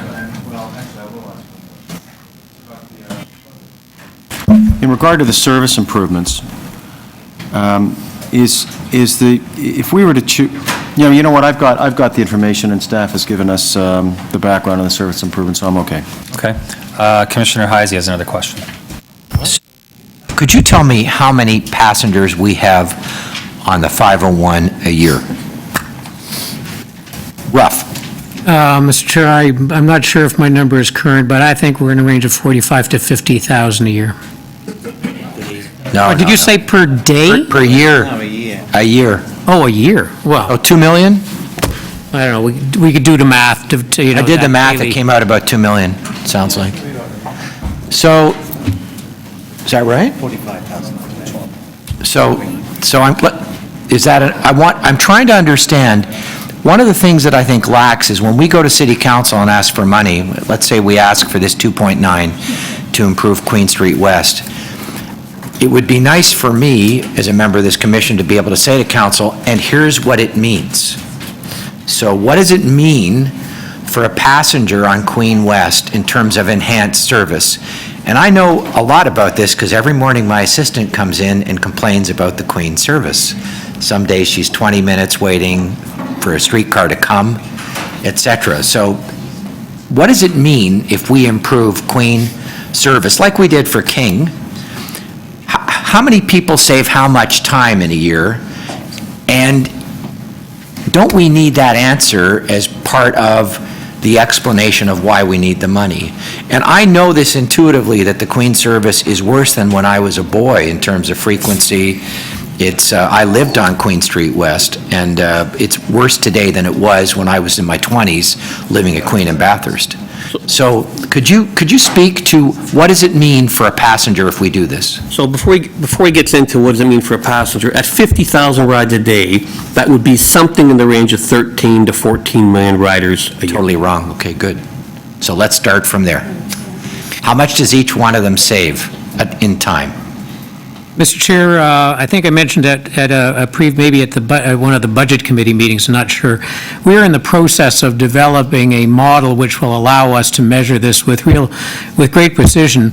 There is additional data we'd need to give you an answer that you could take to the bank, because until we have automated passenger accounting equipment, it's really hard to know, for example, how many people are on a vehicle when it is short-turned, and how many people will therefore have to wait an extra 10 or 15 minutes, or whatever it might be, for the next vehicle to come along.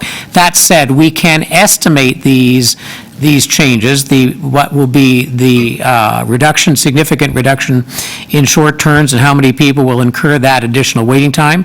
We can estimate the additional consistency in service when we are operating in a way that has fewer missed trips, fewer short turns, et cetera, so that people don't have to build in so much contingency time into their trip planning. So we can provide an estimate now, but we're just not quite at the point where we can do it with complete confidence yet. What's the estimate? Well, Mr. Chair, I don't have it here at this moment, but we can do that calculation. So 5 minutes a person? Right, so what that kind of says in a nutshell is and we've talked to you about this before, and it's kind of frustrating that it's still not to hand, it's called a journey time metric, which is the difference between the time a journey should take and the time the journey actually takes. London Underground use it. It's kind of frustrating to me that we still haven't got that. I know my team are working on it, but then you would be able to value you would be able to value customers' time, right? Because if you multiplied the difference between what a journey should have taken by the time it did take, you could say there were so many lost customer hours, which equates to this, and therefore you can make a business case for improvements. So it's something that's on my to-do list to push to find out what's holding this up. Thank you. Other questions? To speak, I've got Mahevik first and Campbell. Thank you very much, Mr. Chair. I have a few motions. I'd ask staff to put on the board the first motion. I don't think, well, I'm not sure whether this one will pass or not, but basically, Kevin? Sorry, could Kevin put it on, or? The first, I don't have it even in front of me, so that's why I can't even read it.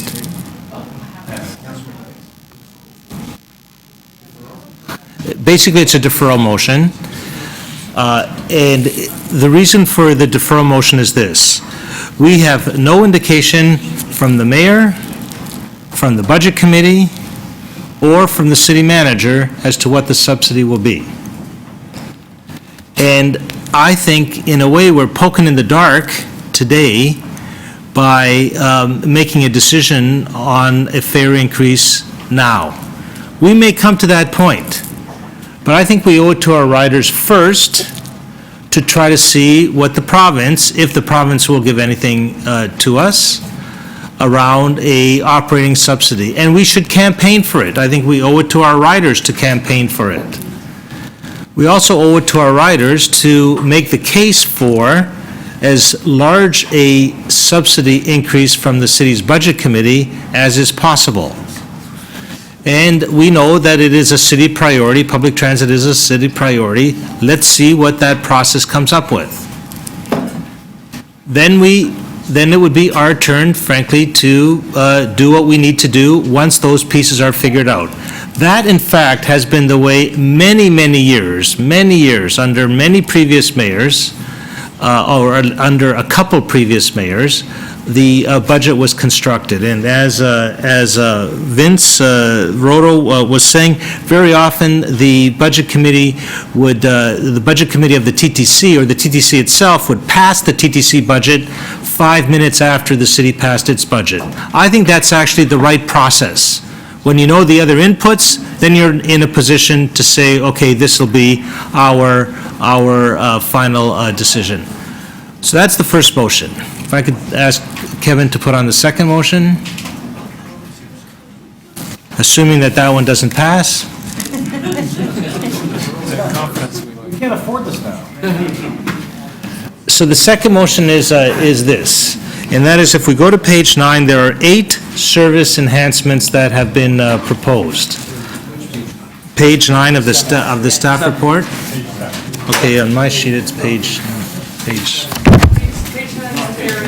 Oh, sorry, page 7, yes, page 7. And my first proposal is to put all 7 on. Why?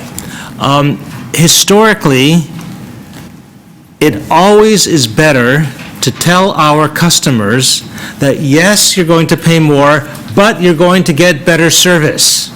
That combination is a magical combination. It's a hurtful proposal to make to our customers to say, we are only going to increase your fares and we're not going to increase your service, or very marginally. So that's what item 2 tries to do. I think the public knows that we have to raise fares from time to time. However, it becomes a better, easier pill to swallow when you increase it when you add on service increases, as is being proposed, frankly, by staff. And they're all there, each one of them. This morning I was chatting with someone, and the comment came forward again, all I want is a ride with dignity. All I want is a ride with dignity. This allows us to move in that direction, to push the needle over. Better service is what our customers want time and again, and every single survey says that in the prioritization between cost and service, they always take service first. So that gives, the cost for that is $9.6 million in 2016, and we make the pitch to council and we see how that goes. The third motion, if this one fails, This is so exciting. Kevin? Thank you. So the Budget Committee of the TTC did go through the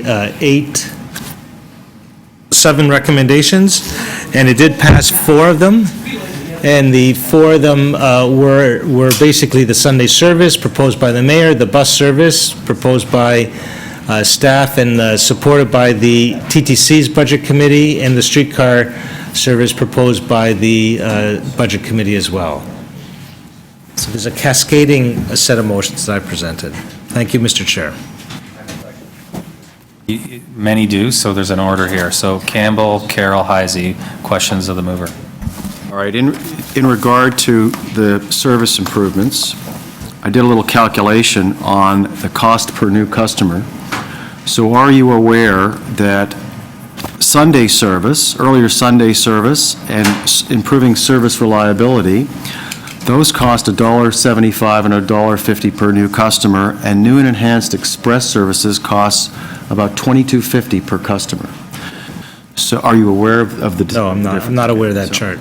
So there are, I just wanted to draw it to your attention, and the other item that's quite expensive is the cost of new customers, because you're going to spend on bus service reliability $5.8 million. That will attract only 700,000 new customers, and the cost there is over $8. Are you aware of that? No. Okay, so I just wanted to, so when it comes to voting on these enhancements, I'm of the view that they should be looked at individually, because some deliver a far greater benefit than other for the money invested. Well, frankly, I'm constructing the list based on staff recommendations. Staff saying, if you want to improve service, this is the areas that they would recommend looking at, and they seem very, very reasonable to me at a reasonable cost as a package. That's it. I just wanted to raise that.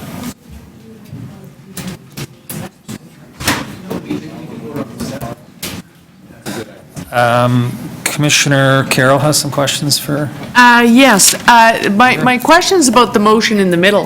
Well, actually, it's about the first two motions. I understand your reason for wanting to move number one. We have been doing this without the context of knowing what the subsidy is going to be. You and I, sitting on Councillor Soknacki's budget committee, saw the updated balancing pro forma every couple of weeks. You saw it less so under the new governing rules, but you still saw the global budget's balancing pro forma every couple of weeks as a budget committee member. I haven't seen one, not one. Neither has Councillor Campbell, Commissioner Campbell, and I'm not even sure that anybody has on the budget committee. So I understand your frustration.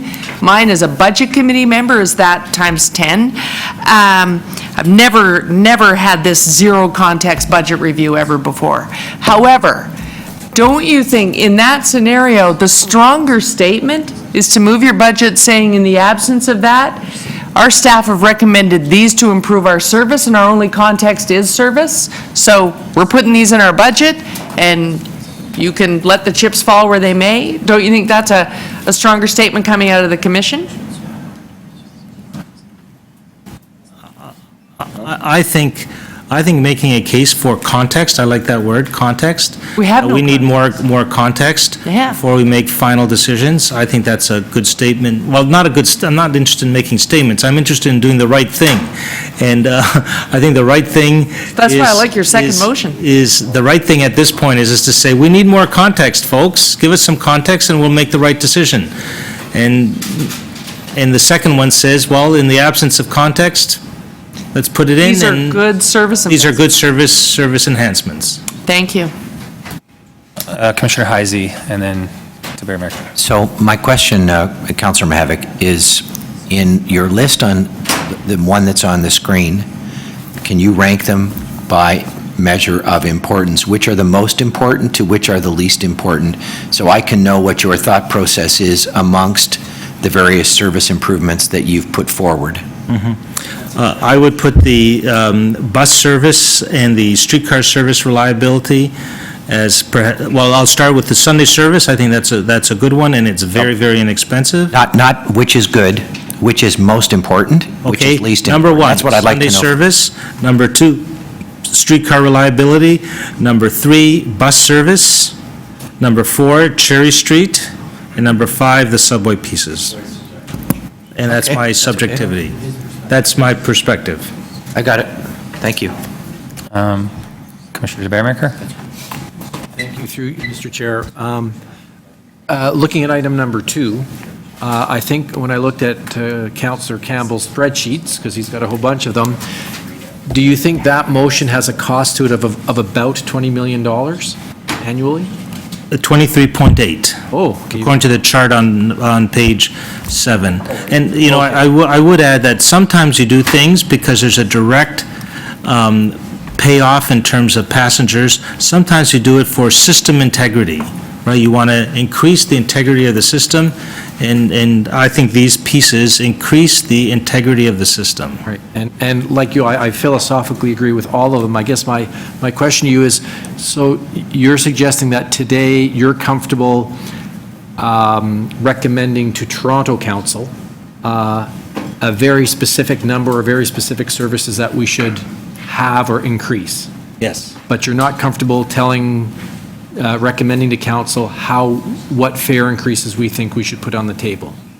Because we're just going into the city council with a big ask, and I've been under 3 mayors now, I've been on the commission under 3 different mayors now, and you and I probably know the same answer. If we just go asking for everything with no suggestions on how to pay for it, you know how successful your very good motion will be. You know what, if I could be frank, if those 7 things go through, I'm happy to support a 25-cent fare increase on the individual and a 10-cent fare increase on the tokens. I'm happy to do that, recognizing that there'll be some pushback, but I think that's frankly a good package, given some of the constraints that I see coming down the pipe.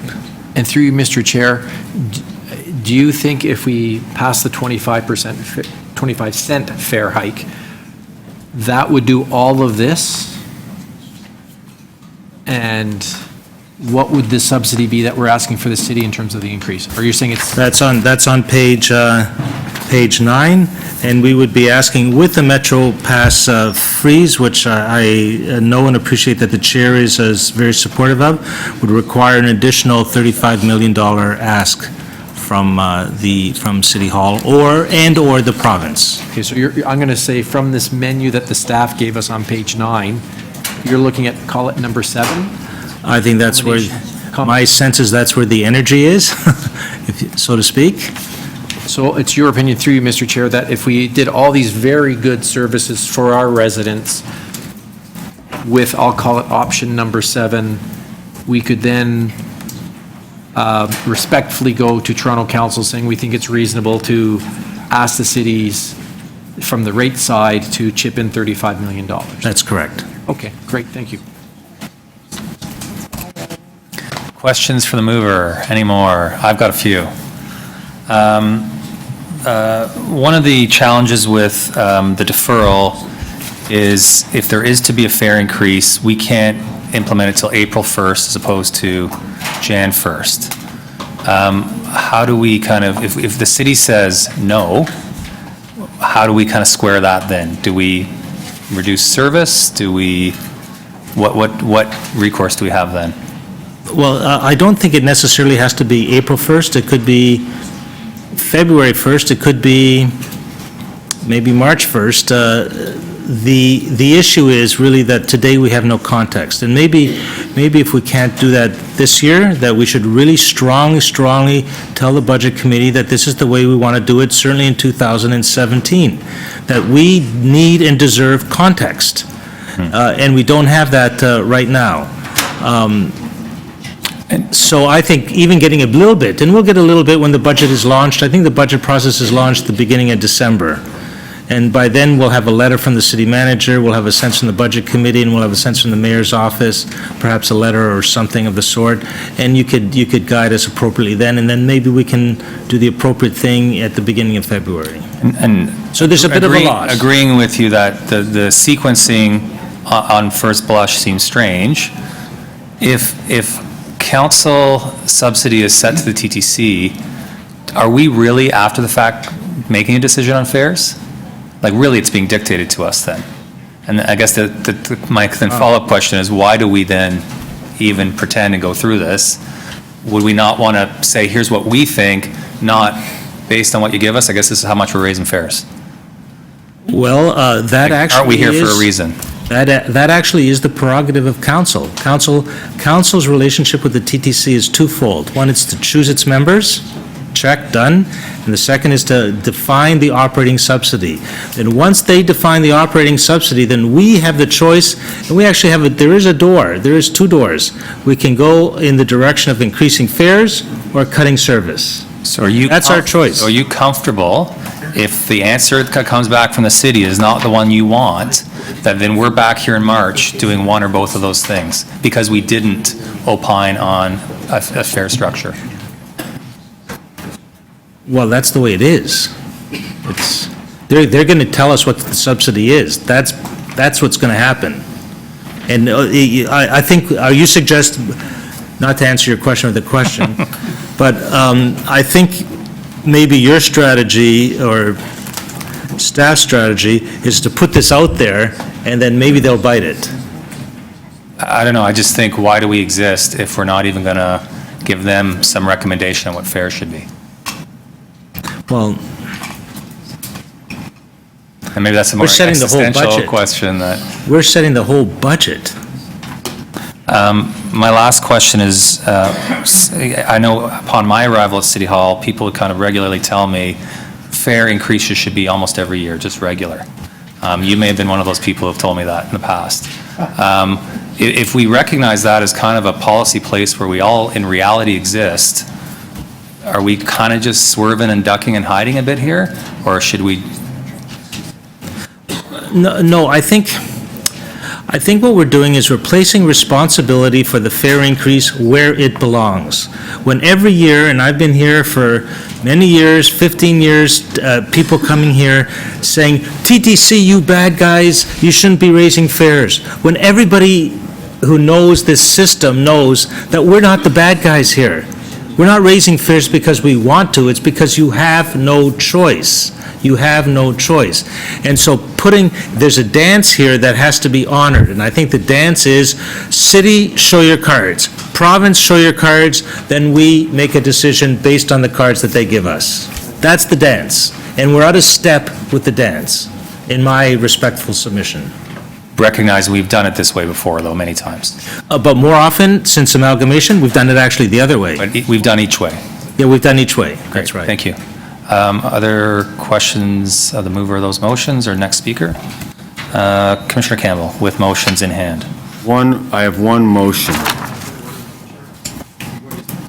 Oh, you know what? Commissioner DeMayor-Maker brings up a good point. Commissioner Mahevik's first motion is a deferral motion. If that were to pass, there's no point having the rest of these debates in motion. Are we, point of order, even though he has a deferral motion, we're still allowed to have our moment to speak. Yeah, on the deferral. Only speak to deferral. Oh, on the deferral motion, oh. I take my direction from my fellow commissioners, but it is... You're right. Maybe I'll ask for some advice from our staff. Because if that motion passes, everything else is kind of... Okay, so I think that motion is a deferral motion of the fare increase. It's not necessarily a deferral of the entire budget.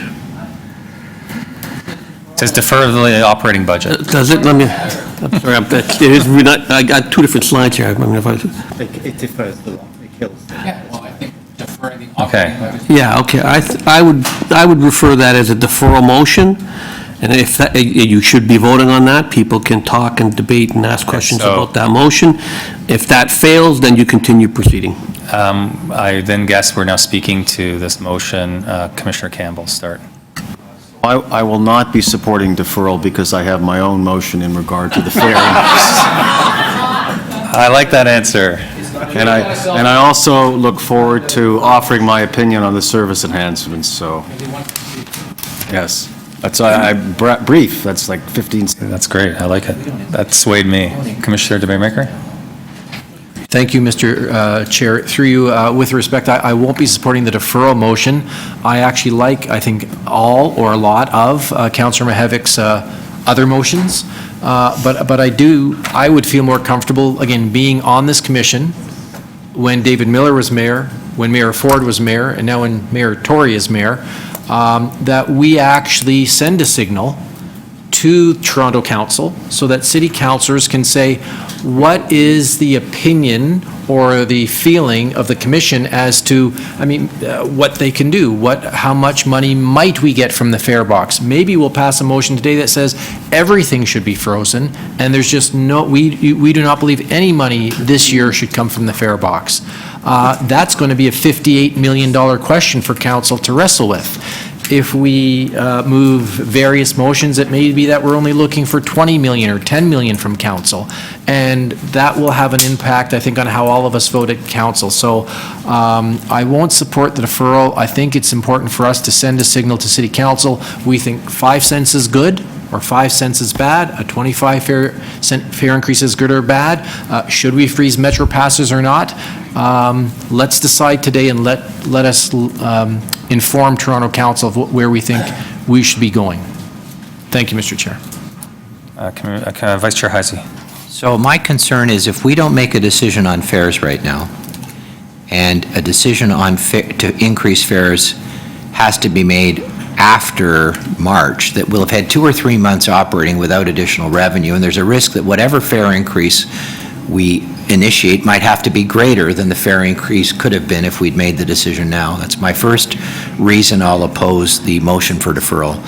My second reason is that, in fact, the costs of operation have gone up. We all know that. There have been very persuasive deputations today, but I think they've all been made to the wrong forum. They should be taken to the legislature or parliament, and I've heard this debate before. And we can only deal in the world that we're in, not in the world as it might be, but I do believe that we should have aspirational service requirements, and I'll have something to say about the service requirements and a connection between service improvements and the fare increase when it comes to considering different motions. Others to speak to deferral? I think it's been well said by those who have spoken. This is why we're here. This is our job. We can't risk that with the kind of the wishful thinking that, council and the province may come through when especially the province has not. And for the question about who's the bad guy, or is it city council or the commission, well, 7 of us here are councillors. So I think it's our job, and we should make this decision now. And it sends a direction to council. And no one's saying that it can't be a motion that has no fare increase in all the service, but we have to send some kind of direction to council, and I think that's why we're here to do that job. So on the deferral motion by Commissioner Mihevc, all in favor? Opposed? It was an important discussion to have. Okay, now we're moving to Commissioner Campbell and this motion he was teasing that we're all so excited about now. I have a motion. Put the napkin up there. Yes. All right. So this is what I'm recommending, that we take up, and the reason for this is that we've heard from a number of deputants that are of lower income that cannot afford Metro passes, and so I'm of the view that any increase, no one likes to put an increase, but it has to be measured and has to be across the board. I'm cognizant of what the chair has said and the mayor about freezing of Metro passes, that they have been hit on a fairly regular basis, so that's why the proposal is for a very modest increase. This is in effect quite similar to, I think it's scenarios 3 and 4 in the PowerPoint presentation that we received. It would garner about, for the 5 cents on the Metro Pass, which would take it from $141.50 to $144, about 10 million. The 25 cents on cash fares would be about 6 million. And then instead of going from 280 to 290 on the tokens, I'm proposing that we go from $2.80 to $3, so that a customer is receiving 6 tokens for $18 or is paying $21 for 7 tokens. And that's more from strictly a marketing and efficiency standpoint. So overall, I think that we would be looking at in the range, probably in the range of between could be in the range of 45 to 50 million in added revenues, depending on the bump up, the 20 cents on the tokens from the 10 cents garners. In regard, so that's, and then I also importantly have suggested that cash fares for students and seniors remain fixed and unchanged, because again, that is to, I guess, acknowledge the sensitivities of people on fixed incomes and students. And that's pretty much it. I mean, I think it's fairly clear. I think that a measured across the board increases are more in order than hitting just one form of transit user, that being the cash and the token purchaser. In regard to the service enhancements, just very quickly, I did a little bit of a spreadsheet where I looked at the cost of obtaining a new customer and also the benefit per rider, cost of benefit per rider. And so I can happily support improved streetcar reliability, subway service reliability, 3-minute or better service, and earlier Sunday service. But when you look at the cost and the benefit of the proposed bus service reliability and the express bus, it just doesn't make good economic sense. So I would support 12 million of the 23 million in enhancements, but I would limit my support of enhanced services to streetcar service, subway service, Line 1, 3-minute or better, and Sunday service. Okay, I suspect you'll have some questions. We'll start with Commissioner Crisanti. Thank you, Mr. Chair, and Commissioner Campbell. Just a question about your second last line, cash fare for students and seniors remain unchanged. I happen to have a motion here that actually says pretty much the same thing, but I just want to clarify, because we may do it with this motion. Cash fare for students and seniors, there's also tickets for students. The same. That's all the same. So I just want to make sure that we're not separating cash from tickets. Same. So can we just maybe a friendly amendment to include, to rephrase that by saying that we freeze the fare media cash rates for seniors and students, all fare media? I'd have to check to make sure that it's all covered. I think I'd have to double check on the tokens. But I don't think there are tokens. They're tickets. Maybe we should ask, can we ask staff, Mr. Chair, the clarification on that, so we know what we're voting on, Mr. Chair? It's his motion. Right. Well, he isn't clear either. I think he wants clarification. Am I What's correct? that? Go ahead. Let's get it clarified. Maybe you want to do it. It's your motion. Sorry, I'm sorry, I was... Clarification on cash fares for students and seniors. From who? No, we're done with staff. Okay. Well, we'll need to clarify then. But that's... We'll have to do it offline. And Yeah, you'll have to... The intention was to freeze the $2 cash fare for seniors and students. Not tickets and tokens. Not the ticket. The tickets. So you would have to amend his motion. Would you take a friendly amendment to include the tickets? Or say all fare media, to include all fare media for students? No, because I've proposed here an increase in tokens across the board for adults.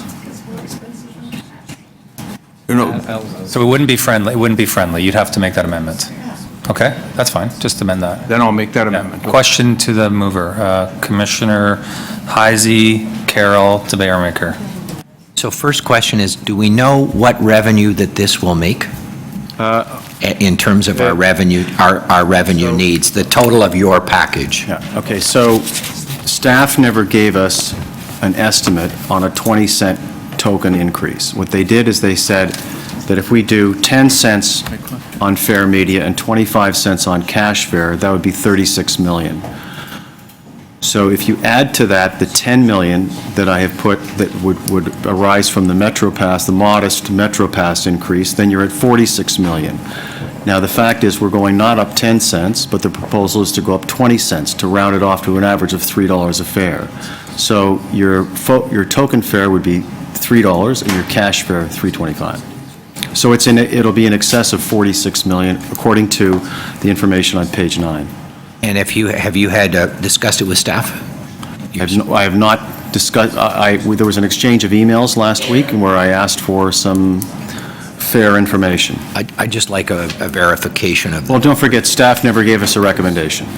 And then my last question is, would you be prepared to link your proposed fare increase package to whatever set of service enhancements this board says are important to put forward to council? I think the service enhancements were put forward in a separate motion by Councillor Mahavik. I recognize that, but are you prepared to have as an amendment to your motion, would you consider it friendly, that we only recommend this fare increase in the context of the service improvements that this board has adopted, which we may or may not adopt, that Councillor Mahavik has put forward and that the Budget Committee put forward? I think it's separate because we already have budgetary pressures in excess of $58 million without those service enhancements. So irrespective of those, we have to address this.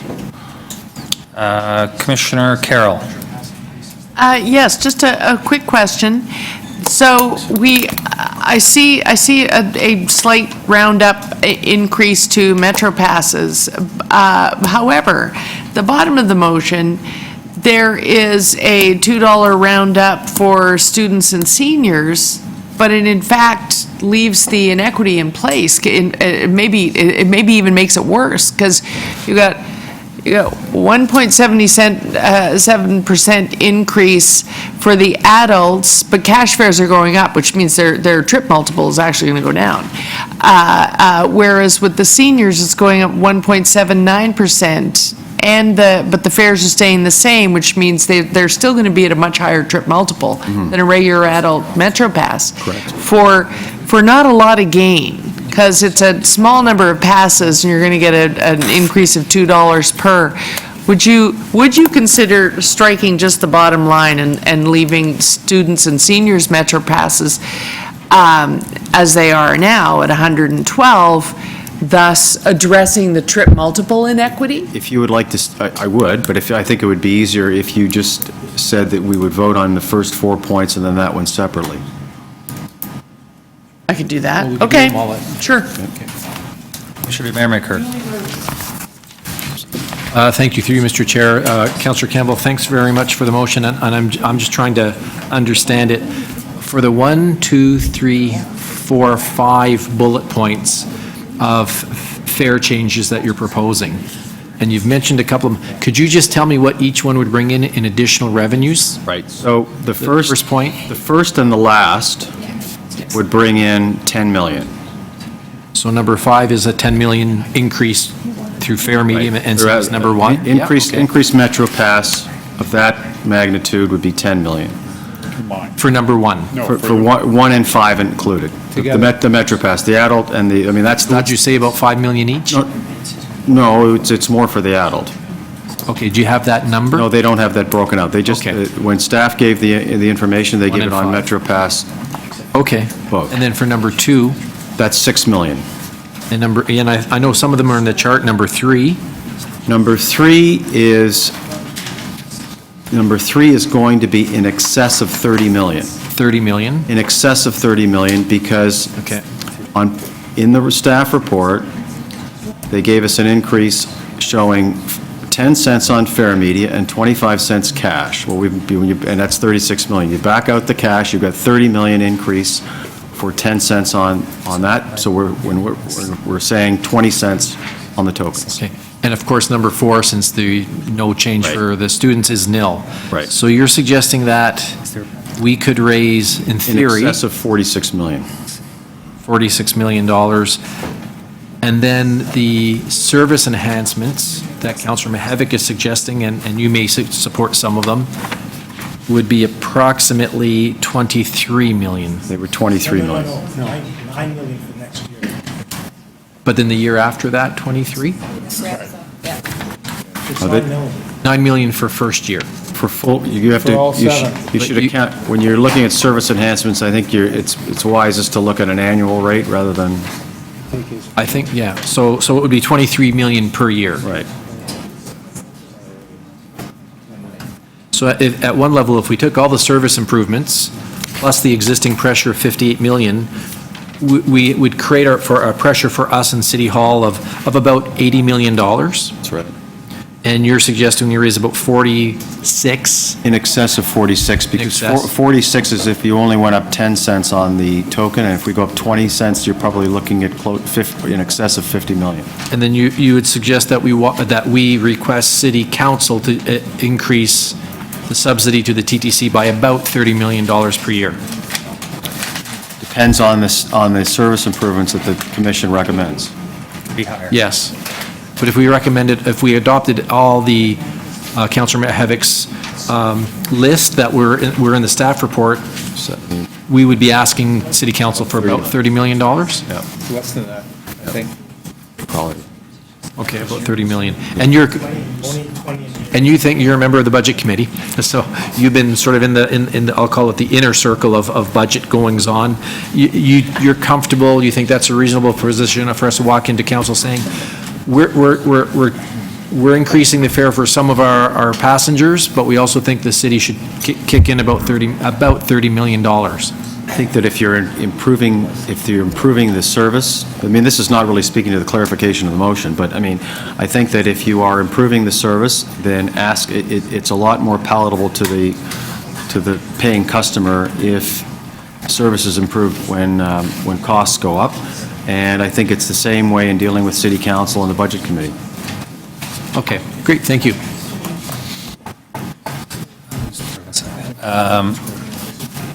Other questions of the mover? Questions of the mover? Yeah. Great, go ahead. So I guess my point would deal with the MetroPass increase. And I must confess, I go back and forth on this one, but I was struck by this category of volume incentive purchases and asked Vince about that. And I think he said if it was phased out, it would be something like 6 to 9 million. So my question is whether you would be open to taking out the MetroPass increases. And by the way, that VIP would only, there's no students in that, so it would only hit employees, if you will. Whether you'd be open to taking out your MetroPass increases and substituting them with phasing out or eliminating the volume incentive plan on MetroPass. I think that, no, I would not be in favor of that, because I think generally what we heard is that transit riders of lower income pay a disproportionate amount of their fares come through cash and tokens. And so I don't feel that we should be letting MetroPass, ergo, we should not be letting MetroPass holders off the hook, if you will, by not having a fare increase. I think that the other VIP, we don't have enough staff information on how much revenue comes in from that. We don't know how many companies are taking advantage of it. We don't know to what benefit the TTC derives from those. So I think that is a separate discussion that has to, in my view, come with a staff report with more information. I have a couple questions. In your model, what do you anticipate the ridership decline might be? I didn't get that far. So the ridership decline, again, in the staff report from page 9, there is no, they didn't provide the information on the ridership report. They could go back to the, we could go back to the PowerPoint presentation, I suppose, do the calculations. I didn't calculate that, and it wasn't in the most recent staff report. And you had mentioned some numbers of what this would yield. I know staff is kind of busily squirreling away here, and the numbers look very different. What's your level of comfort that your numbers are accurate? Because we have to balance. All right, just to reiterate, if you go to page 9, which is I guess maybe my question is you're basing it on the previous, kind of an amalgamation of the previous staff. I'm basing it on the staff report on November 23rd, on page 9. Your scenario has not been crunched through on ridership and revenue by staff. It has not been crunched. The revenue is there. The revenue is supplied versus various fare media, although those are probably taken in isolation rather than as a package. Okay, thank you.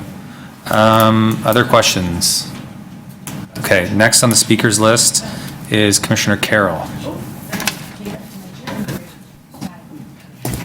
Hi, yes, I'm going to be supporting Councillor Mahevik's second motion, And I said why earlier. We don't really have a context. I can't really support deferral because I think even in the absence of context, we do have to give advice. But I don't really know how it's going to be received, because here we are, we're a week, maybe, can't remember exactly how many days away from launch of the budget, and I'm on that committee, and I haven't seen a balancing pro forma any different from the pro forma stapled to the back of the presentation we got in January of 2015. That's the only context I have in which I'm reviewing a budget. I don't know any business that functions that way. I've never functioned that way in a budget committee. I don't know if Councillor Campbell is in a different position. Maybe he's seen the balancing pro forma as it updates, as surpluses and variances change. I haven't seen it. So we don't really know what is acceptable for a subsidy here. And so in the absence of that, we have to give them advice, and I'm basing my advice on service. What is the service we want? What are the things we've heard from the community?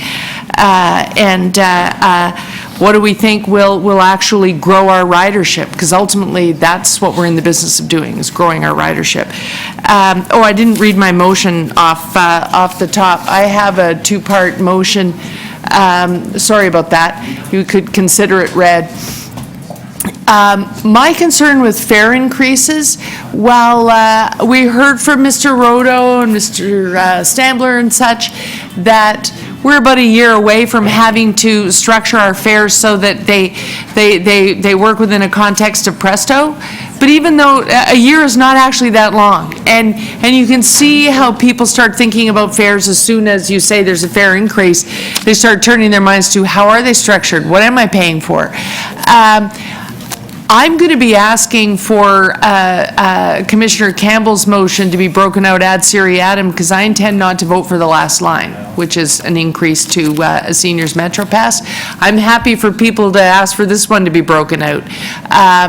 You may not want to harmonize the trip multiple this year and base whatever fare increase we're doing on actual transit science, but I think we should be. And if not, then that absolutely has to be the way we structure it when we go to Presto. Because Presto will mean that we don't really have a Metro Pass as we understand and know it now. That's not the way it works in Oyster or Compass or Clipper or all the other people who are using the card that we're going to be calling Presto. So we've got to get to a point where whatever your fare is, that's based on who you are. I am a person of senior age. I am a person of disability. I'm an adult working. And then beyond that, we set the technology to do what it will do in terms of after how many rides in a month should we give you free rides because you're our frequent flyer. That's going to be the way you're going to use that technology. So I think we're going to, at some point, have to go away from the rounding up and rounding down and actually harmonize how we approach each rider in terms of trip multiples. So those are the reasons for my motions. I don't think deferral is there because we've always got to give advice, but I am going to be voting for the service enhancements because we're seeing ridership going down for a number of various reasons, but the main one is that we did delay decisions and we did cut services. We did a lot of things over 4 infamous years that we're still recovering from. We also had a year in which anytime there was difficulty over our state of good repair, difficulty over weather, things like that, it affected us on a number of lines. And so we've got to get back to a point where those types of things don't affect us anymore, which means we've got to do some of the service enhancements and we've got to have a fairly robust capital program. My biggest concern in this really comes in considering the capital budget. Our spending rate has gone down. This is a corporation that used to spend 100% of whatever you gave it, but they've had some challenges there. And I think that affects faith in the service and ridership in and of itself. But on the operating side, we can recover that every time we invest in service. The long ago ridership growth strategy taught us that. So these are my motions. I'm going to begin to always when I'm talking to my residents in the constituency I represent, or when I'm talking to riders when they email me as a TTC commissioner, I'm always going to be speaking towards the future.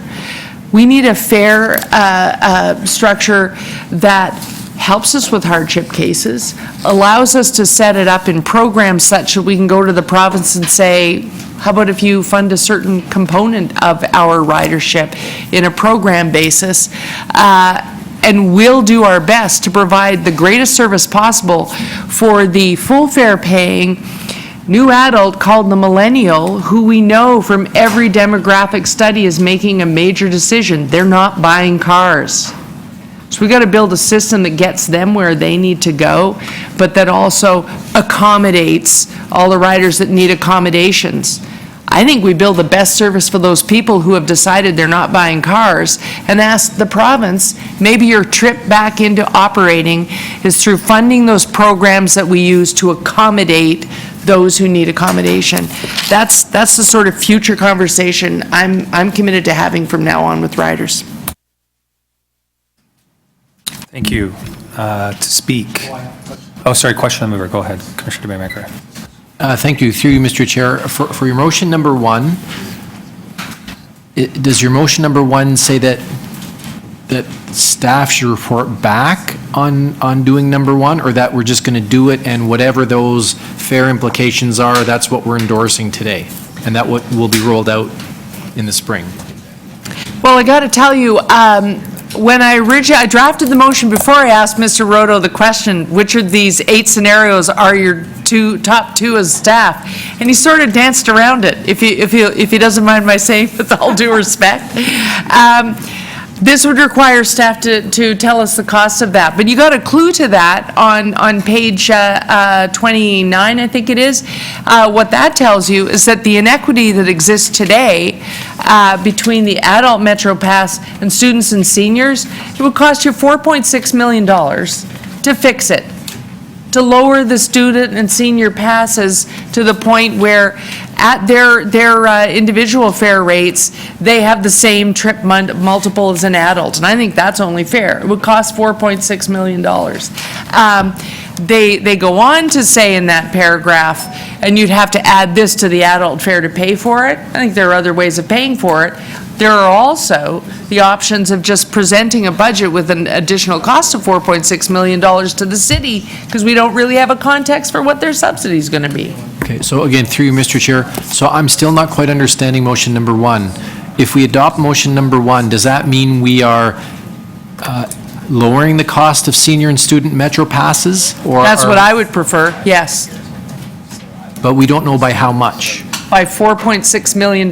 It would mean the cost of their pass would go down in the neighborhood of $3, Okay. $4, depending on whether it's seniors or students. So motion number one is essentially saying, let's reduce the... It has an added benefit for you. I don't know if you've asked, but disproportionately, people who are buying Metro passes because the reason they're cash strapped is they're longtime ODSP recipients. They have the same demographic bulge as we do, so they are disproportionately senior or approaching seniorhood. Right. So again, through you, Mr. Chair, so your motion number one says that today we would endorse reducing senior and student Metro Pass purchases. So we have some motions on to freeze the cash fare. Your motion says reduce the Metro Passes as well, which creates an additional $4.5 million pressure. Yep. Okay. Question from Vice Chair Heisey. So the way the first motion is worded, I could interpret that to mean that the other option is to increase the adult fare so it's at the same multiple. Doesn't that what that flows? Couldn't it flow in that direction as well? So shouldn't you be clear what it is you want? And I guess, so it's 4.6 million on top of whatever other package of fare discussion we're going to have. Well, sometimes, it's been my experience over a dozen years that sometimes being less clear and leaving it to staff to address an inequity in whatever way they see fit requires them to report back and do it. which they have not done. They've given us some options. I'm asking them to step up and do it, which means they would have to report back to us. Yep, go for it. Sorry, through you, Mr. Chair, to Councillor Carroll. I'd be very comfortable with the staff report back, but that's not what this says. This says we're going to do it today. And so they don't have the option of reporting back. So I guess you'd have to amend my motion. Okay. Next on my speakers list is, who's up? But there may be other speakers. Commissioner Min Wong? I don't have to speak, do I? Okay, good. Commissioner DeBearmaker, like your style. Thank you, Mr. Chair. I guess actually, I didn't give it to staff, but I'll amend Councillor Carroll's motion to have staff report back on, because I think that certainly merits a very thorough discussion and analysis. I'm not sure if we're comfortable doing it today at a cost we think of 4.6 million on top of the other pressures we have. Mr. Chair, I'll also be supporting the motion by Councillor Mihevc to adopt the additional service improvements that, once fully rolled out, is about an annualized cost of $23.8 million. I think our role as a commission is to give advice to City Council. I think as commissioners, we wouldn't be sitting in these chairs if we didn't think public transit was important. Our mayor and every premier in the country, and I believe all three leaders of the federal parties, our four leaders of the federal parties, are going to Paris to talk about climate change and how to reduce CO2 emissions. So for so many reasons, I believe we should be providing better service. And I want to put in perspective what we're looking at today, because last year, I'm looking around the table, when we were all brought onto this commission, the new administration, the mayor of the city, because of his election promises and because of his commitment of talking to many of us, came out with $95 million of increased public transit.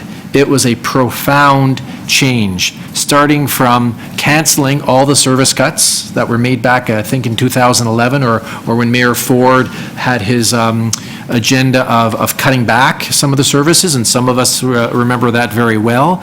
We restored all-day, everyday service all across the entire city of Toronto. We did 10-minute or better bus service on key routes from 6 in the morning to 1 o'clock in the morning. And 1 o'clock in the morning is greatly appreciated by my suburban residents in my ward that all work downtown in kitchens and in hotels and in tall office towers, the security cards. The working class folks in my ward need that late night service and greatly appreciate it. We reduced wait times. We did all-day boarding on streetcars. We did a 50% increase in the Blue Night network. We put on additional subways on lines 1 and 2. We reduced short turns. We reduced bunching. We reduced gapping. We increased reliability around signals. We increased reliability on track and communication system. And we threw in 50 new buses just for good measure.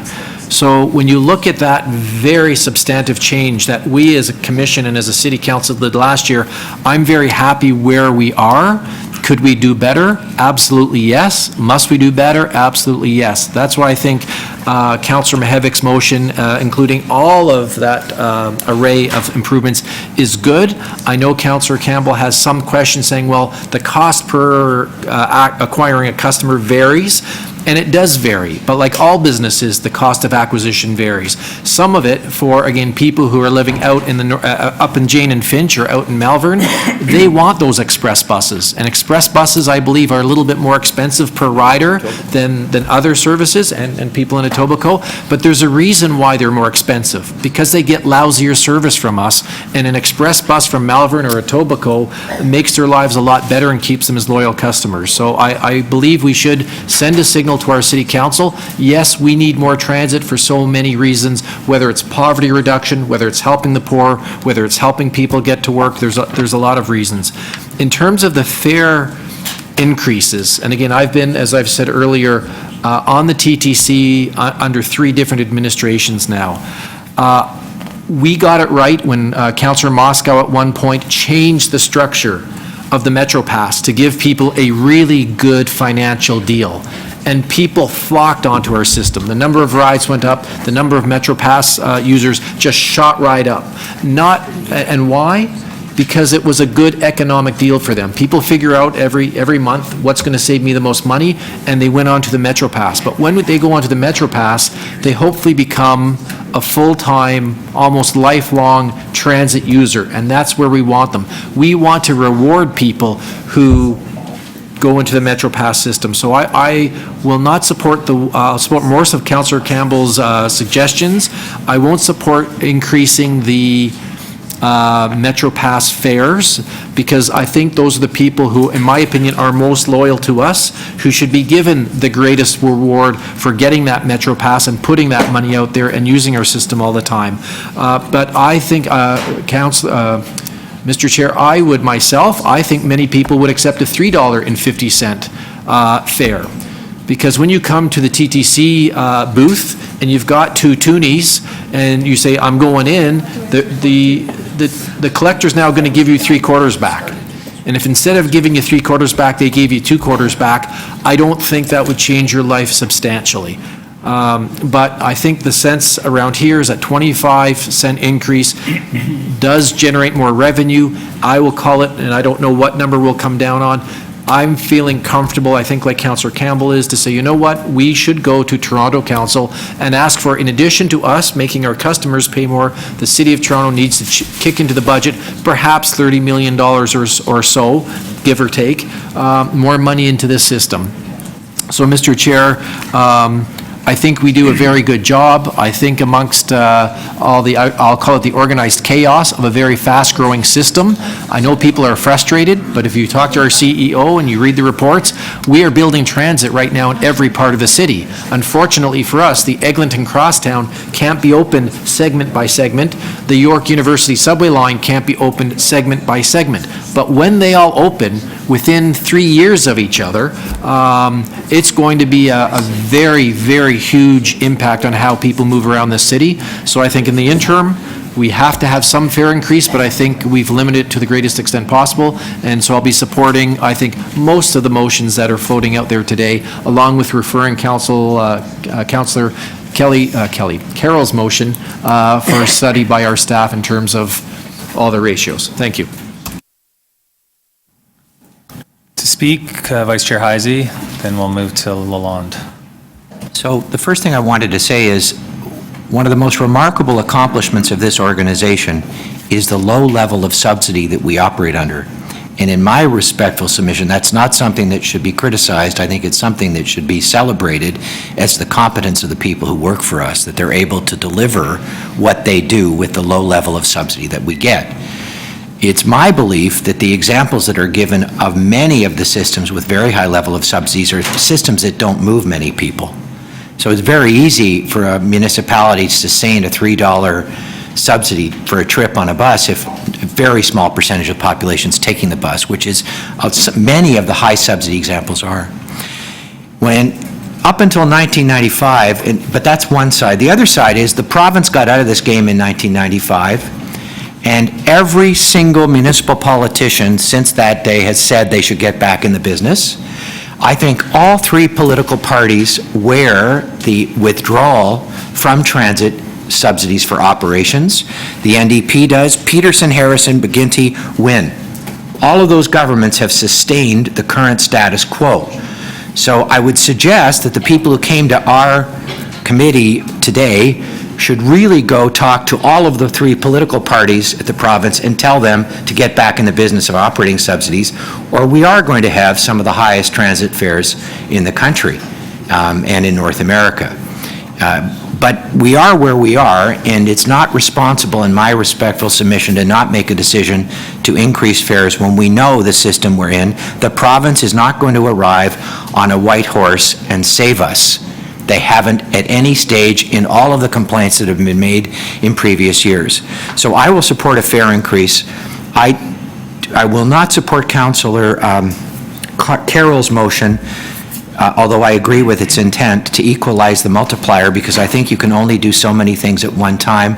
I will be supporting Councillor Crisanti's motion, which I understand is proposing a freeze on Metro passes for seniors and students, as I think that's a first step towards closing the gap. I will support an increase in the adult Metro Pass and the other ticket and token media and cash media as proposed by Councillor Campbell. I think it's, ultimately, a lot of this is arbitrary. I was thinking of moving a motion that those fare increases should only be contingent on service enhancements, but my sense is that this board is going to move a package of service enhancements, so I don't think I need to make that connection. So I think the only responsible thing to do in the environment that we operate is to show council we are responsible, to approve a fare increase, but try and do the best we can for TTC passengers in getting better service. Yeah, can you remind me what it is? Yeah, I forgot about this. So the last thing is I have a motion that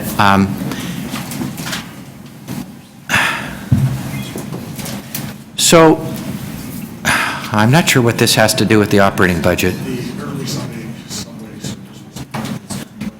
Oh, I see. So one of the things we can do in improving our system, that there are things we should be able to do that don't cost money.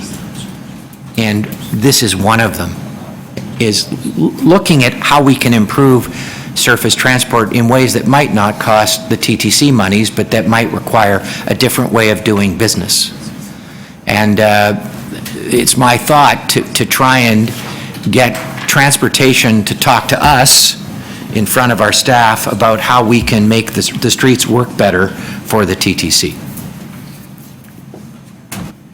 I don't think it's very controversial. Thank you. Commissioner Lalonde?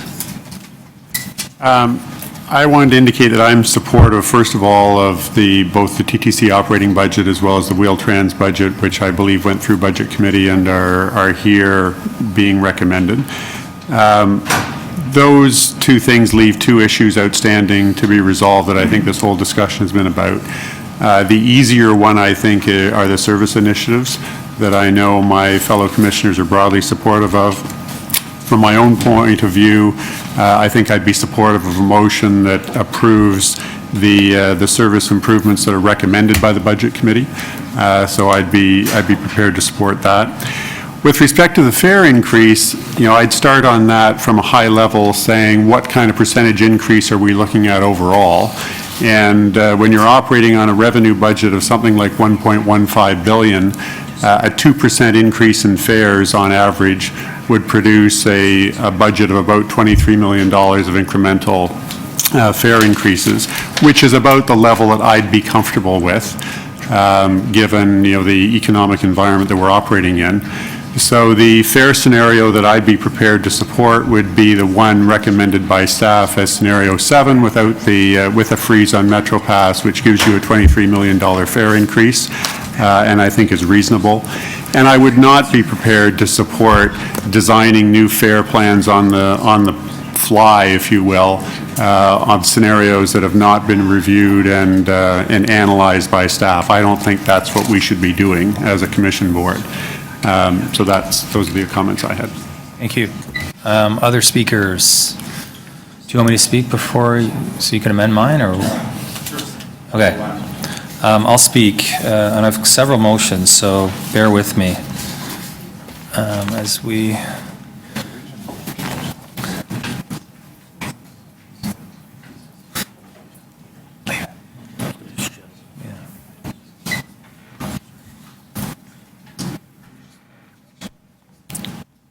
Okay, thank you. So my first motion is, and I distributed these to commissioners, so they would have seen them, but this is to direct TTC staff to report back in the second quarter on a long-term strategy for dramatically increasing non-fare revenue that includes, is not limited to, clearly defined annual and long-term revenue targets, the designation of a member of TTC staff tasked with this mandate, options for TTC licensing and merchandising strategies that would promote and enhance the TTC brand and generate revenue, reviewing other agencies that do this kind of work successfully, a menu provided of us of customer amenities that our passengers want, but also could generate revenue for us, a review of the current advertising contract, and a review and all the kind of lease timing expiries of all the other services provided for riders on the system, so we can see when they're coming due, whether they're effective, and whether they can generate revenue.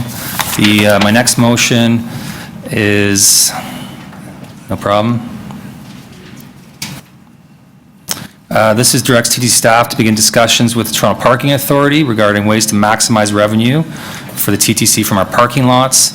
That we also discuss with the TPA any additional partnership opportunities that might exist between the two organizations that could result in improved service for customers, newer enhanced revenue streams, and any potential operational efficiencies. That would report back in the third quarter of 2016. It would also involve a presentation from the TPA at our board talking about all the places where our mandates intersect around mobility because they operate bike share, parking lots, many of them right beside our stations.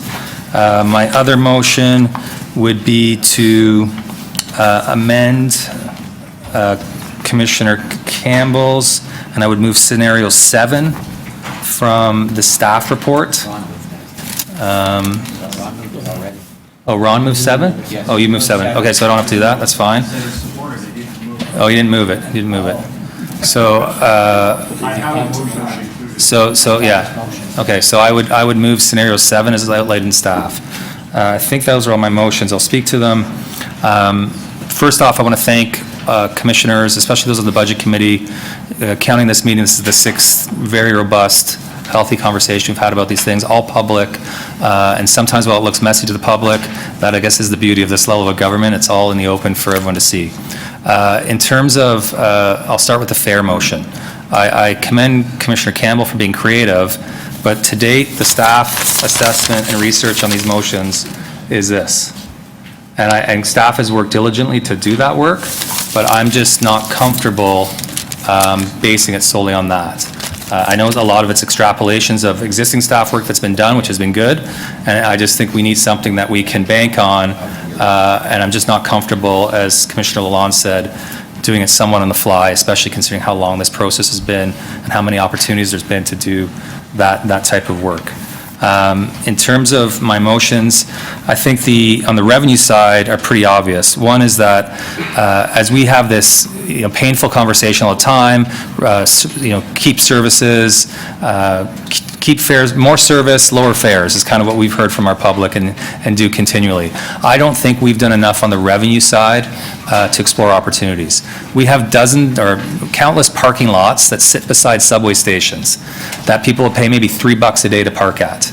I just do not think that if we're going to force our, as someone's deputy said, the poorest of the poor to pay more in cash fare, we won't look at that at all. Or maybe we should look at how about developing them and get some real money out of those lots. How about actually working with Green P to make sure our policies align so that we're promoting transit and not getting people to drive to lots and get onto our system. I think that on the other revenue side is, it kind of drives me nuts that it seems that every other gift shop I go into these days, or Twitter or Facebook posting, there's someone selling something with a TTC logo on it. And God love them for being entrepreneurial and doing so, but we don't get 1 cent of that.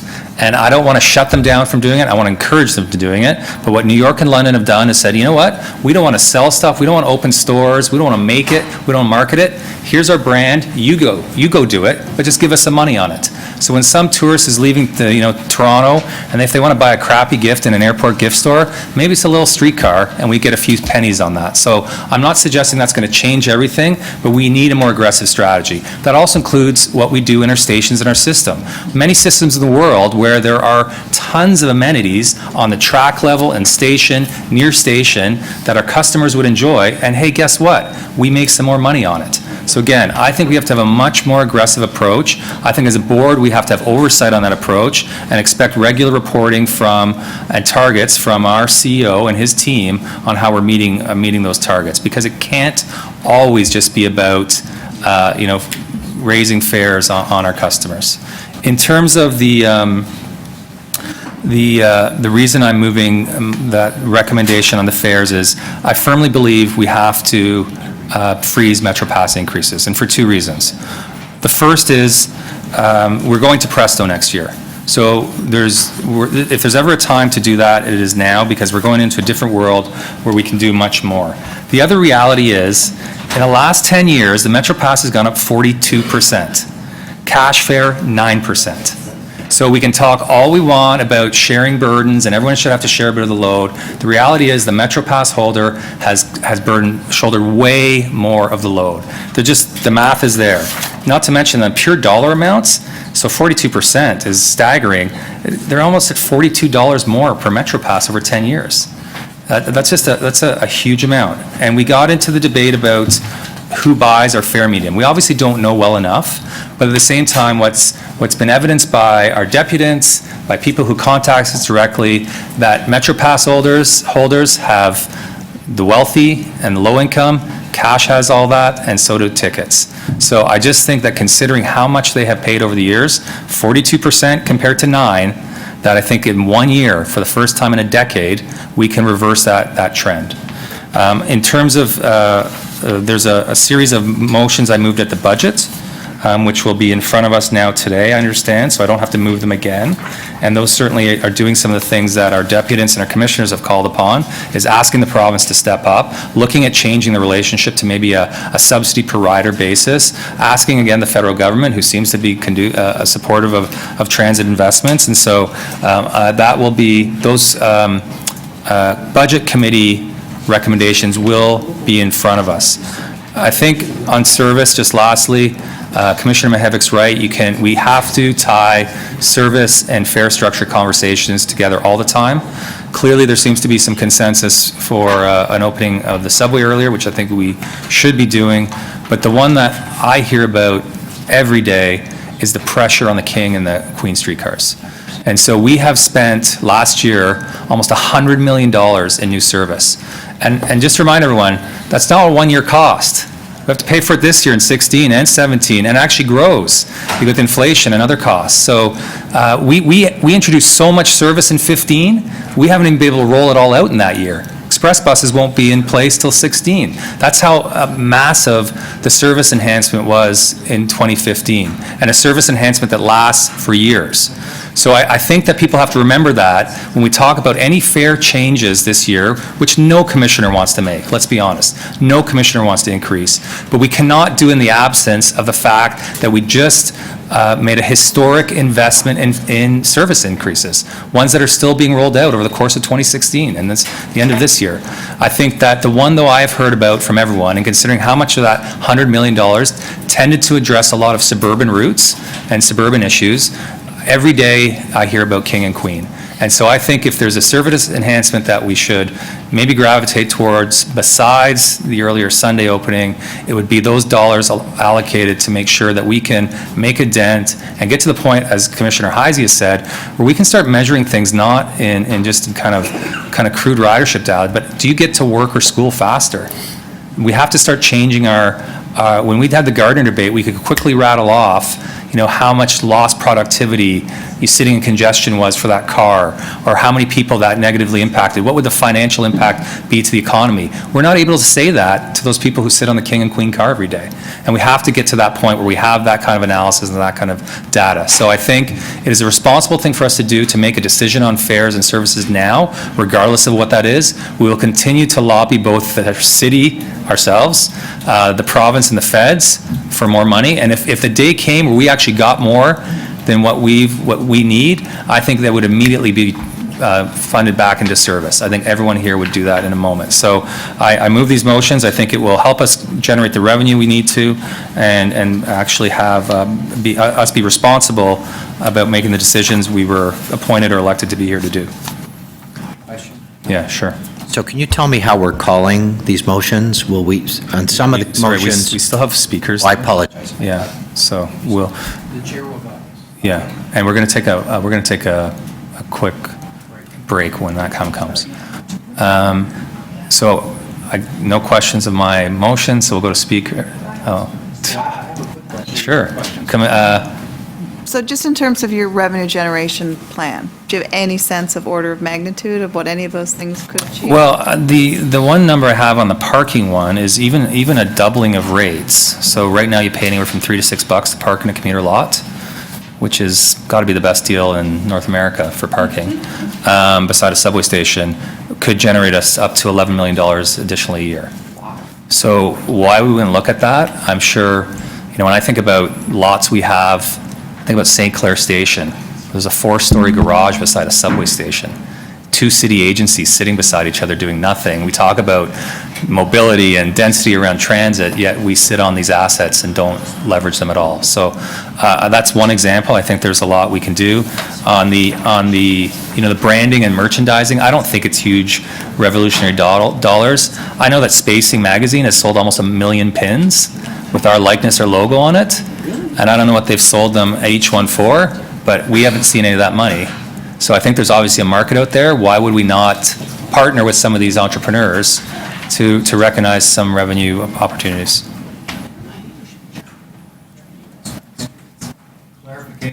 Motion. In scenario 7, I'm just wondering if you have calculated the loss of ridership from that. Yes, I do have that. Staff has done that. I don't think we should be making those calculations. Wondering if it Staff was, should.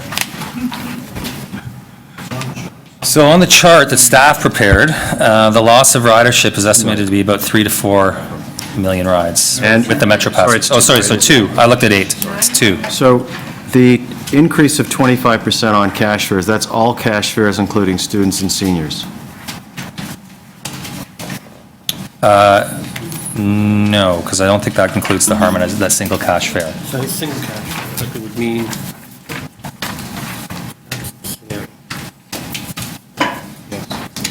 25 cents It would mean an adult cash fare is $3.25. A senior student is $2.25. So just to be clear, that's increasing under your scenario 7. Scenario 7 does. I expect there's going to be an amendment shortly that may address that.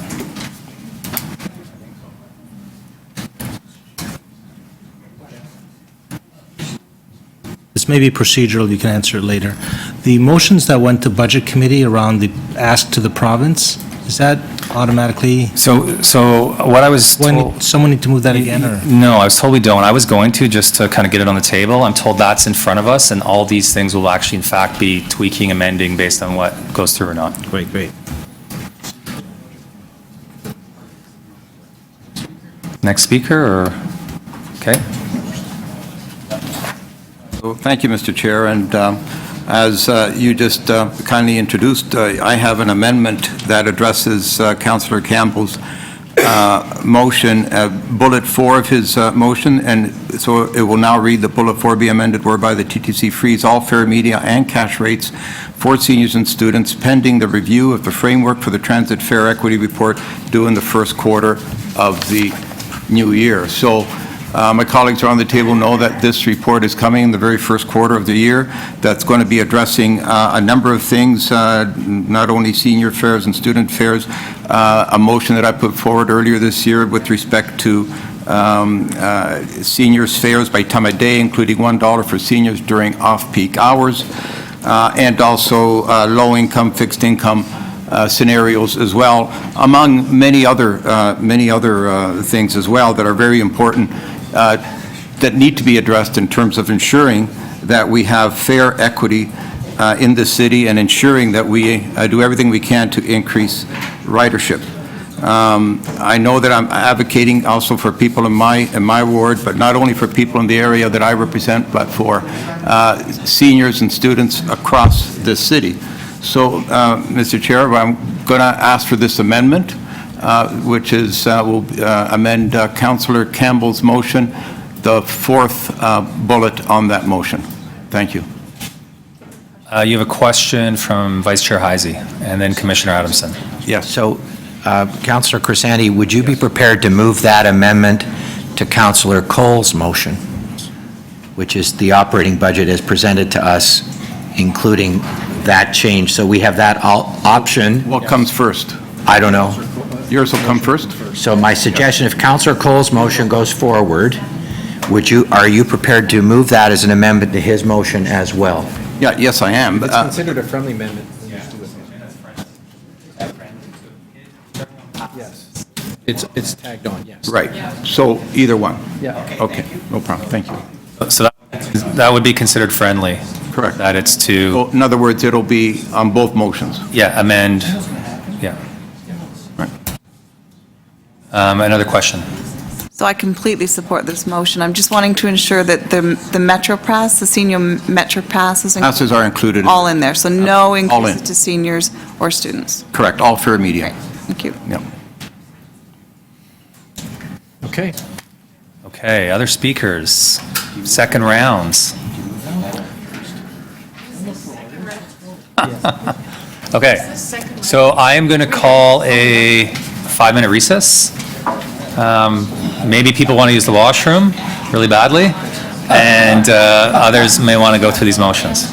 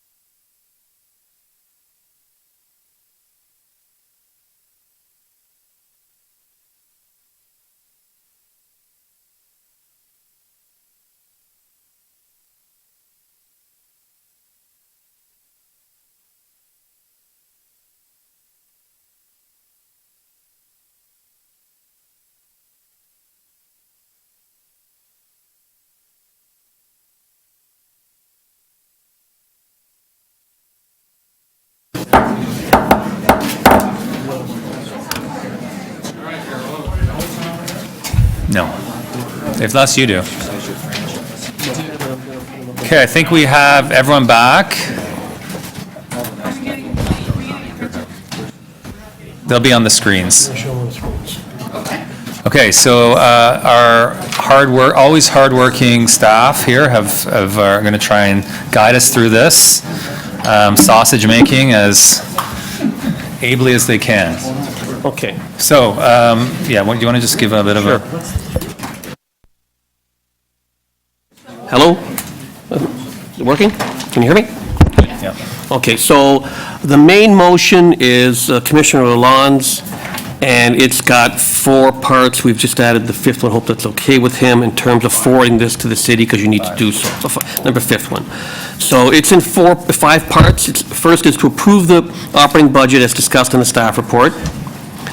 Number 2 would be to approve the additional service improvements recommended by the Budget Committee. So those are the 4 recommended by the Budget Committee as in the report.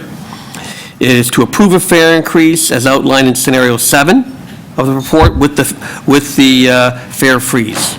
So if you go to the scenario 7 with the fare freeze is what he's recommending. And he's also recommending all other non-fare and non-service related recommendations that were included in the Budget Committee's recommendations as outlined in the report.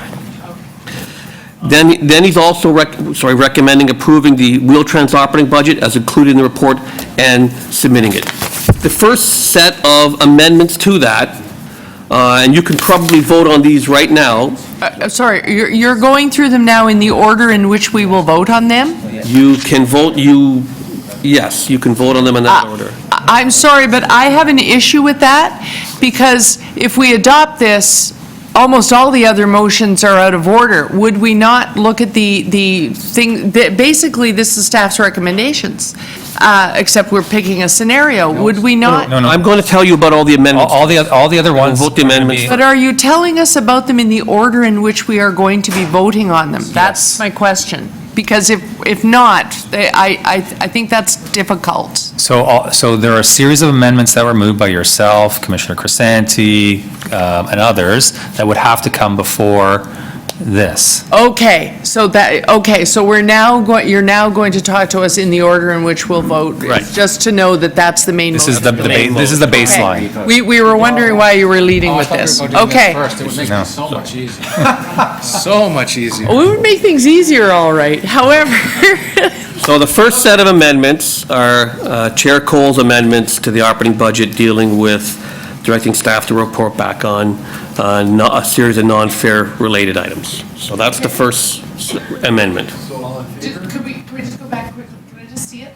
There's 2. This is one of 2. All right. Point of order from Sorry, Commissioner Mahavik. with great respect, and only because I think I know where we're going to end up, but you know what, there is order here. And usually in the council's procedure is that you vote on the motions in the order in which they are placed. So, as much as I support this, I don't think it's the first motion. That's fine, those can be last. So I think Procedurally, I think that's the way you usually do things, Robert's rules. In this particular case, it does. In this particular case, it does. But I'm also, we have to be mindful of is. So helpful. We are amending the staff recommendation that comes before even your motion. Yes, there are. Sure there is. It says, approve the operating budget, approve any additional 2016 service improvement initiatives, recommend a fare increase, approve the Wheel-Trans operating budget, forward to council. That's the baseline motion from which we're going to. Okay, so that's the first of the additional motions that we'll vote on.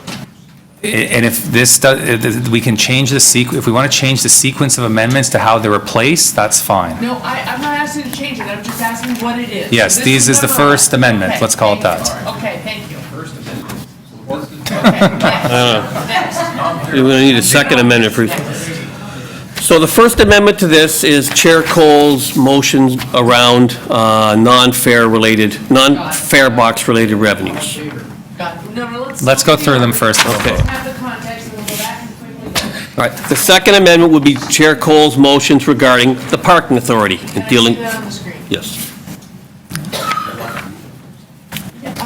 Yeah, I'm funny that way. I like to read what I'm voting on. Weird. Well, I have not, so.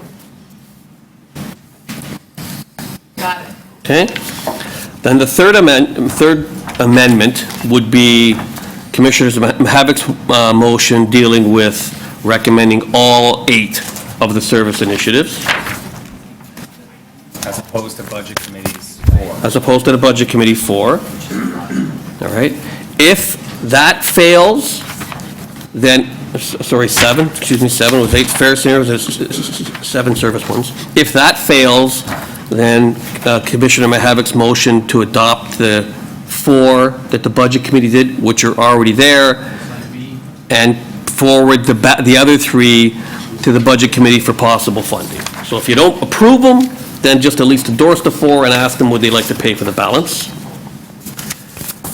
The next motion would be Vice Chair Heisey's motion regarding us working with Transportation Services staff to see about what we could do in terms of traffic management during route closures. After those are all done, you then get down to two motions. One is Commissioner Carroll's motion dealing with trying to set, because now we're dealing with fares, so it would be Commissioner Carroll's motion to set the senior and student MetroPass multiple the same as the adult multiple. Go ahead, you can read that.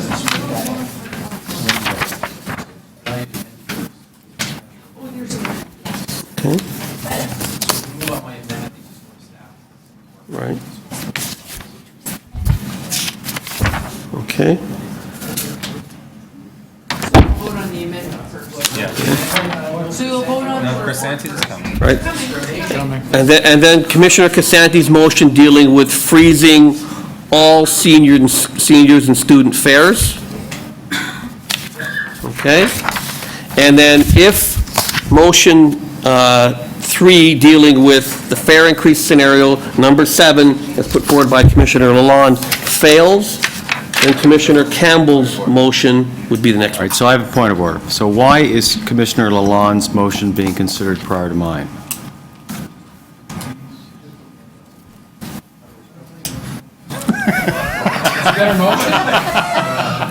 I mean, isn't my motion effectively the recommendation that was coming with the report? No.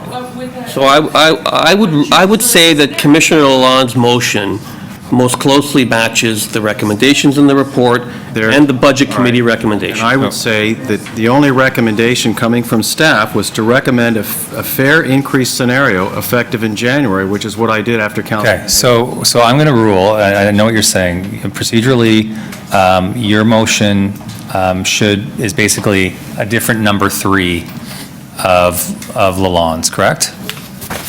Because 1, approve the budget, 2, services, is that a fair assessment? It's a combination of a number of fair scenarios. Yeah. Yeah. So I think we have to vote on Campbell's scenario before the one Lalonde put forward. Because it was placed first. Yep. I think it's, a lesser motion, but I'm just joking. Yeah, I think you're right, and procedurally, it was placed first. No, the only thing that we have to do is vote as, we're going to have to make that core vote first. And so if Campbell's passes, that's the new number 3 of Lalonde's motions. Yes. Yes. So, Mr. Chair, if I can just give you notice, I'm going to be asking that we vote on the last line in Councillor Campbell's motion separately. I'd like to separate out MetroPasses for students and seniors increase. Oh, well, if that's the blah, blah. case, I'm going to ask to split out the first one. Okay, Councillor Campbell's motion adds Siriatum. It won't take long. yeah, okay. So,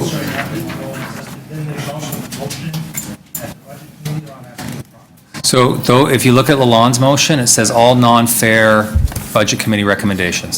So that's covered. Yes. Just, usually break down the motions. is different, because they're an entire package that create in their totality revenue stream. So maybe you might want to ask the commissioners that are moving these motions whether to break out those motions would remove the intent of what the mover was thinking, and therefore It has to be. it as a whole. Or I would ask you to rule on it. Yeah. In regard to Commissioner Carroll's suggestion that the last point of mine be separated out, I have no problem with that because that's consistent with Commissioner Vasanti's motion about seniors. I take it as a whole. But for mine, I'm happy if you take the first 4 points. Okay, I am gonna rule that we're gonna take yours as a whole, because it is one revenue scenario, and to split it up that way, I just don't think we can. So just on a point of, okay, so you're making that determination. I'm ruling. 'Cause on a point of order, it's not the mover who decides whether or not a motion I'm- can procedurally be separated. I'm ruling that it can't be, as the chair. I'm not going to challenge you as much as I'd like to.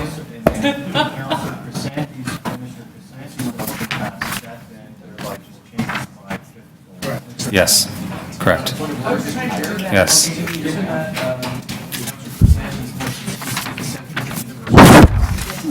Perhaps procedurally we could vote on that one. Yes, we are. Yes. Yes. That's exactly what we'll be doing. Okay, so moved by Commissioner Krasanti, that this would either apply to, again, scenario 7, put forward by Commissioner Lalonde or Commissioner Campbell, regardless of which one is there. So all in favor? That carries. You want that recorded? That's unanimous. Okay, so now Commissioner Campbell's as amended. Commissioner Campbell's as amended, which would then be the new fair scenario in Lalonde's motion. Does that make sense? Yeah. All in favor? Do you want it recorded? No. Okay, okay. Not this one, I can count. Okay, thank you. At least you can count to 1. Commissioner Carroll. All he needed. Commissioner Carroll? Okay, Commissioner Carroll's amendment. Oh, sorry, Councillor DeBaremaker's amendment to Commissioner Carroll's. Wow. So friendly. All in favor?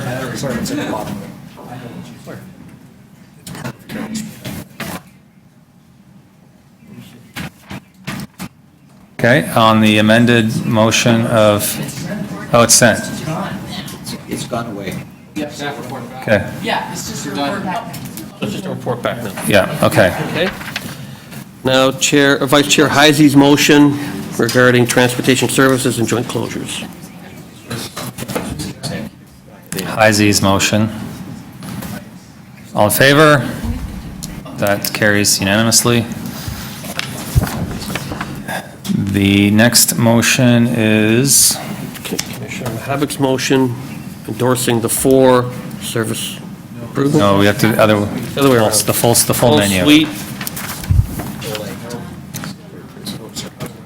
Do all the 8. Okay, so this is all the service enhancements, all in favor? 1, 2, 3. All opposed? Okay, that does not carry. I guess we go to Mahavic's backup motion.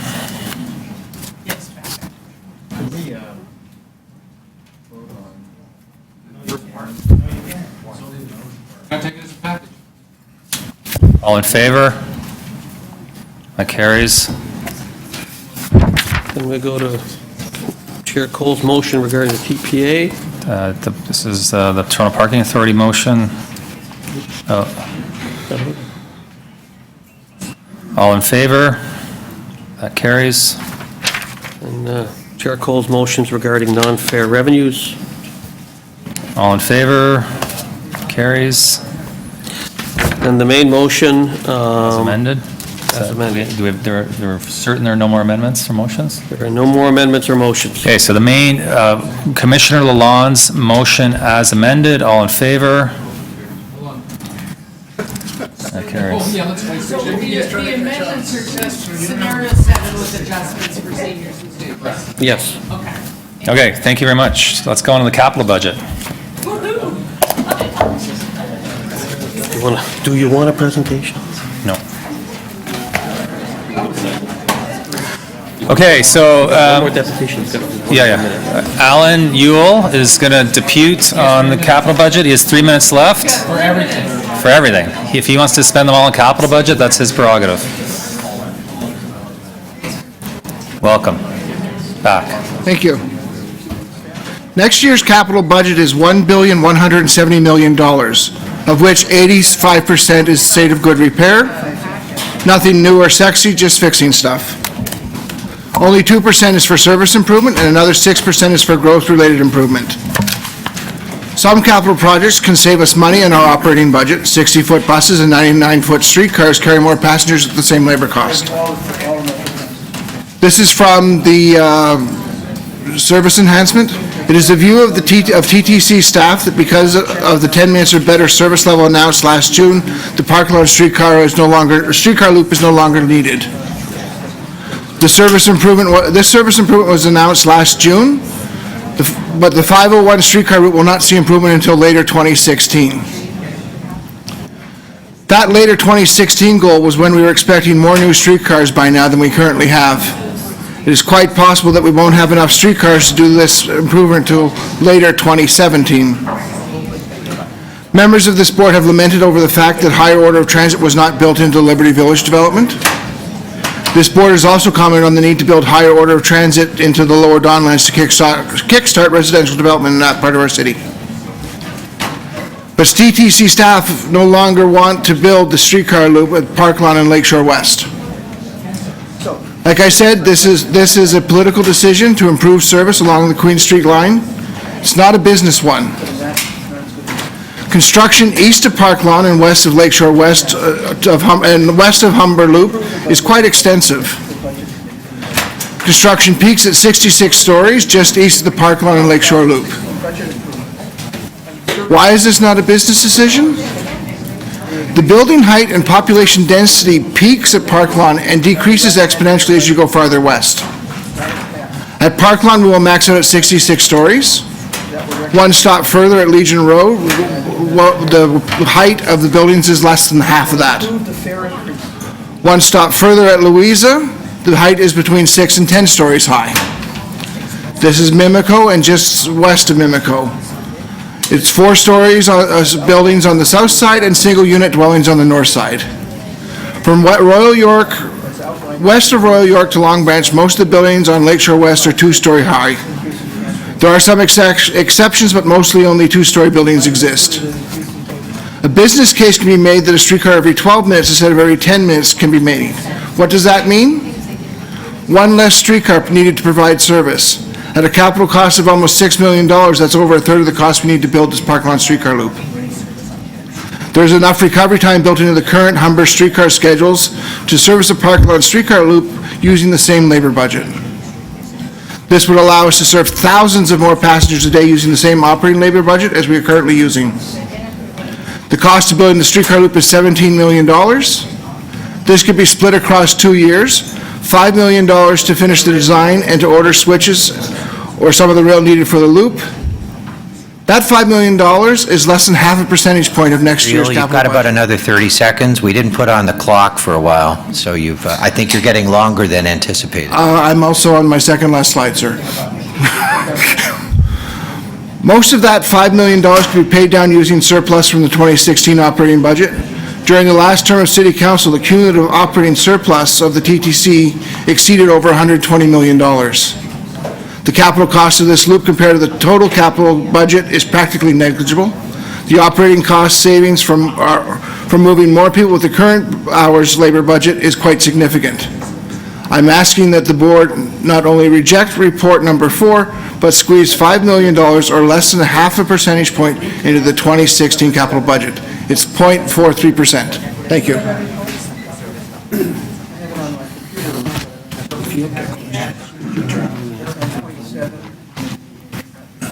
When you're done.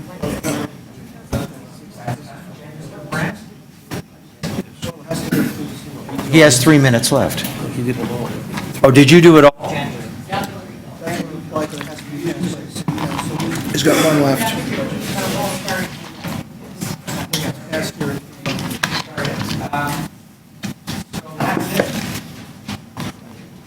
Those are on that item. Yes. Yep, questions? No, you have 1 minute. I know. I have 1 minute left? That's what I thought. They just said you don't. Yep.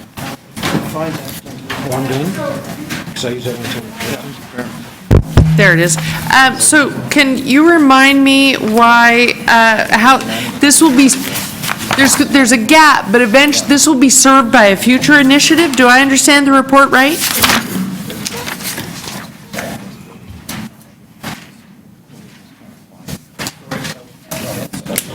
I'm not 100% sure I fully understand your question. The park lawn loop.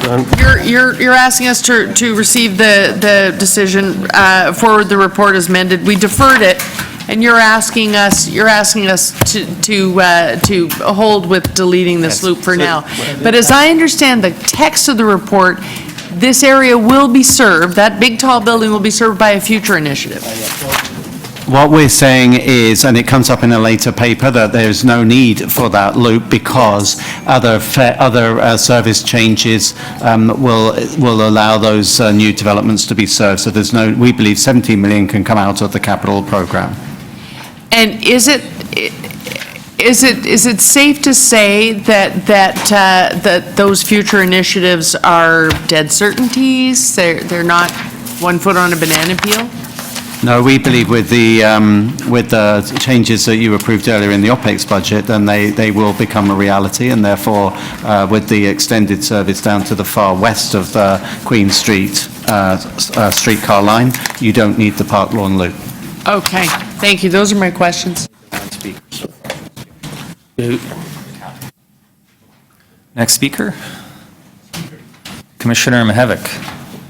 I just have a quick motion, and it's not around this budget. I'm happy to move the staff recommendations here and pass this budget, but the honest truth is that if you asked me 10 questions about the capital budget, and I'm on the budget committee, I don't think I would be able to answer 6 of them well. And I think that's because when we usually get together as a budget committee, we do a deep dive around the fair, and we do a very shallow dive around the capital budget. So my motion is basically to ask, and, you know, we don't have to do a deep dive on all the pieces of the budget. You might want to do it kind of a little bit here and a little bit there over the next few years, but that we basically take some time in spring of 2016, as staff is preparing the capital budget for 2017, and do some deep dives. So that's what my motion is around process, not so much for this budget, but for the next budget. And I'm happy to move the staff recommendations. Other speakers? Oh, sorry, I didn't see the question. Okay, so sorry, yeah, question to staff. Go ahead. So, the approval here is for the 1.17 billion, which is, you know, the lion's share of the everything but Scarborough and TYSSE. And I guess my questions are, how are those 2 projects funded? Because it's a lot of, it's $450 million in 2016. Where does that come from? And my particular question on Scarborough, 142 million, this is from Appendix A in the report, is a huge amount of dollars for something that's still very much preliminary, and the whole procurement process has yet to be established, as far as I know. 142 is a lot to spend at that phase in the project, so 2 related points. So, if I can try to answer those questions. In fact, what we're asking to do here is approve the budget for the year, which is 1.17 billion as detailed. Approve the 10-year overall program, which is 9.316 billion. Note that there's a shortfall, and that shortfall is going to have to be resolved one way or the other, but that we don't really get hit with that shortfall for about 3 years. So 2016, 2017, and largely 2018, for all intents and purposes, we're pretty much fully funded. It's for the years after that that we need to find some resolution, whether that's through rationalizing what's here, or hopefully more better than that is to find a way to make application to the province and the federal government for their programs to help fill this hole, or 3, to find another way to generate revenues, whether it's through disposal of TTC properties or air rights or whatever, to help make a contribution to it. The 322 and 330 million for TYSSE, that's the money within the approved budget. Okay, that's based on everything that's been approved by City Council. It does not include anything that might come further down the road. That will be a subject of a different report here. The 142, that will be approved, and that too will be a subject to City Council approval of that project, and there's specific funding for the Scarborough Subway. But it is, if the TTC ends up building that project, it will be an item in our budget like TYSSE. There is a report going to council looking at another funding mechanism. So those are both council, those 2 items are both council items, not commission items? That's correct. And so for both those items, we have a council-approved total limit, and we cannot exceed that without going back to City Council for approval. Commissioner Mihevik for a question. Sorry, I should have asked this before. I was on a conference call yesterday, CUDA conference call, and there were some members of government on that conference call as well, on the federal side. And they were expecting that the announcements related to new capital funding would be coming fairly quickly, and we'd be advised to kind of be ready with our list. Are we ready with the list? So we are Probably working... around $1.7 billion for each of the next 10 years, right? I think it's fair to say we are working on such a list. One list could be the $2.8 billion unfunded list, but I'm not sure that that's going to be that persuasive as a list by itself. But we are looking at working with city staff on crafting what we think would be suitable and satisfactory requests to the federal government. And I'll give you an example of one real big project we're trying to craft together that way. We are in the finishing touches of getting the Toronto Rockets for the young subway. We've built a second platform at Union. We've done some work. We still need to do some work at Young Bloor, but we've done crossovers, and we're putting automatic train control on the Young line. For all intents and purposes, the Young line has been modernized, and capacity will have been increased once all those projects are in place. It's now time to do the same thing for the Bloor Danforth, Line 2. So we need vehicles for Line 2, we need automatic train control for Line 2, there are some stations like Islington and Warden that need to be modified, there is the work at Young Bloor, there undoubtedly will be crossovers, there may well be a yard for Young Bloor for Line 2, so we're working to put together things already in this budget, packaged in such a way that they would be persuasive to the federal government to say, yeah, that's a package we'd like to pay for, and we'll work on that and other packages like that. That's a nice list that you have. I'm supportive of that list, but I have another list, and it includes Waterfront East, and it includes a whole bunch of buses and all of that. Sure. For the suburban routes especially, and I'm wondering what the process will be to get your list, and I'm sure the mayor has his list, and Waterfront Toronto has its list, and the chair has his list. How do we make sure that there's one list rather than 6 lists, and will you be reporting back on that? Yeah, it's our intention to bring that list to this board for approval. Sooner rather than later? Very soon. Great, thank you. I guess we're at speakers now, even though some have. Capital budget? I have one amendment, but do you want to speak first? I guess the one thing that's bothersome about the capital budget is the forecast many years out where it shows that we're going to be, we have a $2.8 billion hole to fill if we want to realize all of our capital aspirations. And I don't know how we're going to get there, but we're going to have to figure out a way to come up with that money, or we're going to have to cut our aspirations. That's it. That was great. I have a motion to move to do with the capital budget. While they're setting it up, I couldn't agree with you more. I mean, I think that's probably the most pressing part about this capital budget presentation, how much is unfunded. And you kind of, as you chart it out, there's some worrisome points, and it's not sexy stuff and frills.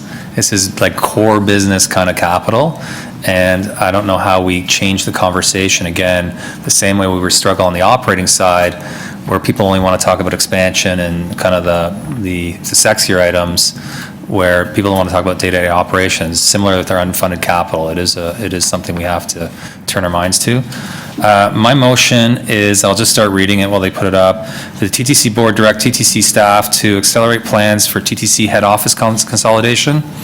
Report back with accommodation strategy that includes an inventory of all existing TTC office locations and leases, a consolidation timeline, an overview of organizational office needs, and potential sites for consolidated head offices. I have, with the exact same wording, a motion about our warehousing consolidation, and all the same things that we report back on. Number 3 is to consult with Build Toronto and the Toronto Real Estate Services Division on the TTC's head office and warehouse needs. Number 4 is report quarterly in the CEO's report to the board with status updates on both those endeavors. 5 is to report back in the third quarter of 2016 with a list of all unused, vacant, and non-TTC occupied properties that we own. After consulting with Build and Real Estate Services to identify any properties which could be deemed surplus by the TTC. 6 is to initiate discussions regarding the long-term plans for the leased commuter parking lot at Yorkdale Station and any costs and revenue benefits of replacing the parking capacity at a different site or monetizing the value of the current lease. I move these, and there's been much discussion about these lately. It kind of dovetails on the fact that we have seemingly a lease extension, a short-term lease extension in front of us for warehousing or office space more often than we'd like. We need a permanent solution. It is crazy to have, 7 different offices spread, with our staff spread across all those buildings, patchwork of leases and ownership. Let's start driving this towards consolidating that so we have a more efficient operation, maybe save some money, very similar on the warehousing. And then the other one that I've added there is we own a lot of property, some of which I don't think we need to own. I know there was a story at one point when we had a tenant in a residential house, complaining about their shower, and I don't think that's the kind of business we need to be in. We don't need to be Mr. Roper or Mr. Furley. We need more pressing matters, and I think this is just a step in focusing on our core business, and at the same time looking for any efficiency in the back of house operation of this company to make sure that we can save money, generate some more money, and operate on our core, focus on our core business. I'm wondering if you'd consider it a friendly amendment. It worries me that something that's still conceptual, we're putting report quarterly, and then we're putting a placeholder in the agenda fairly frequently throughout the year, and as much as we love our regulars, we get 4 presentations from them a year. What I like is Q2, Q4, a plus as needed at staff's discretion, which means if you wrapped it up and had a proposal and you wanted to come early, go right ahead, but other than that, we just need to hear Q2 and Q4. So I'm trying Twice a year, to we'd hear avoid about it. standalone reports that would be agenda items, and that's why I specifically said to include it in the CEO's report, for the exact reasons you are citing. So For information. you're hoping that if it's in the CEO's report, we don't need to see a slideshow 4 times a year? We can't procedurally. Okay, excellent. So I just, in my other answer to that is, I just find, so Presto, for example, is something that we said has to be included on a regular basis in the CEO's report. I just think we need to, this is going to be a priority for us, we need to kind of impose some kind of discipline. If at a certain point it's too much and there's no progress, I'm happy to change that. I don't expect more than a one-liner if it has to be saying, hey, work continues. I don't want a fulsome report. Okay, let's try that for 2016 then. I hear you. Thank you, Mr. A question regarding your point number 1. As a former employee of Omer's Pension Plan and their division Oxford Properties that owns and manages real estate very efficiently, effectively for a whole range of organizations, would number 1 accommodate potentially moving to, leased space through an office? Yeah, for sure. I mean, the one that's... As an option that I don't want to gear this process to any one location, but I mean, I certainly look at what we're doing at Yonge and Eglington. that, to me, would make a ton of sense for a head office in a lease space right there. Got it, thank you. In a no frills, not fancy, not Taj Mahal, simple, basic, productive space. Can I ask a question and I don't mean to comment, but it'll get it over with faster. So I've read in the Toronto Star that our head office is not good. But I don't think I've received any information beyond that. I understand there might have been some. Sorry, all right, is this a question of me? Well, I don't know who to ask. Has there been a report? Okay, so Okay, sorry. If you'll just have to ask that. Okay. Offline then. Well, then how do I vote for it? Anyone else want to speak on this? So on the I want to speak to it. Yeah, go ahead. On the capital budget. Oh, the capital budget, I'm sorry. I You want can to speak to this and yours. Okay, but I don't have anything to say in the capital budget. I support it. On this motion, I think I support it, but I don't know that I have enough information to opine on the head office at all. And I'd like this to come back to us with the background information about the head office, so I know that this is a good idea. And I understand from Councillor Carroll that there is in fact a report that was done about the head office before the rest of us got on, the citizens got on this board. Really? Well, no, I thought there was a consolidation thing, but I didn't read the kind of. That's why there's a report back. Okay. No, I remember the report about consolidating facilities. I don't remember a report that was highly critical of our head office building as a distinct issue. But you're right. So that's it. I don't have. Okay. All in favor of the amendment? That carries. All in favor of Mihevic's amendment, which was? I have it. Report back on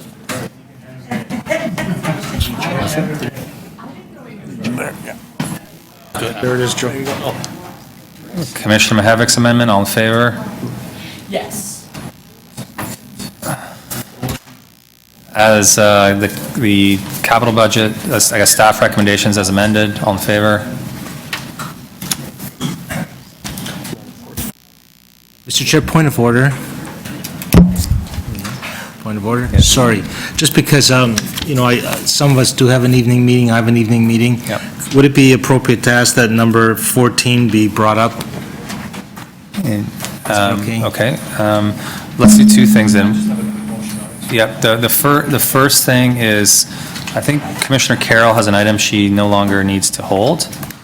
And I don't remember which one it Item number 8, was. I got my questions answered. Okay, so, Staff member. number 8 was procurement of wireless telecommunication services. All in favor? That carries. Can we quickly approve the Park Lawn streetcar loop, or are there questions about that? No, in the context of the budget, I asked my question. Okay, all in favor? Yeah. Oh, but they might have run out of time. Sorry, I want to see that again. All in favor? That carries, okay. So I will move to amend the order paper to next deal with item number 14 on Eglington station names. All in favor? Wait, I had a motion on that. So now we're moving it up. We're going to do it now. We're just doing it now. We're not voting on it. Sounded like we're approving it. No, so the motion that you all just voted on, was to change the order so that we are now dealing with number 14. There are deputants on this item, and I know there are also motions. I think the deputy's already spoken. Possible.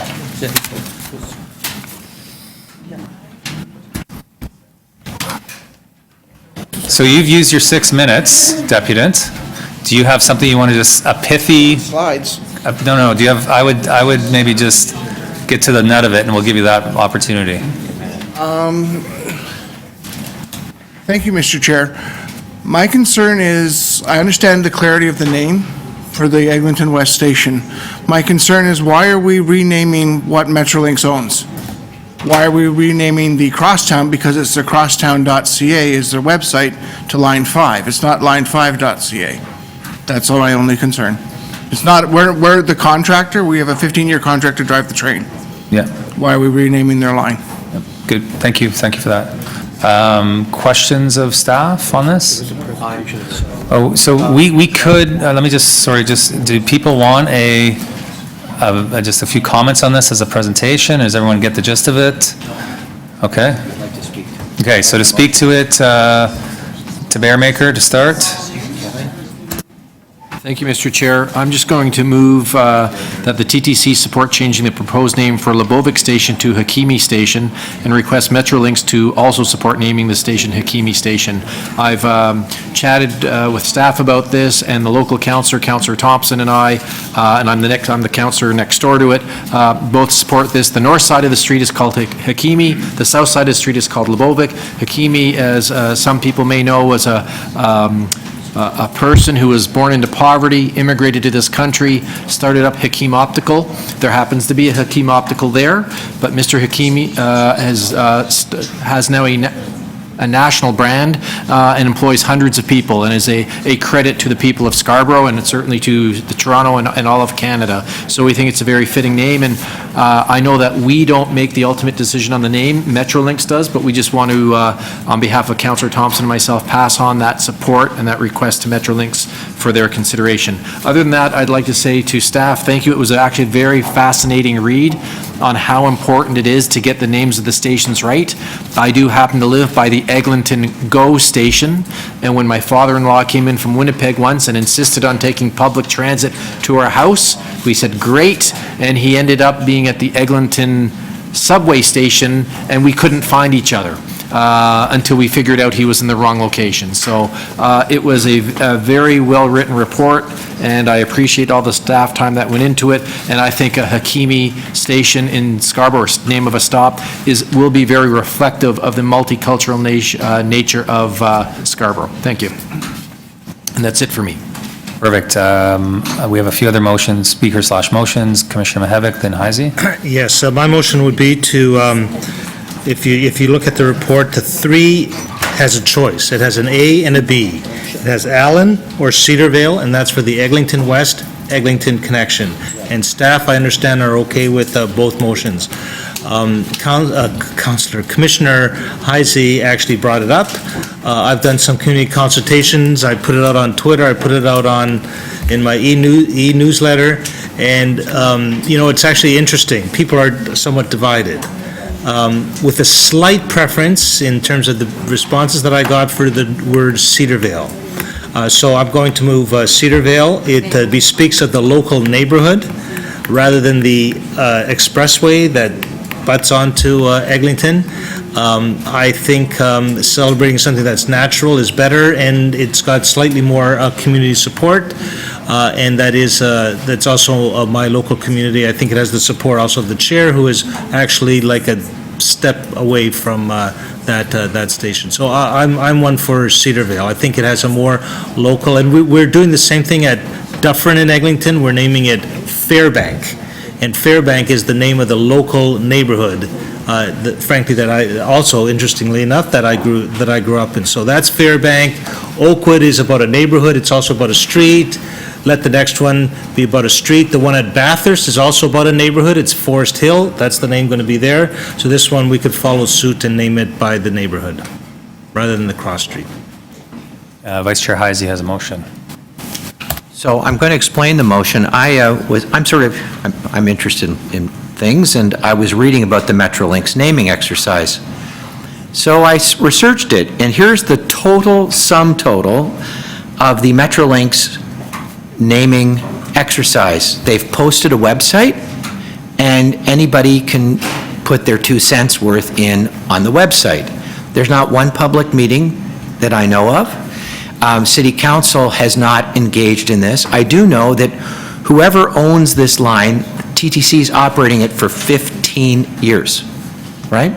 So it struck me that I like the idea of the names that Councillor de Bearmaker and Councillor Mihevc have put forward, and I in fact suggested the Cedarvale name when I got into a discussion because I knew they might be interested. That's why I entered into this discussion. And then I thought about it. Why aren't we going out there and asking people what they think the names should be? This is ad hoc on the run a bit. Now, it also struck me that it's an opportunity for us to have our first joint Metrolinx TTC meeting about something that isn't complicated like fare integration, where we can sit in a room and listen to a bunch of other people and try and get along.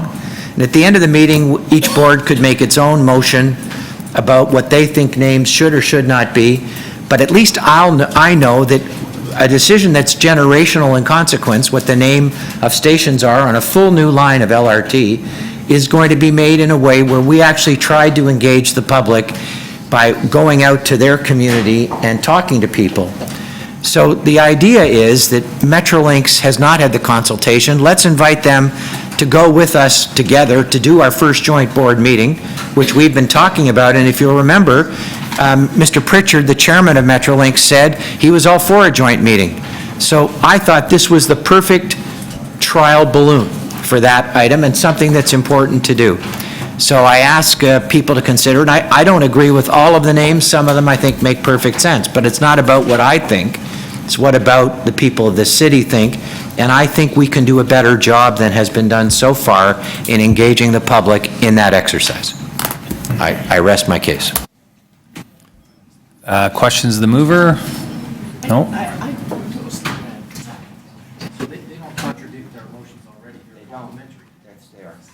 Okay, other speakers? I'll just quickly speak, and as my ward that is right around Eglington West, the Allen, I think the constituents that both Commissioner Mahevik and I represent, I think while it might be split 50-50 citywide, I certainly think in that area people would overwhelmingly support Cedarvale as the name, and so I will be supporting that. And as the one of the very few stations where the TTC actually has a say in it.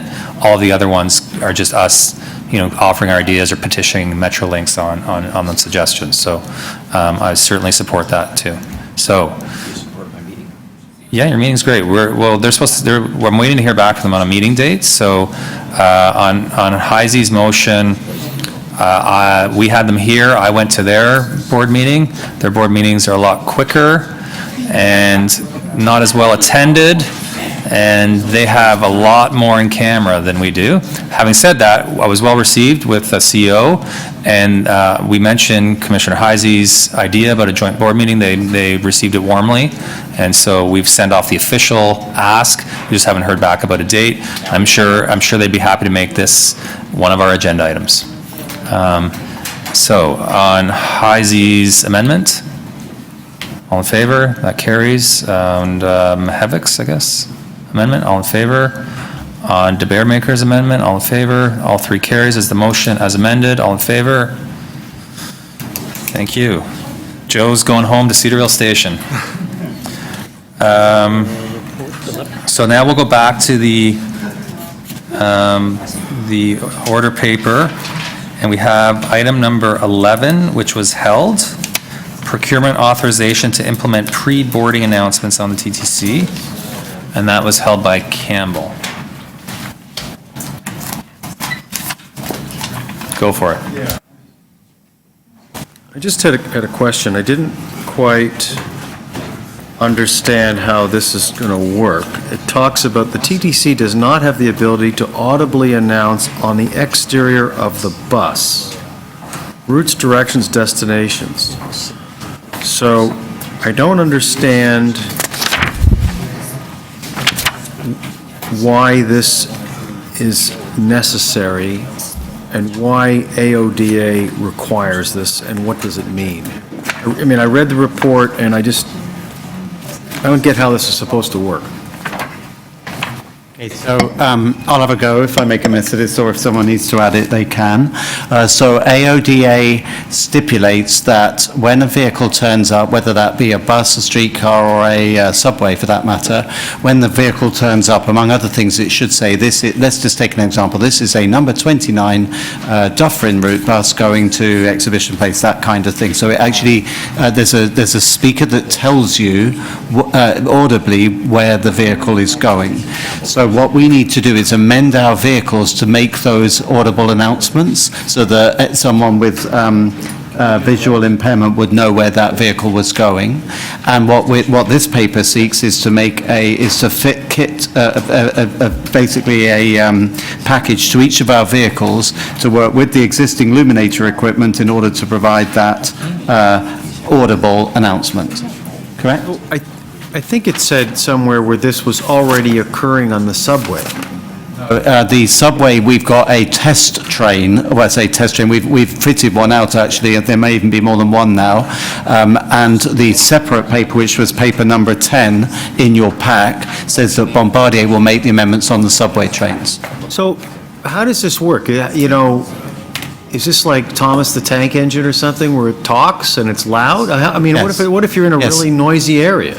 So the way it works on the subway is it's a smart system, so And it's... for the bus stop? It would be the same for the bus, so it can take account of ambient noise. So if it's a very noisy environment, it would announce it louder. If it's a quiet area or a quiet time, the noise wouldn't be so pronounced. To the bus, drives Pulls up. along, stops, and says, "I'm Islington 37 going south." That's exactly right. Okay. And is this a requirement under the provincial legislation? Yes, it is. And so every transit system in the province will have it? Correct. And no money came with it, surprise, surprise. And if we don't comply, what will happen? We will be in conflict of AODA legislation. And then what would happen? We would be potentially fined by the province, as I understand it. Good luck with them on that. All right. Thank you. I'm told that Andy and I go to jail if we're not in. Don't tell him that. He's going to... That might be worth the price of admission to jail. I just want the top bunk. You know what? I'll be happy. We could do we could raise some bail for you, too, I'm sure. Commissioner Byers, we're getting a bit Quickly, punchy. I see in the note that ACAT was consulted. I assume that they agree with this recommendation. That's correct. And just, there was nothing on streetcars, because of course we want to make sure that our streetcars accommodate ACAT members.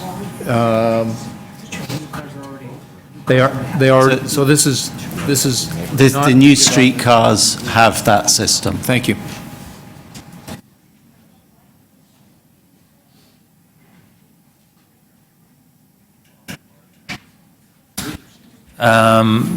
Another question?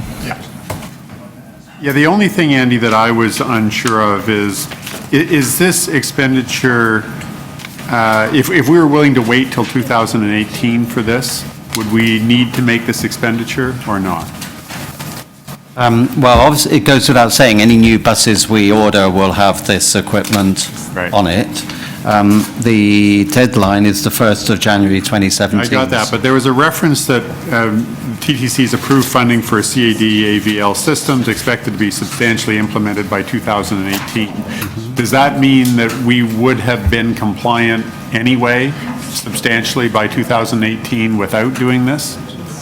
And this is just because we want to get there by 2017? That's correct, because it's an option that you can specify with CAD AVL, but CAD AVL won't be fitted in time for the AODA deadline. So unless you got a waiver on that, and there's the way the province or our intel from the provinces, you won't get one. Well, and that's what I was going to ask. You won't get a one. one-year No. waiver? And initially, we thought we didn't, we tried to not have to fit it to all buses, what's called grandfather rights, because eventually they're going to be retired.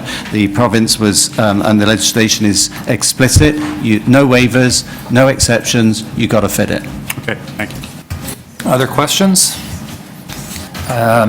Commissioner Campbell's going to move the staff recommendation, or is he going to speak? Just to speak, I think it's really lousy that the province doesn't cut you some slack. They make the legislation, they lay down the rules, and they don't even throw a nickel our way, and we're supposed to operate a TTC service with 70 or 80% of the revenues coming from the fare box, and they don't even give you any latitude on the implementation of the legislation.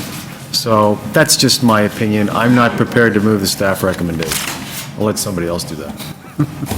Okay, moved by Commissioner Byers, all in favor? That carries. Recorded vote?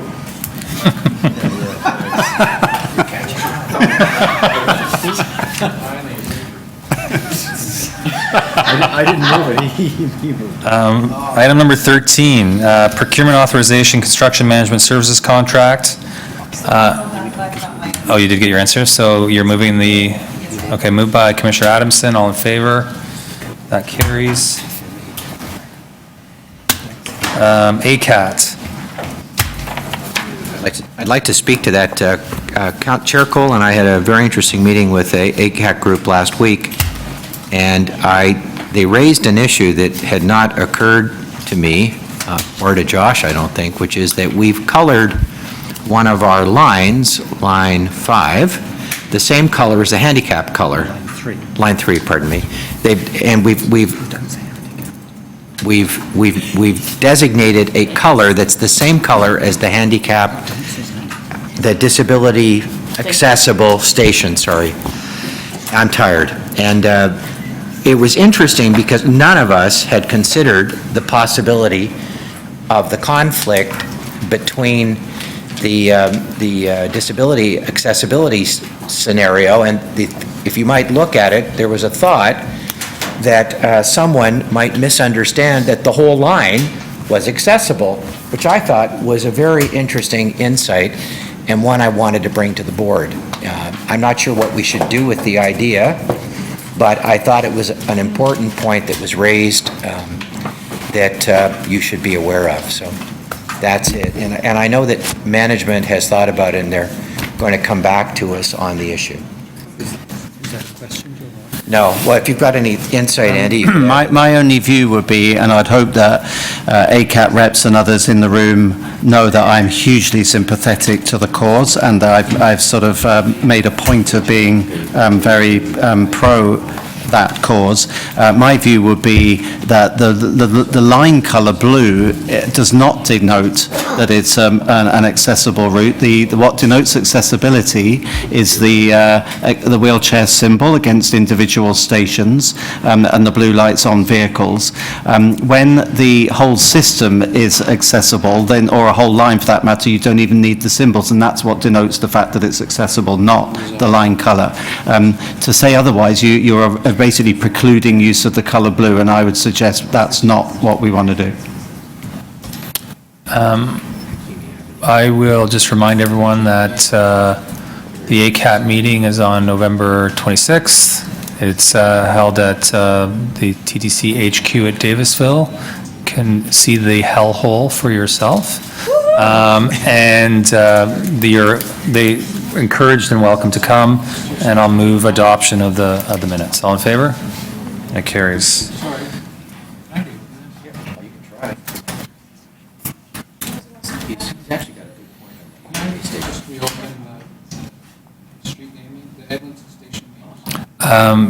No, because Commissioner Mihevik moved, I think would want to be on record because he moved a motion about a station in his ward. Station minimum listed. No, well, no, it's not even close to that issue with Hakeem. It's right near Centennial College. I'd rather call it Centennial. It's not. No, it's over by. Okay, so no, we're not reopening the item. So. You can do it at the joint board meeting. Okay, item number 16, TTC corporate policy update, video recording in public areas. I don't remember who held that. Glenn, you held that, 16? Video recording. Mr. Chair, I think this is a very valuable service.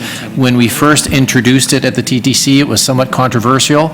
I was one of the people who said you need to keep the data a little longer, because if somebody's assaulted or sexually assaulted or groped on a subway or a bus, sometimes it takes them a day to go home, to talk to their family, to talk to their friends, to think what it means to them to come forward. So I'm very happy with the report, but there was a word that just said up to, and I think staff are okay with just changing it to 72 hours, because that's the intent of what we want to do. I don't want there to be a misunderstanding that somebody says, well, 48 hours is good enough. I think the intent is 72 hours. So Is that? That was my motion. Minor amendments? Yeah, Everyone that's understands? perfectly fine with that, with staff. Okay, so all in favor of the motion as amended? That carries. 17 is, Shelley had held that, questions around one of the outstanding board items. It's just a real fast one, and it is about I apparently had my concern addressed at the Budget Committee meeting, but I don't even remember that. I don't know if that's because I was out of the room, or... The Budget Committee meeting or the concern? The TTC Budget Committee. It says that a motion was moved by the chair on the 9th. Or, I was reading this at 1 o'clock in the morning after a Grimes concert, so that may have impacted my ability to understand what this says. So, not Mark Grimes, another Grimes. You're getting old, brothers. Denzel. You're getting really old. It says that a motion was moved by the chair That's at when the Mark November 9th meeting. whines about a This is hockey about the provincial campaign about operating subsidy. Yeah. So what was the motion? Because I don't recall it, and it looks like the chair doesn't recall it either. Including the Budget Committee recommendation. Oh, so that was the motions that were moved about the provincial subsidy ask. Oh, so you're saying it's encapsulated in that. So then, quick question. Shall I wait for a report to come back on that? Or, I think you heard the tenor of my questions today, I'm sort of looking at, is there a different approach to getting an operating subsidy out of a province? And if my wording was the on a per rider basis, then I'm wondering, do I need another motion, or do I just need a staff undertaking to talk to you about other ways of requesting it? Well, we're going to do that, working with the city staff and the mayor's office on how we move forward, so any suggestions you have would be more than welcome. Okay, so we'll have an offline conversation, and I'll follow up with the chair if I do need to move a motion somewhere down the road. Okay, that was my only question in there.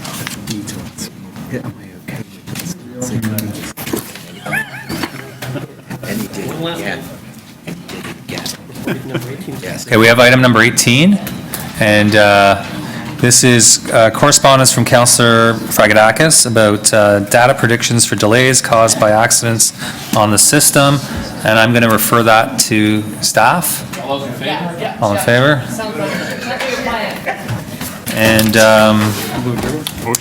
I'm going to ask Commissioner John Campbell to move adjournment.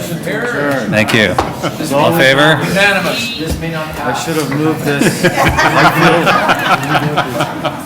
We should get a recorded vote. Yeah. You're on a roll, Campbell. You're on a roll. You guys are going to be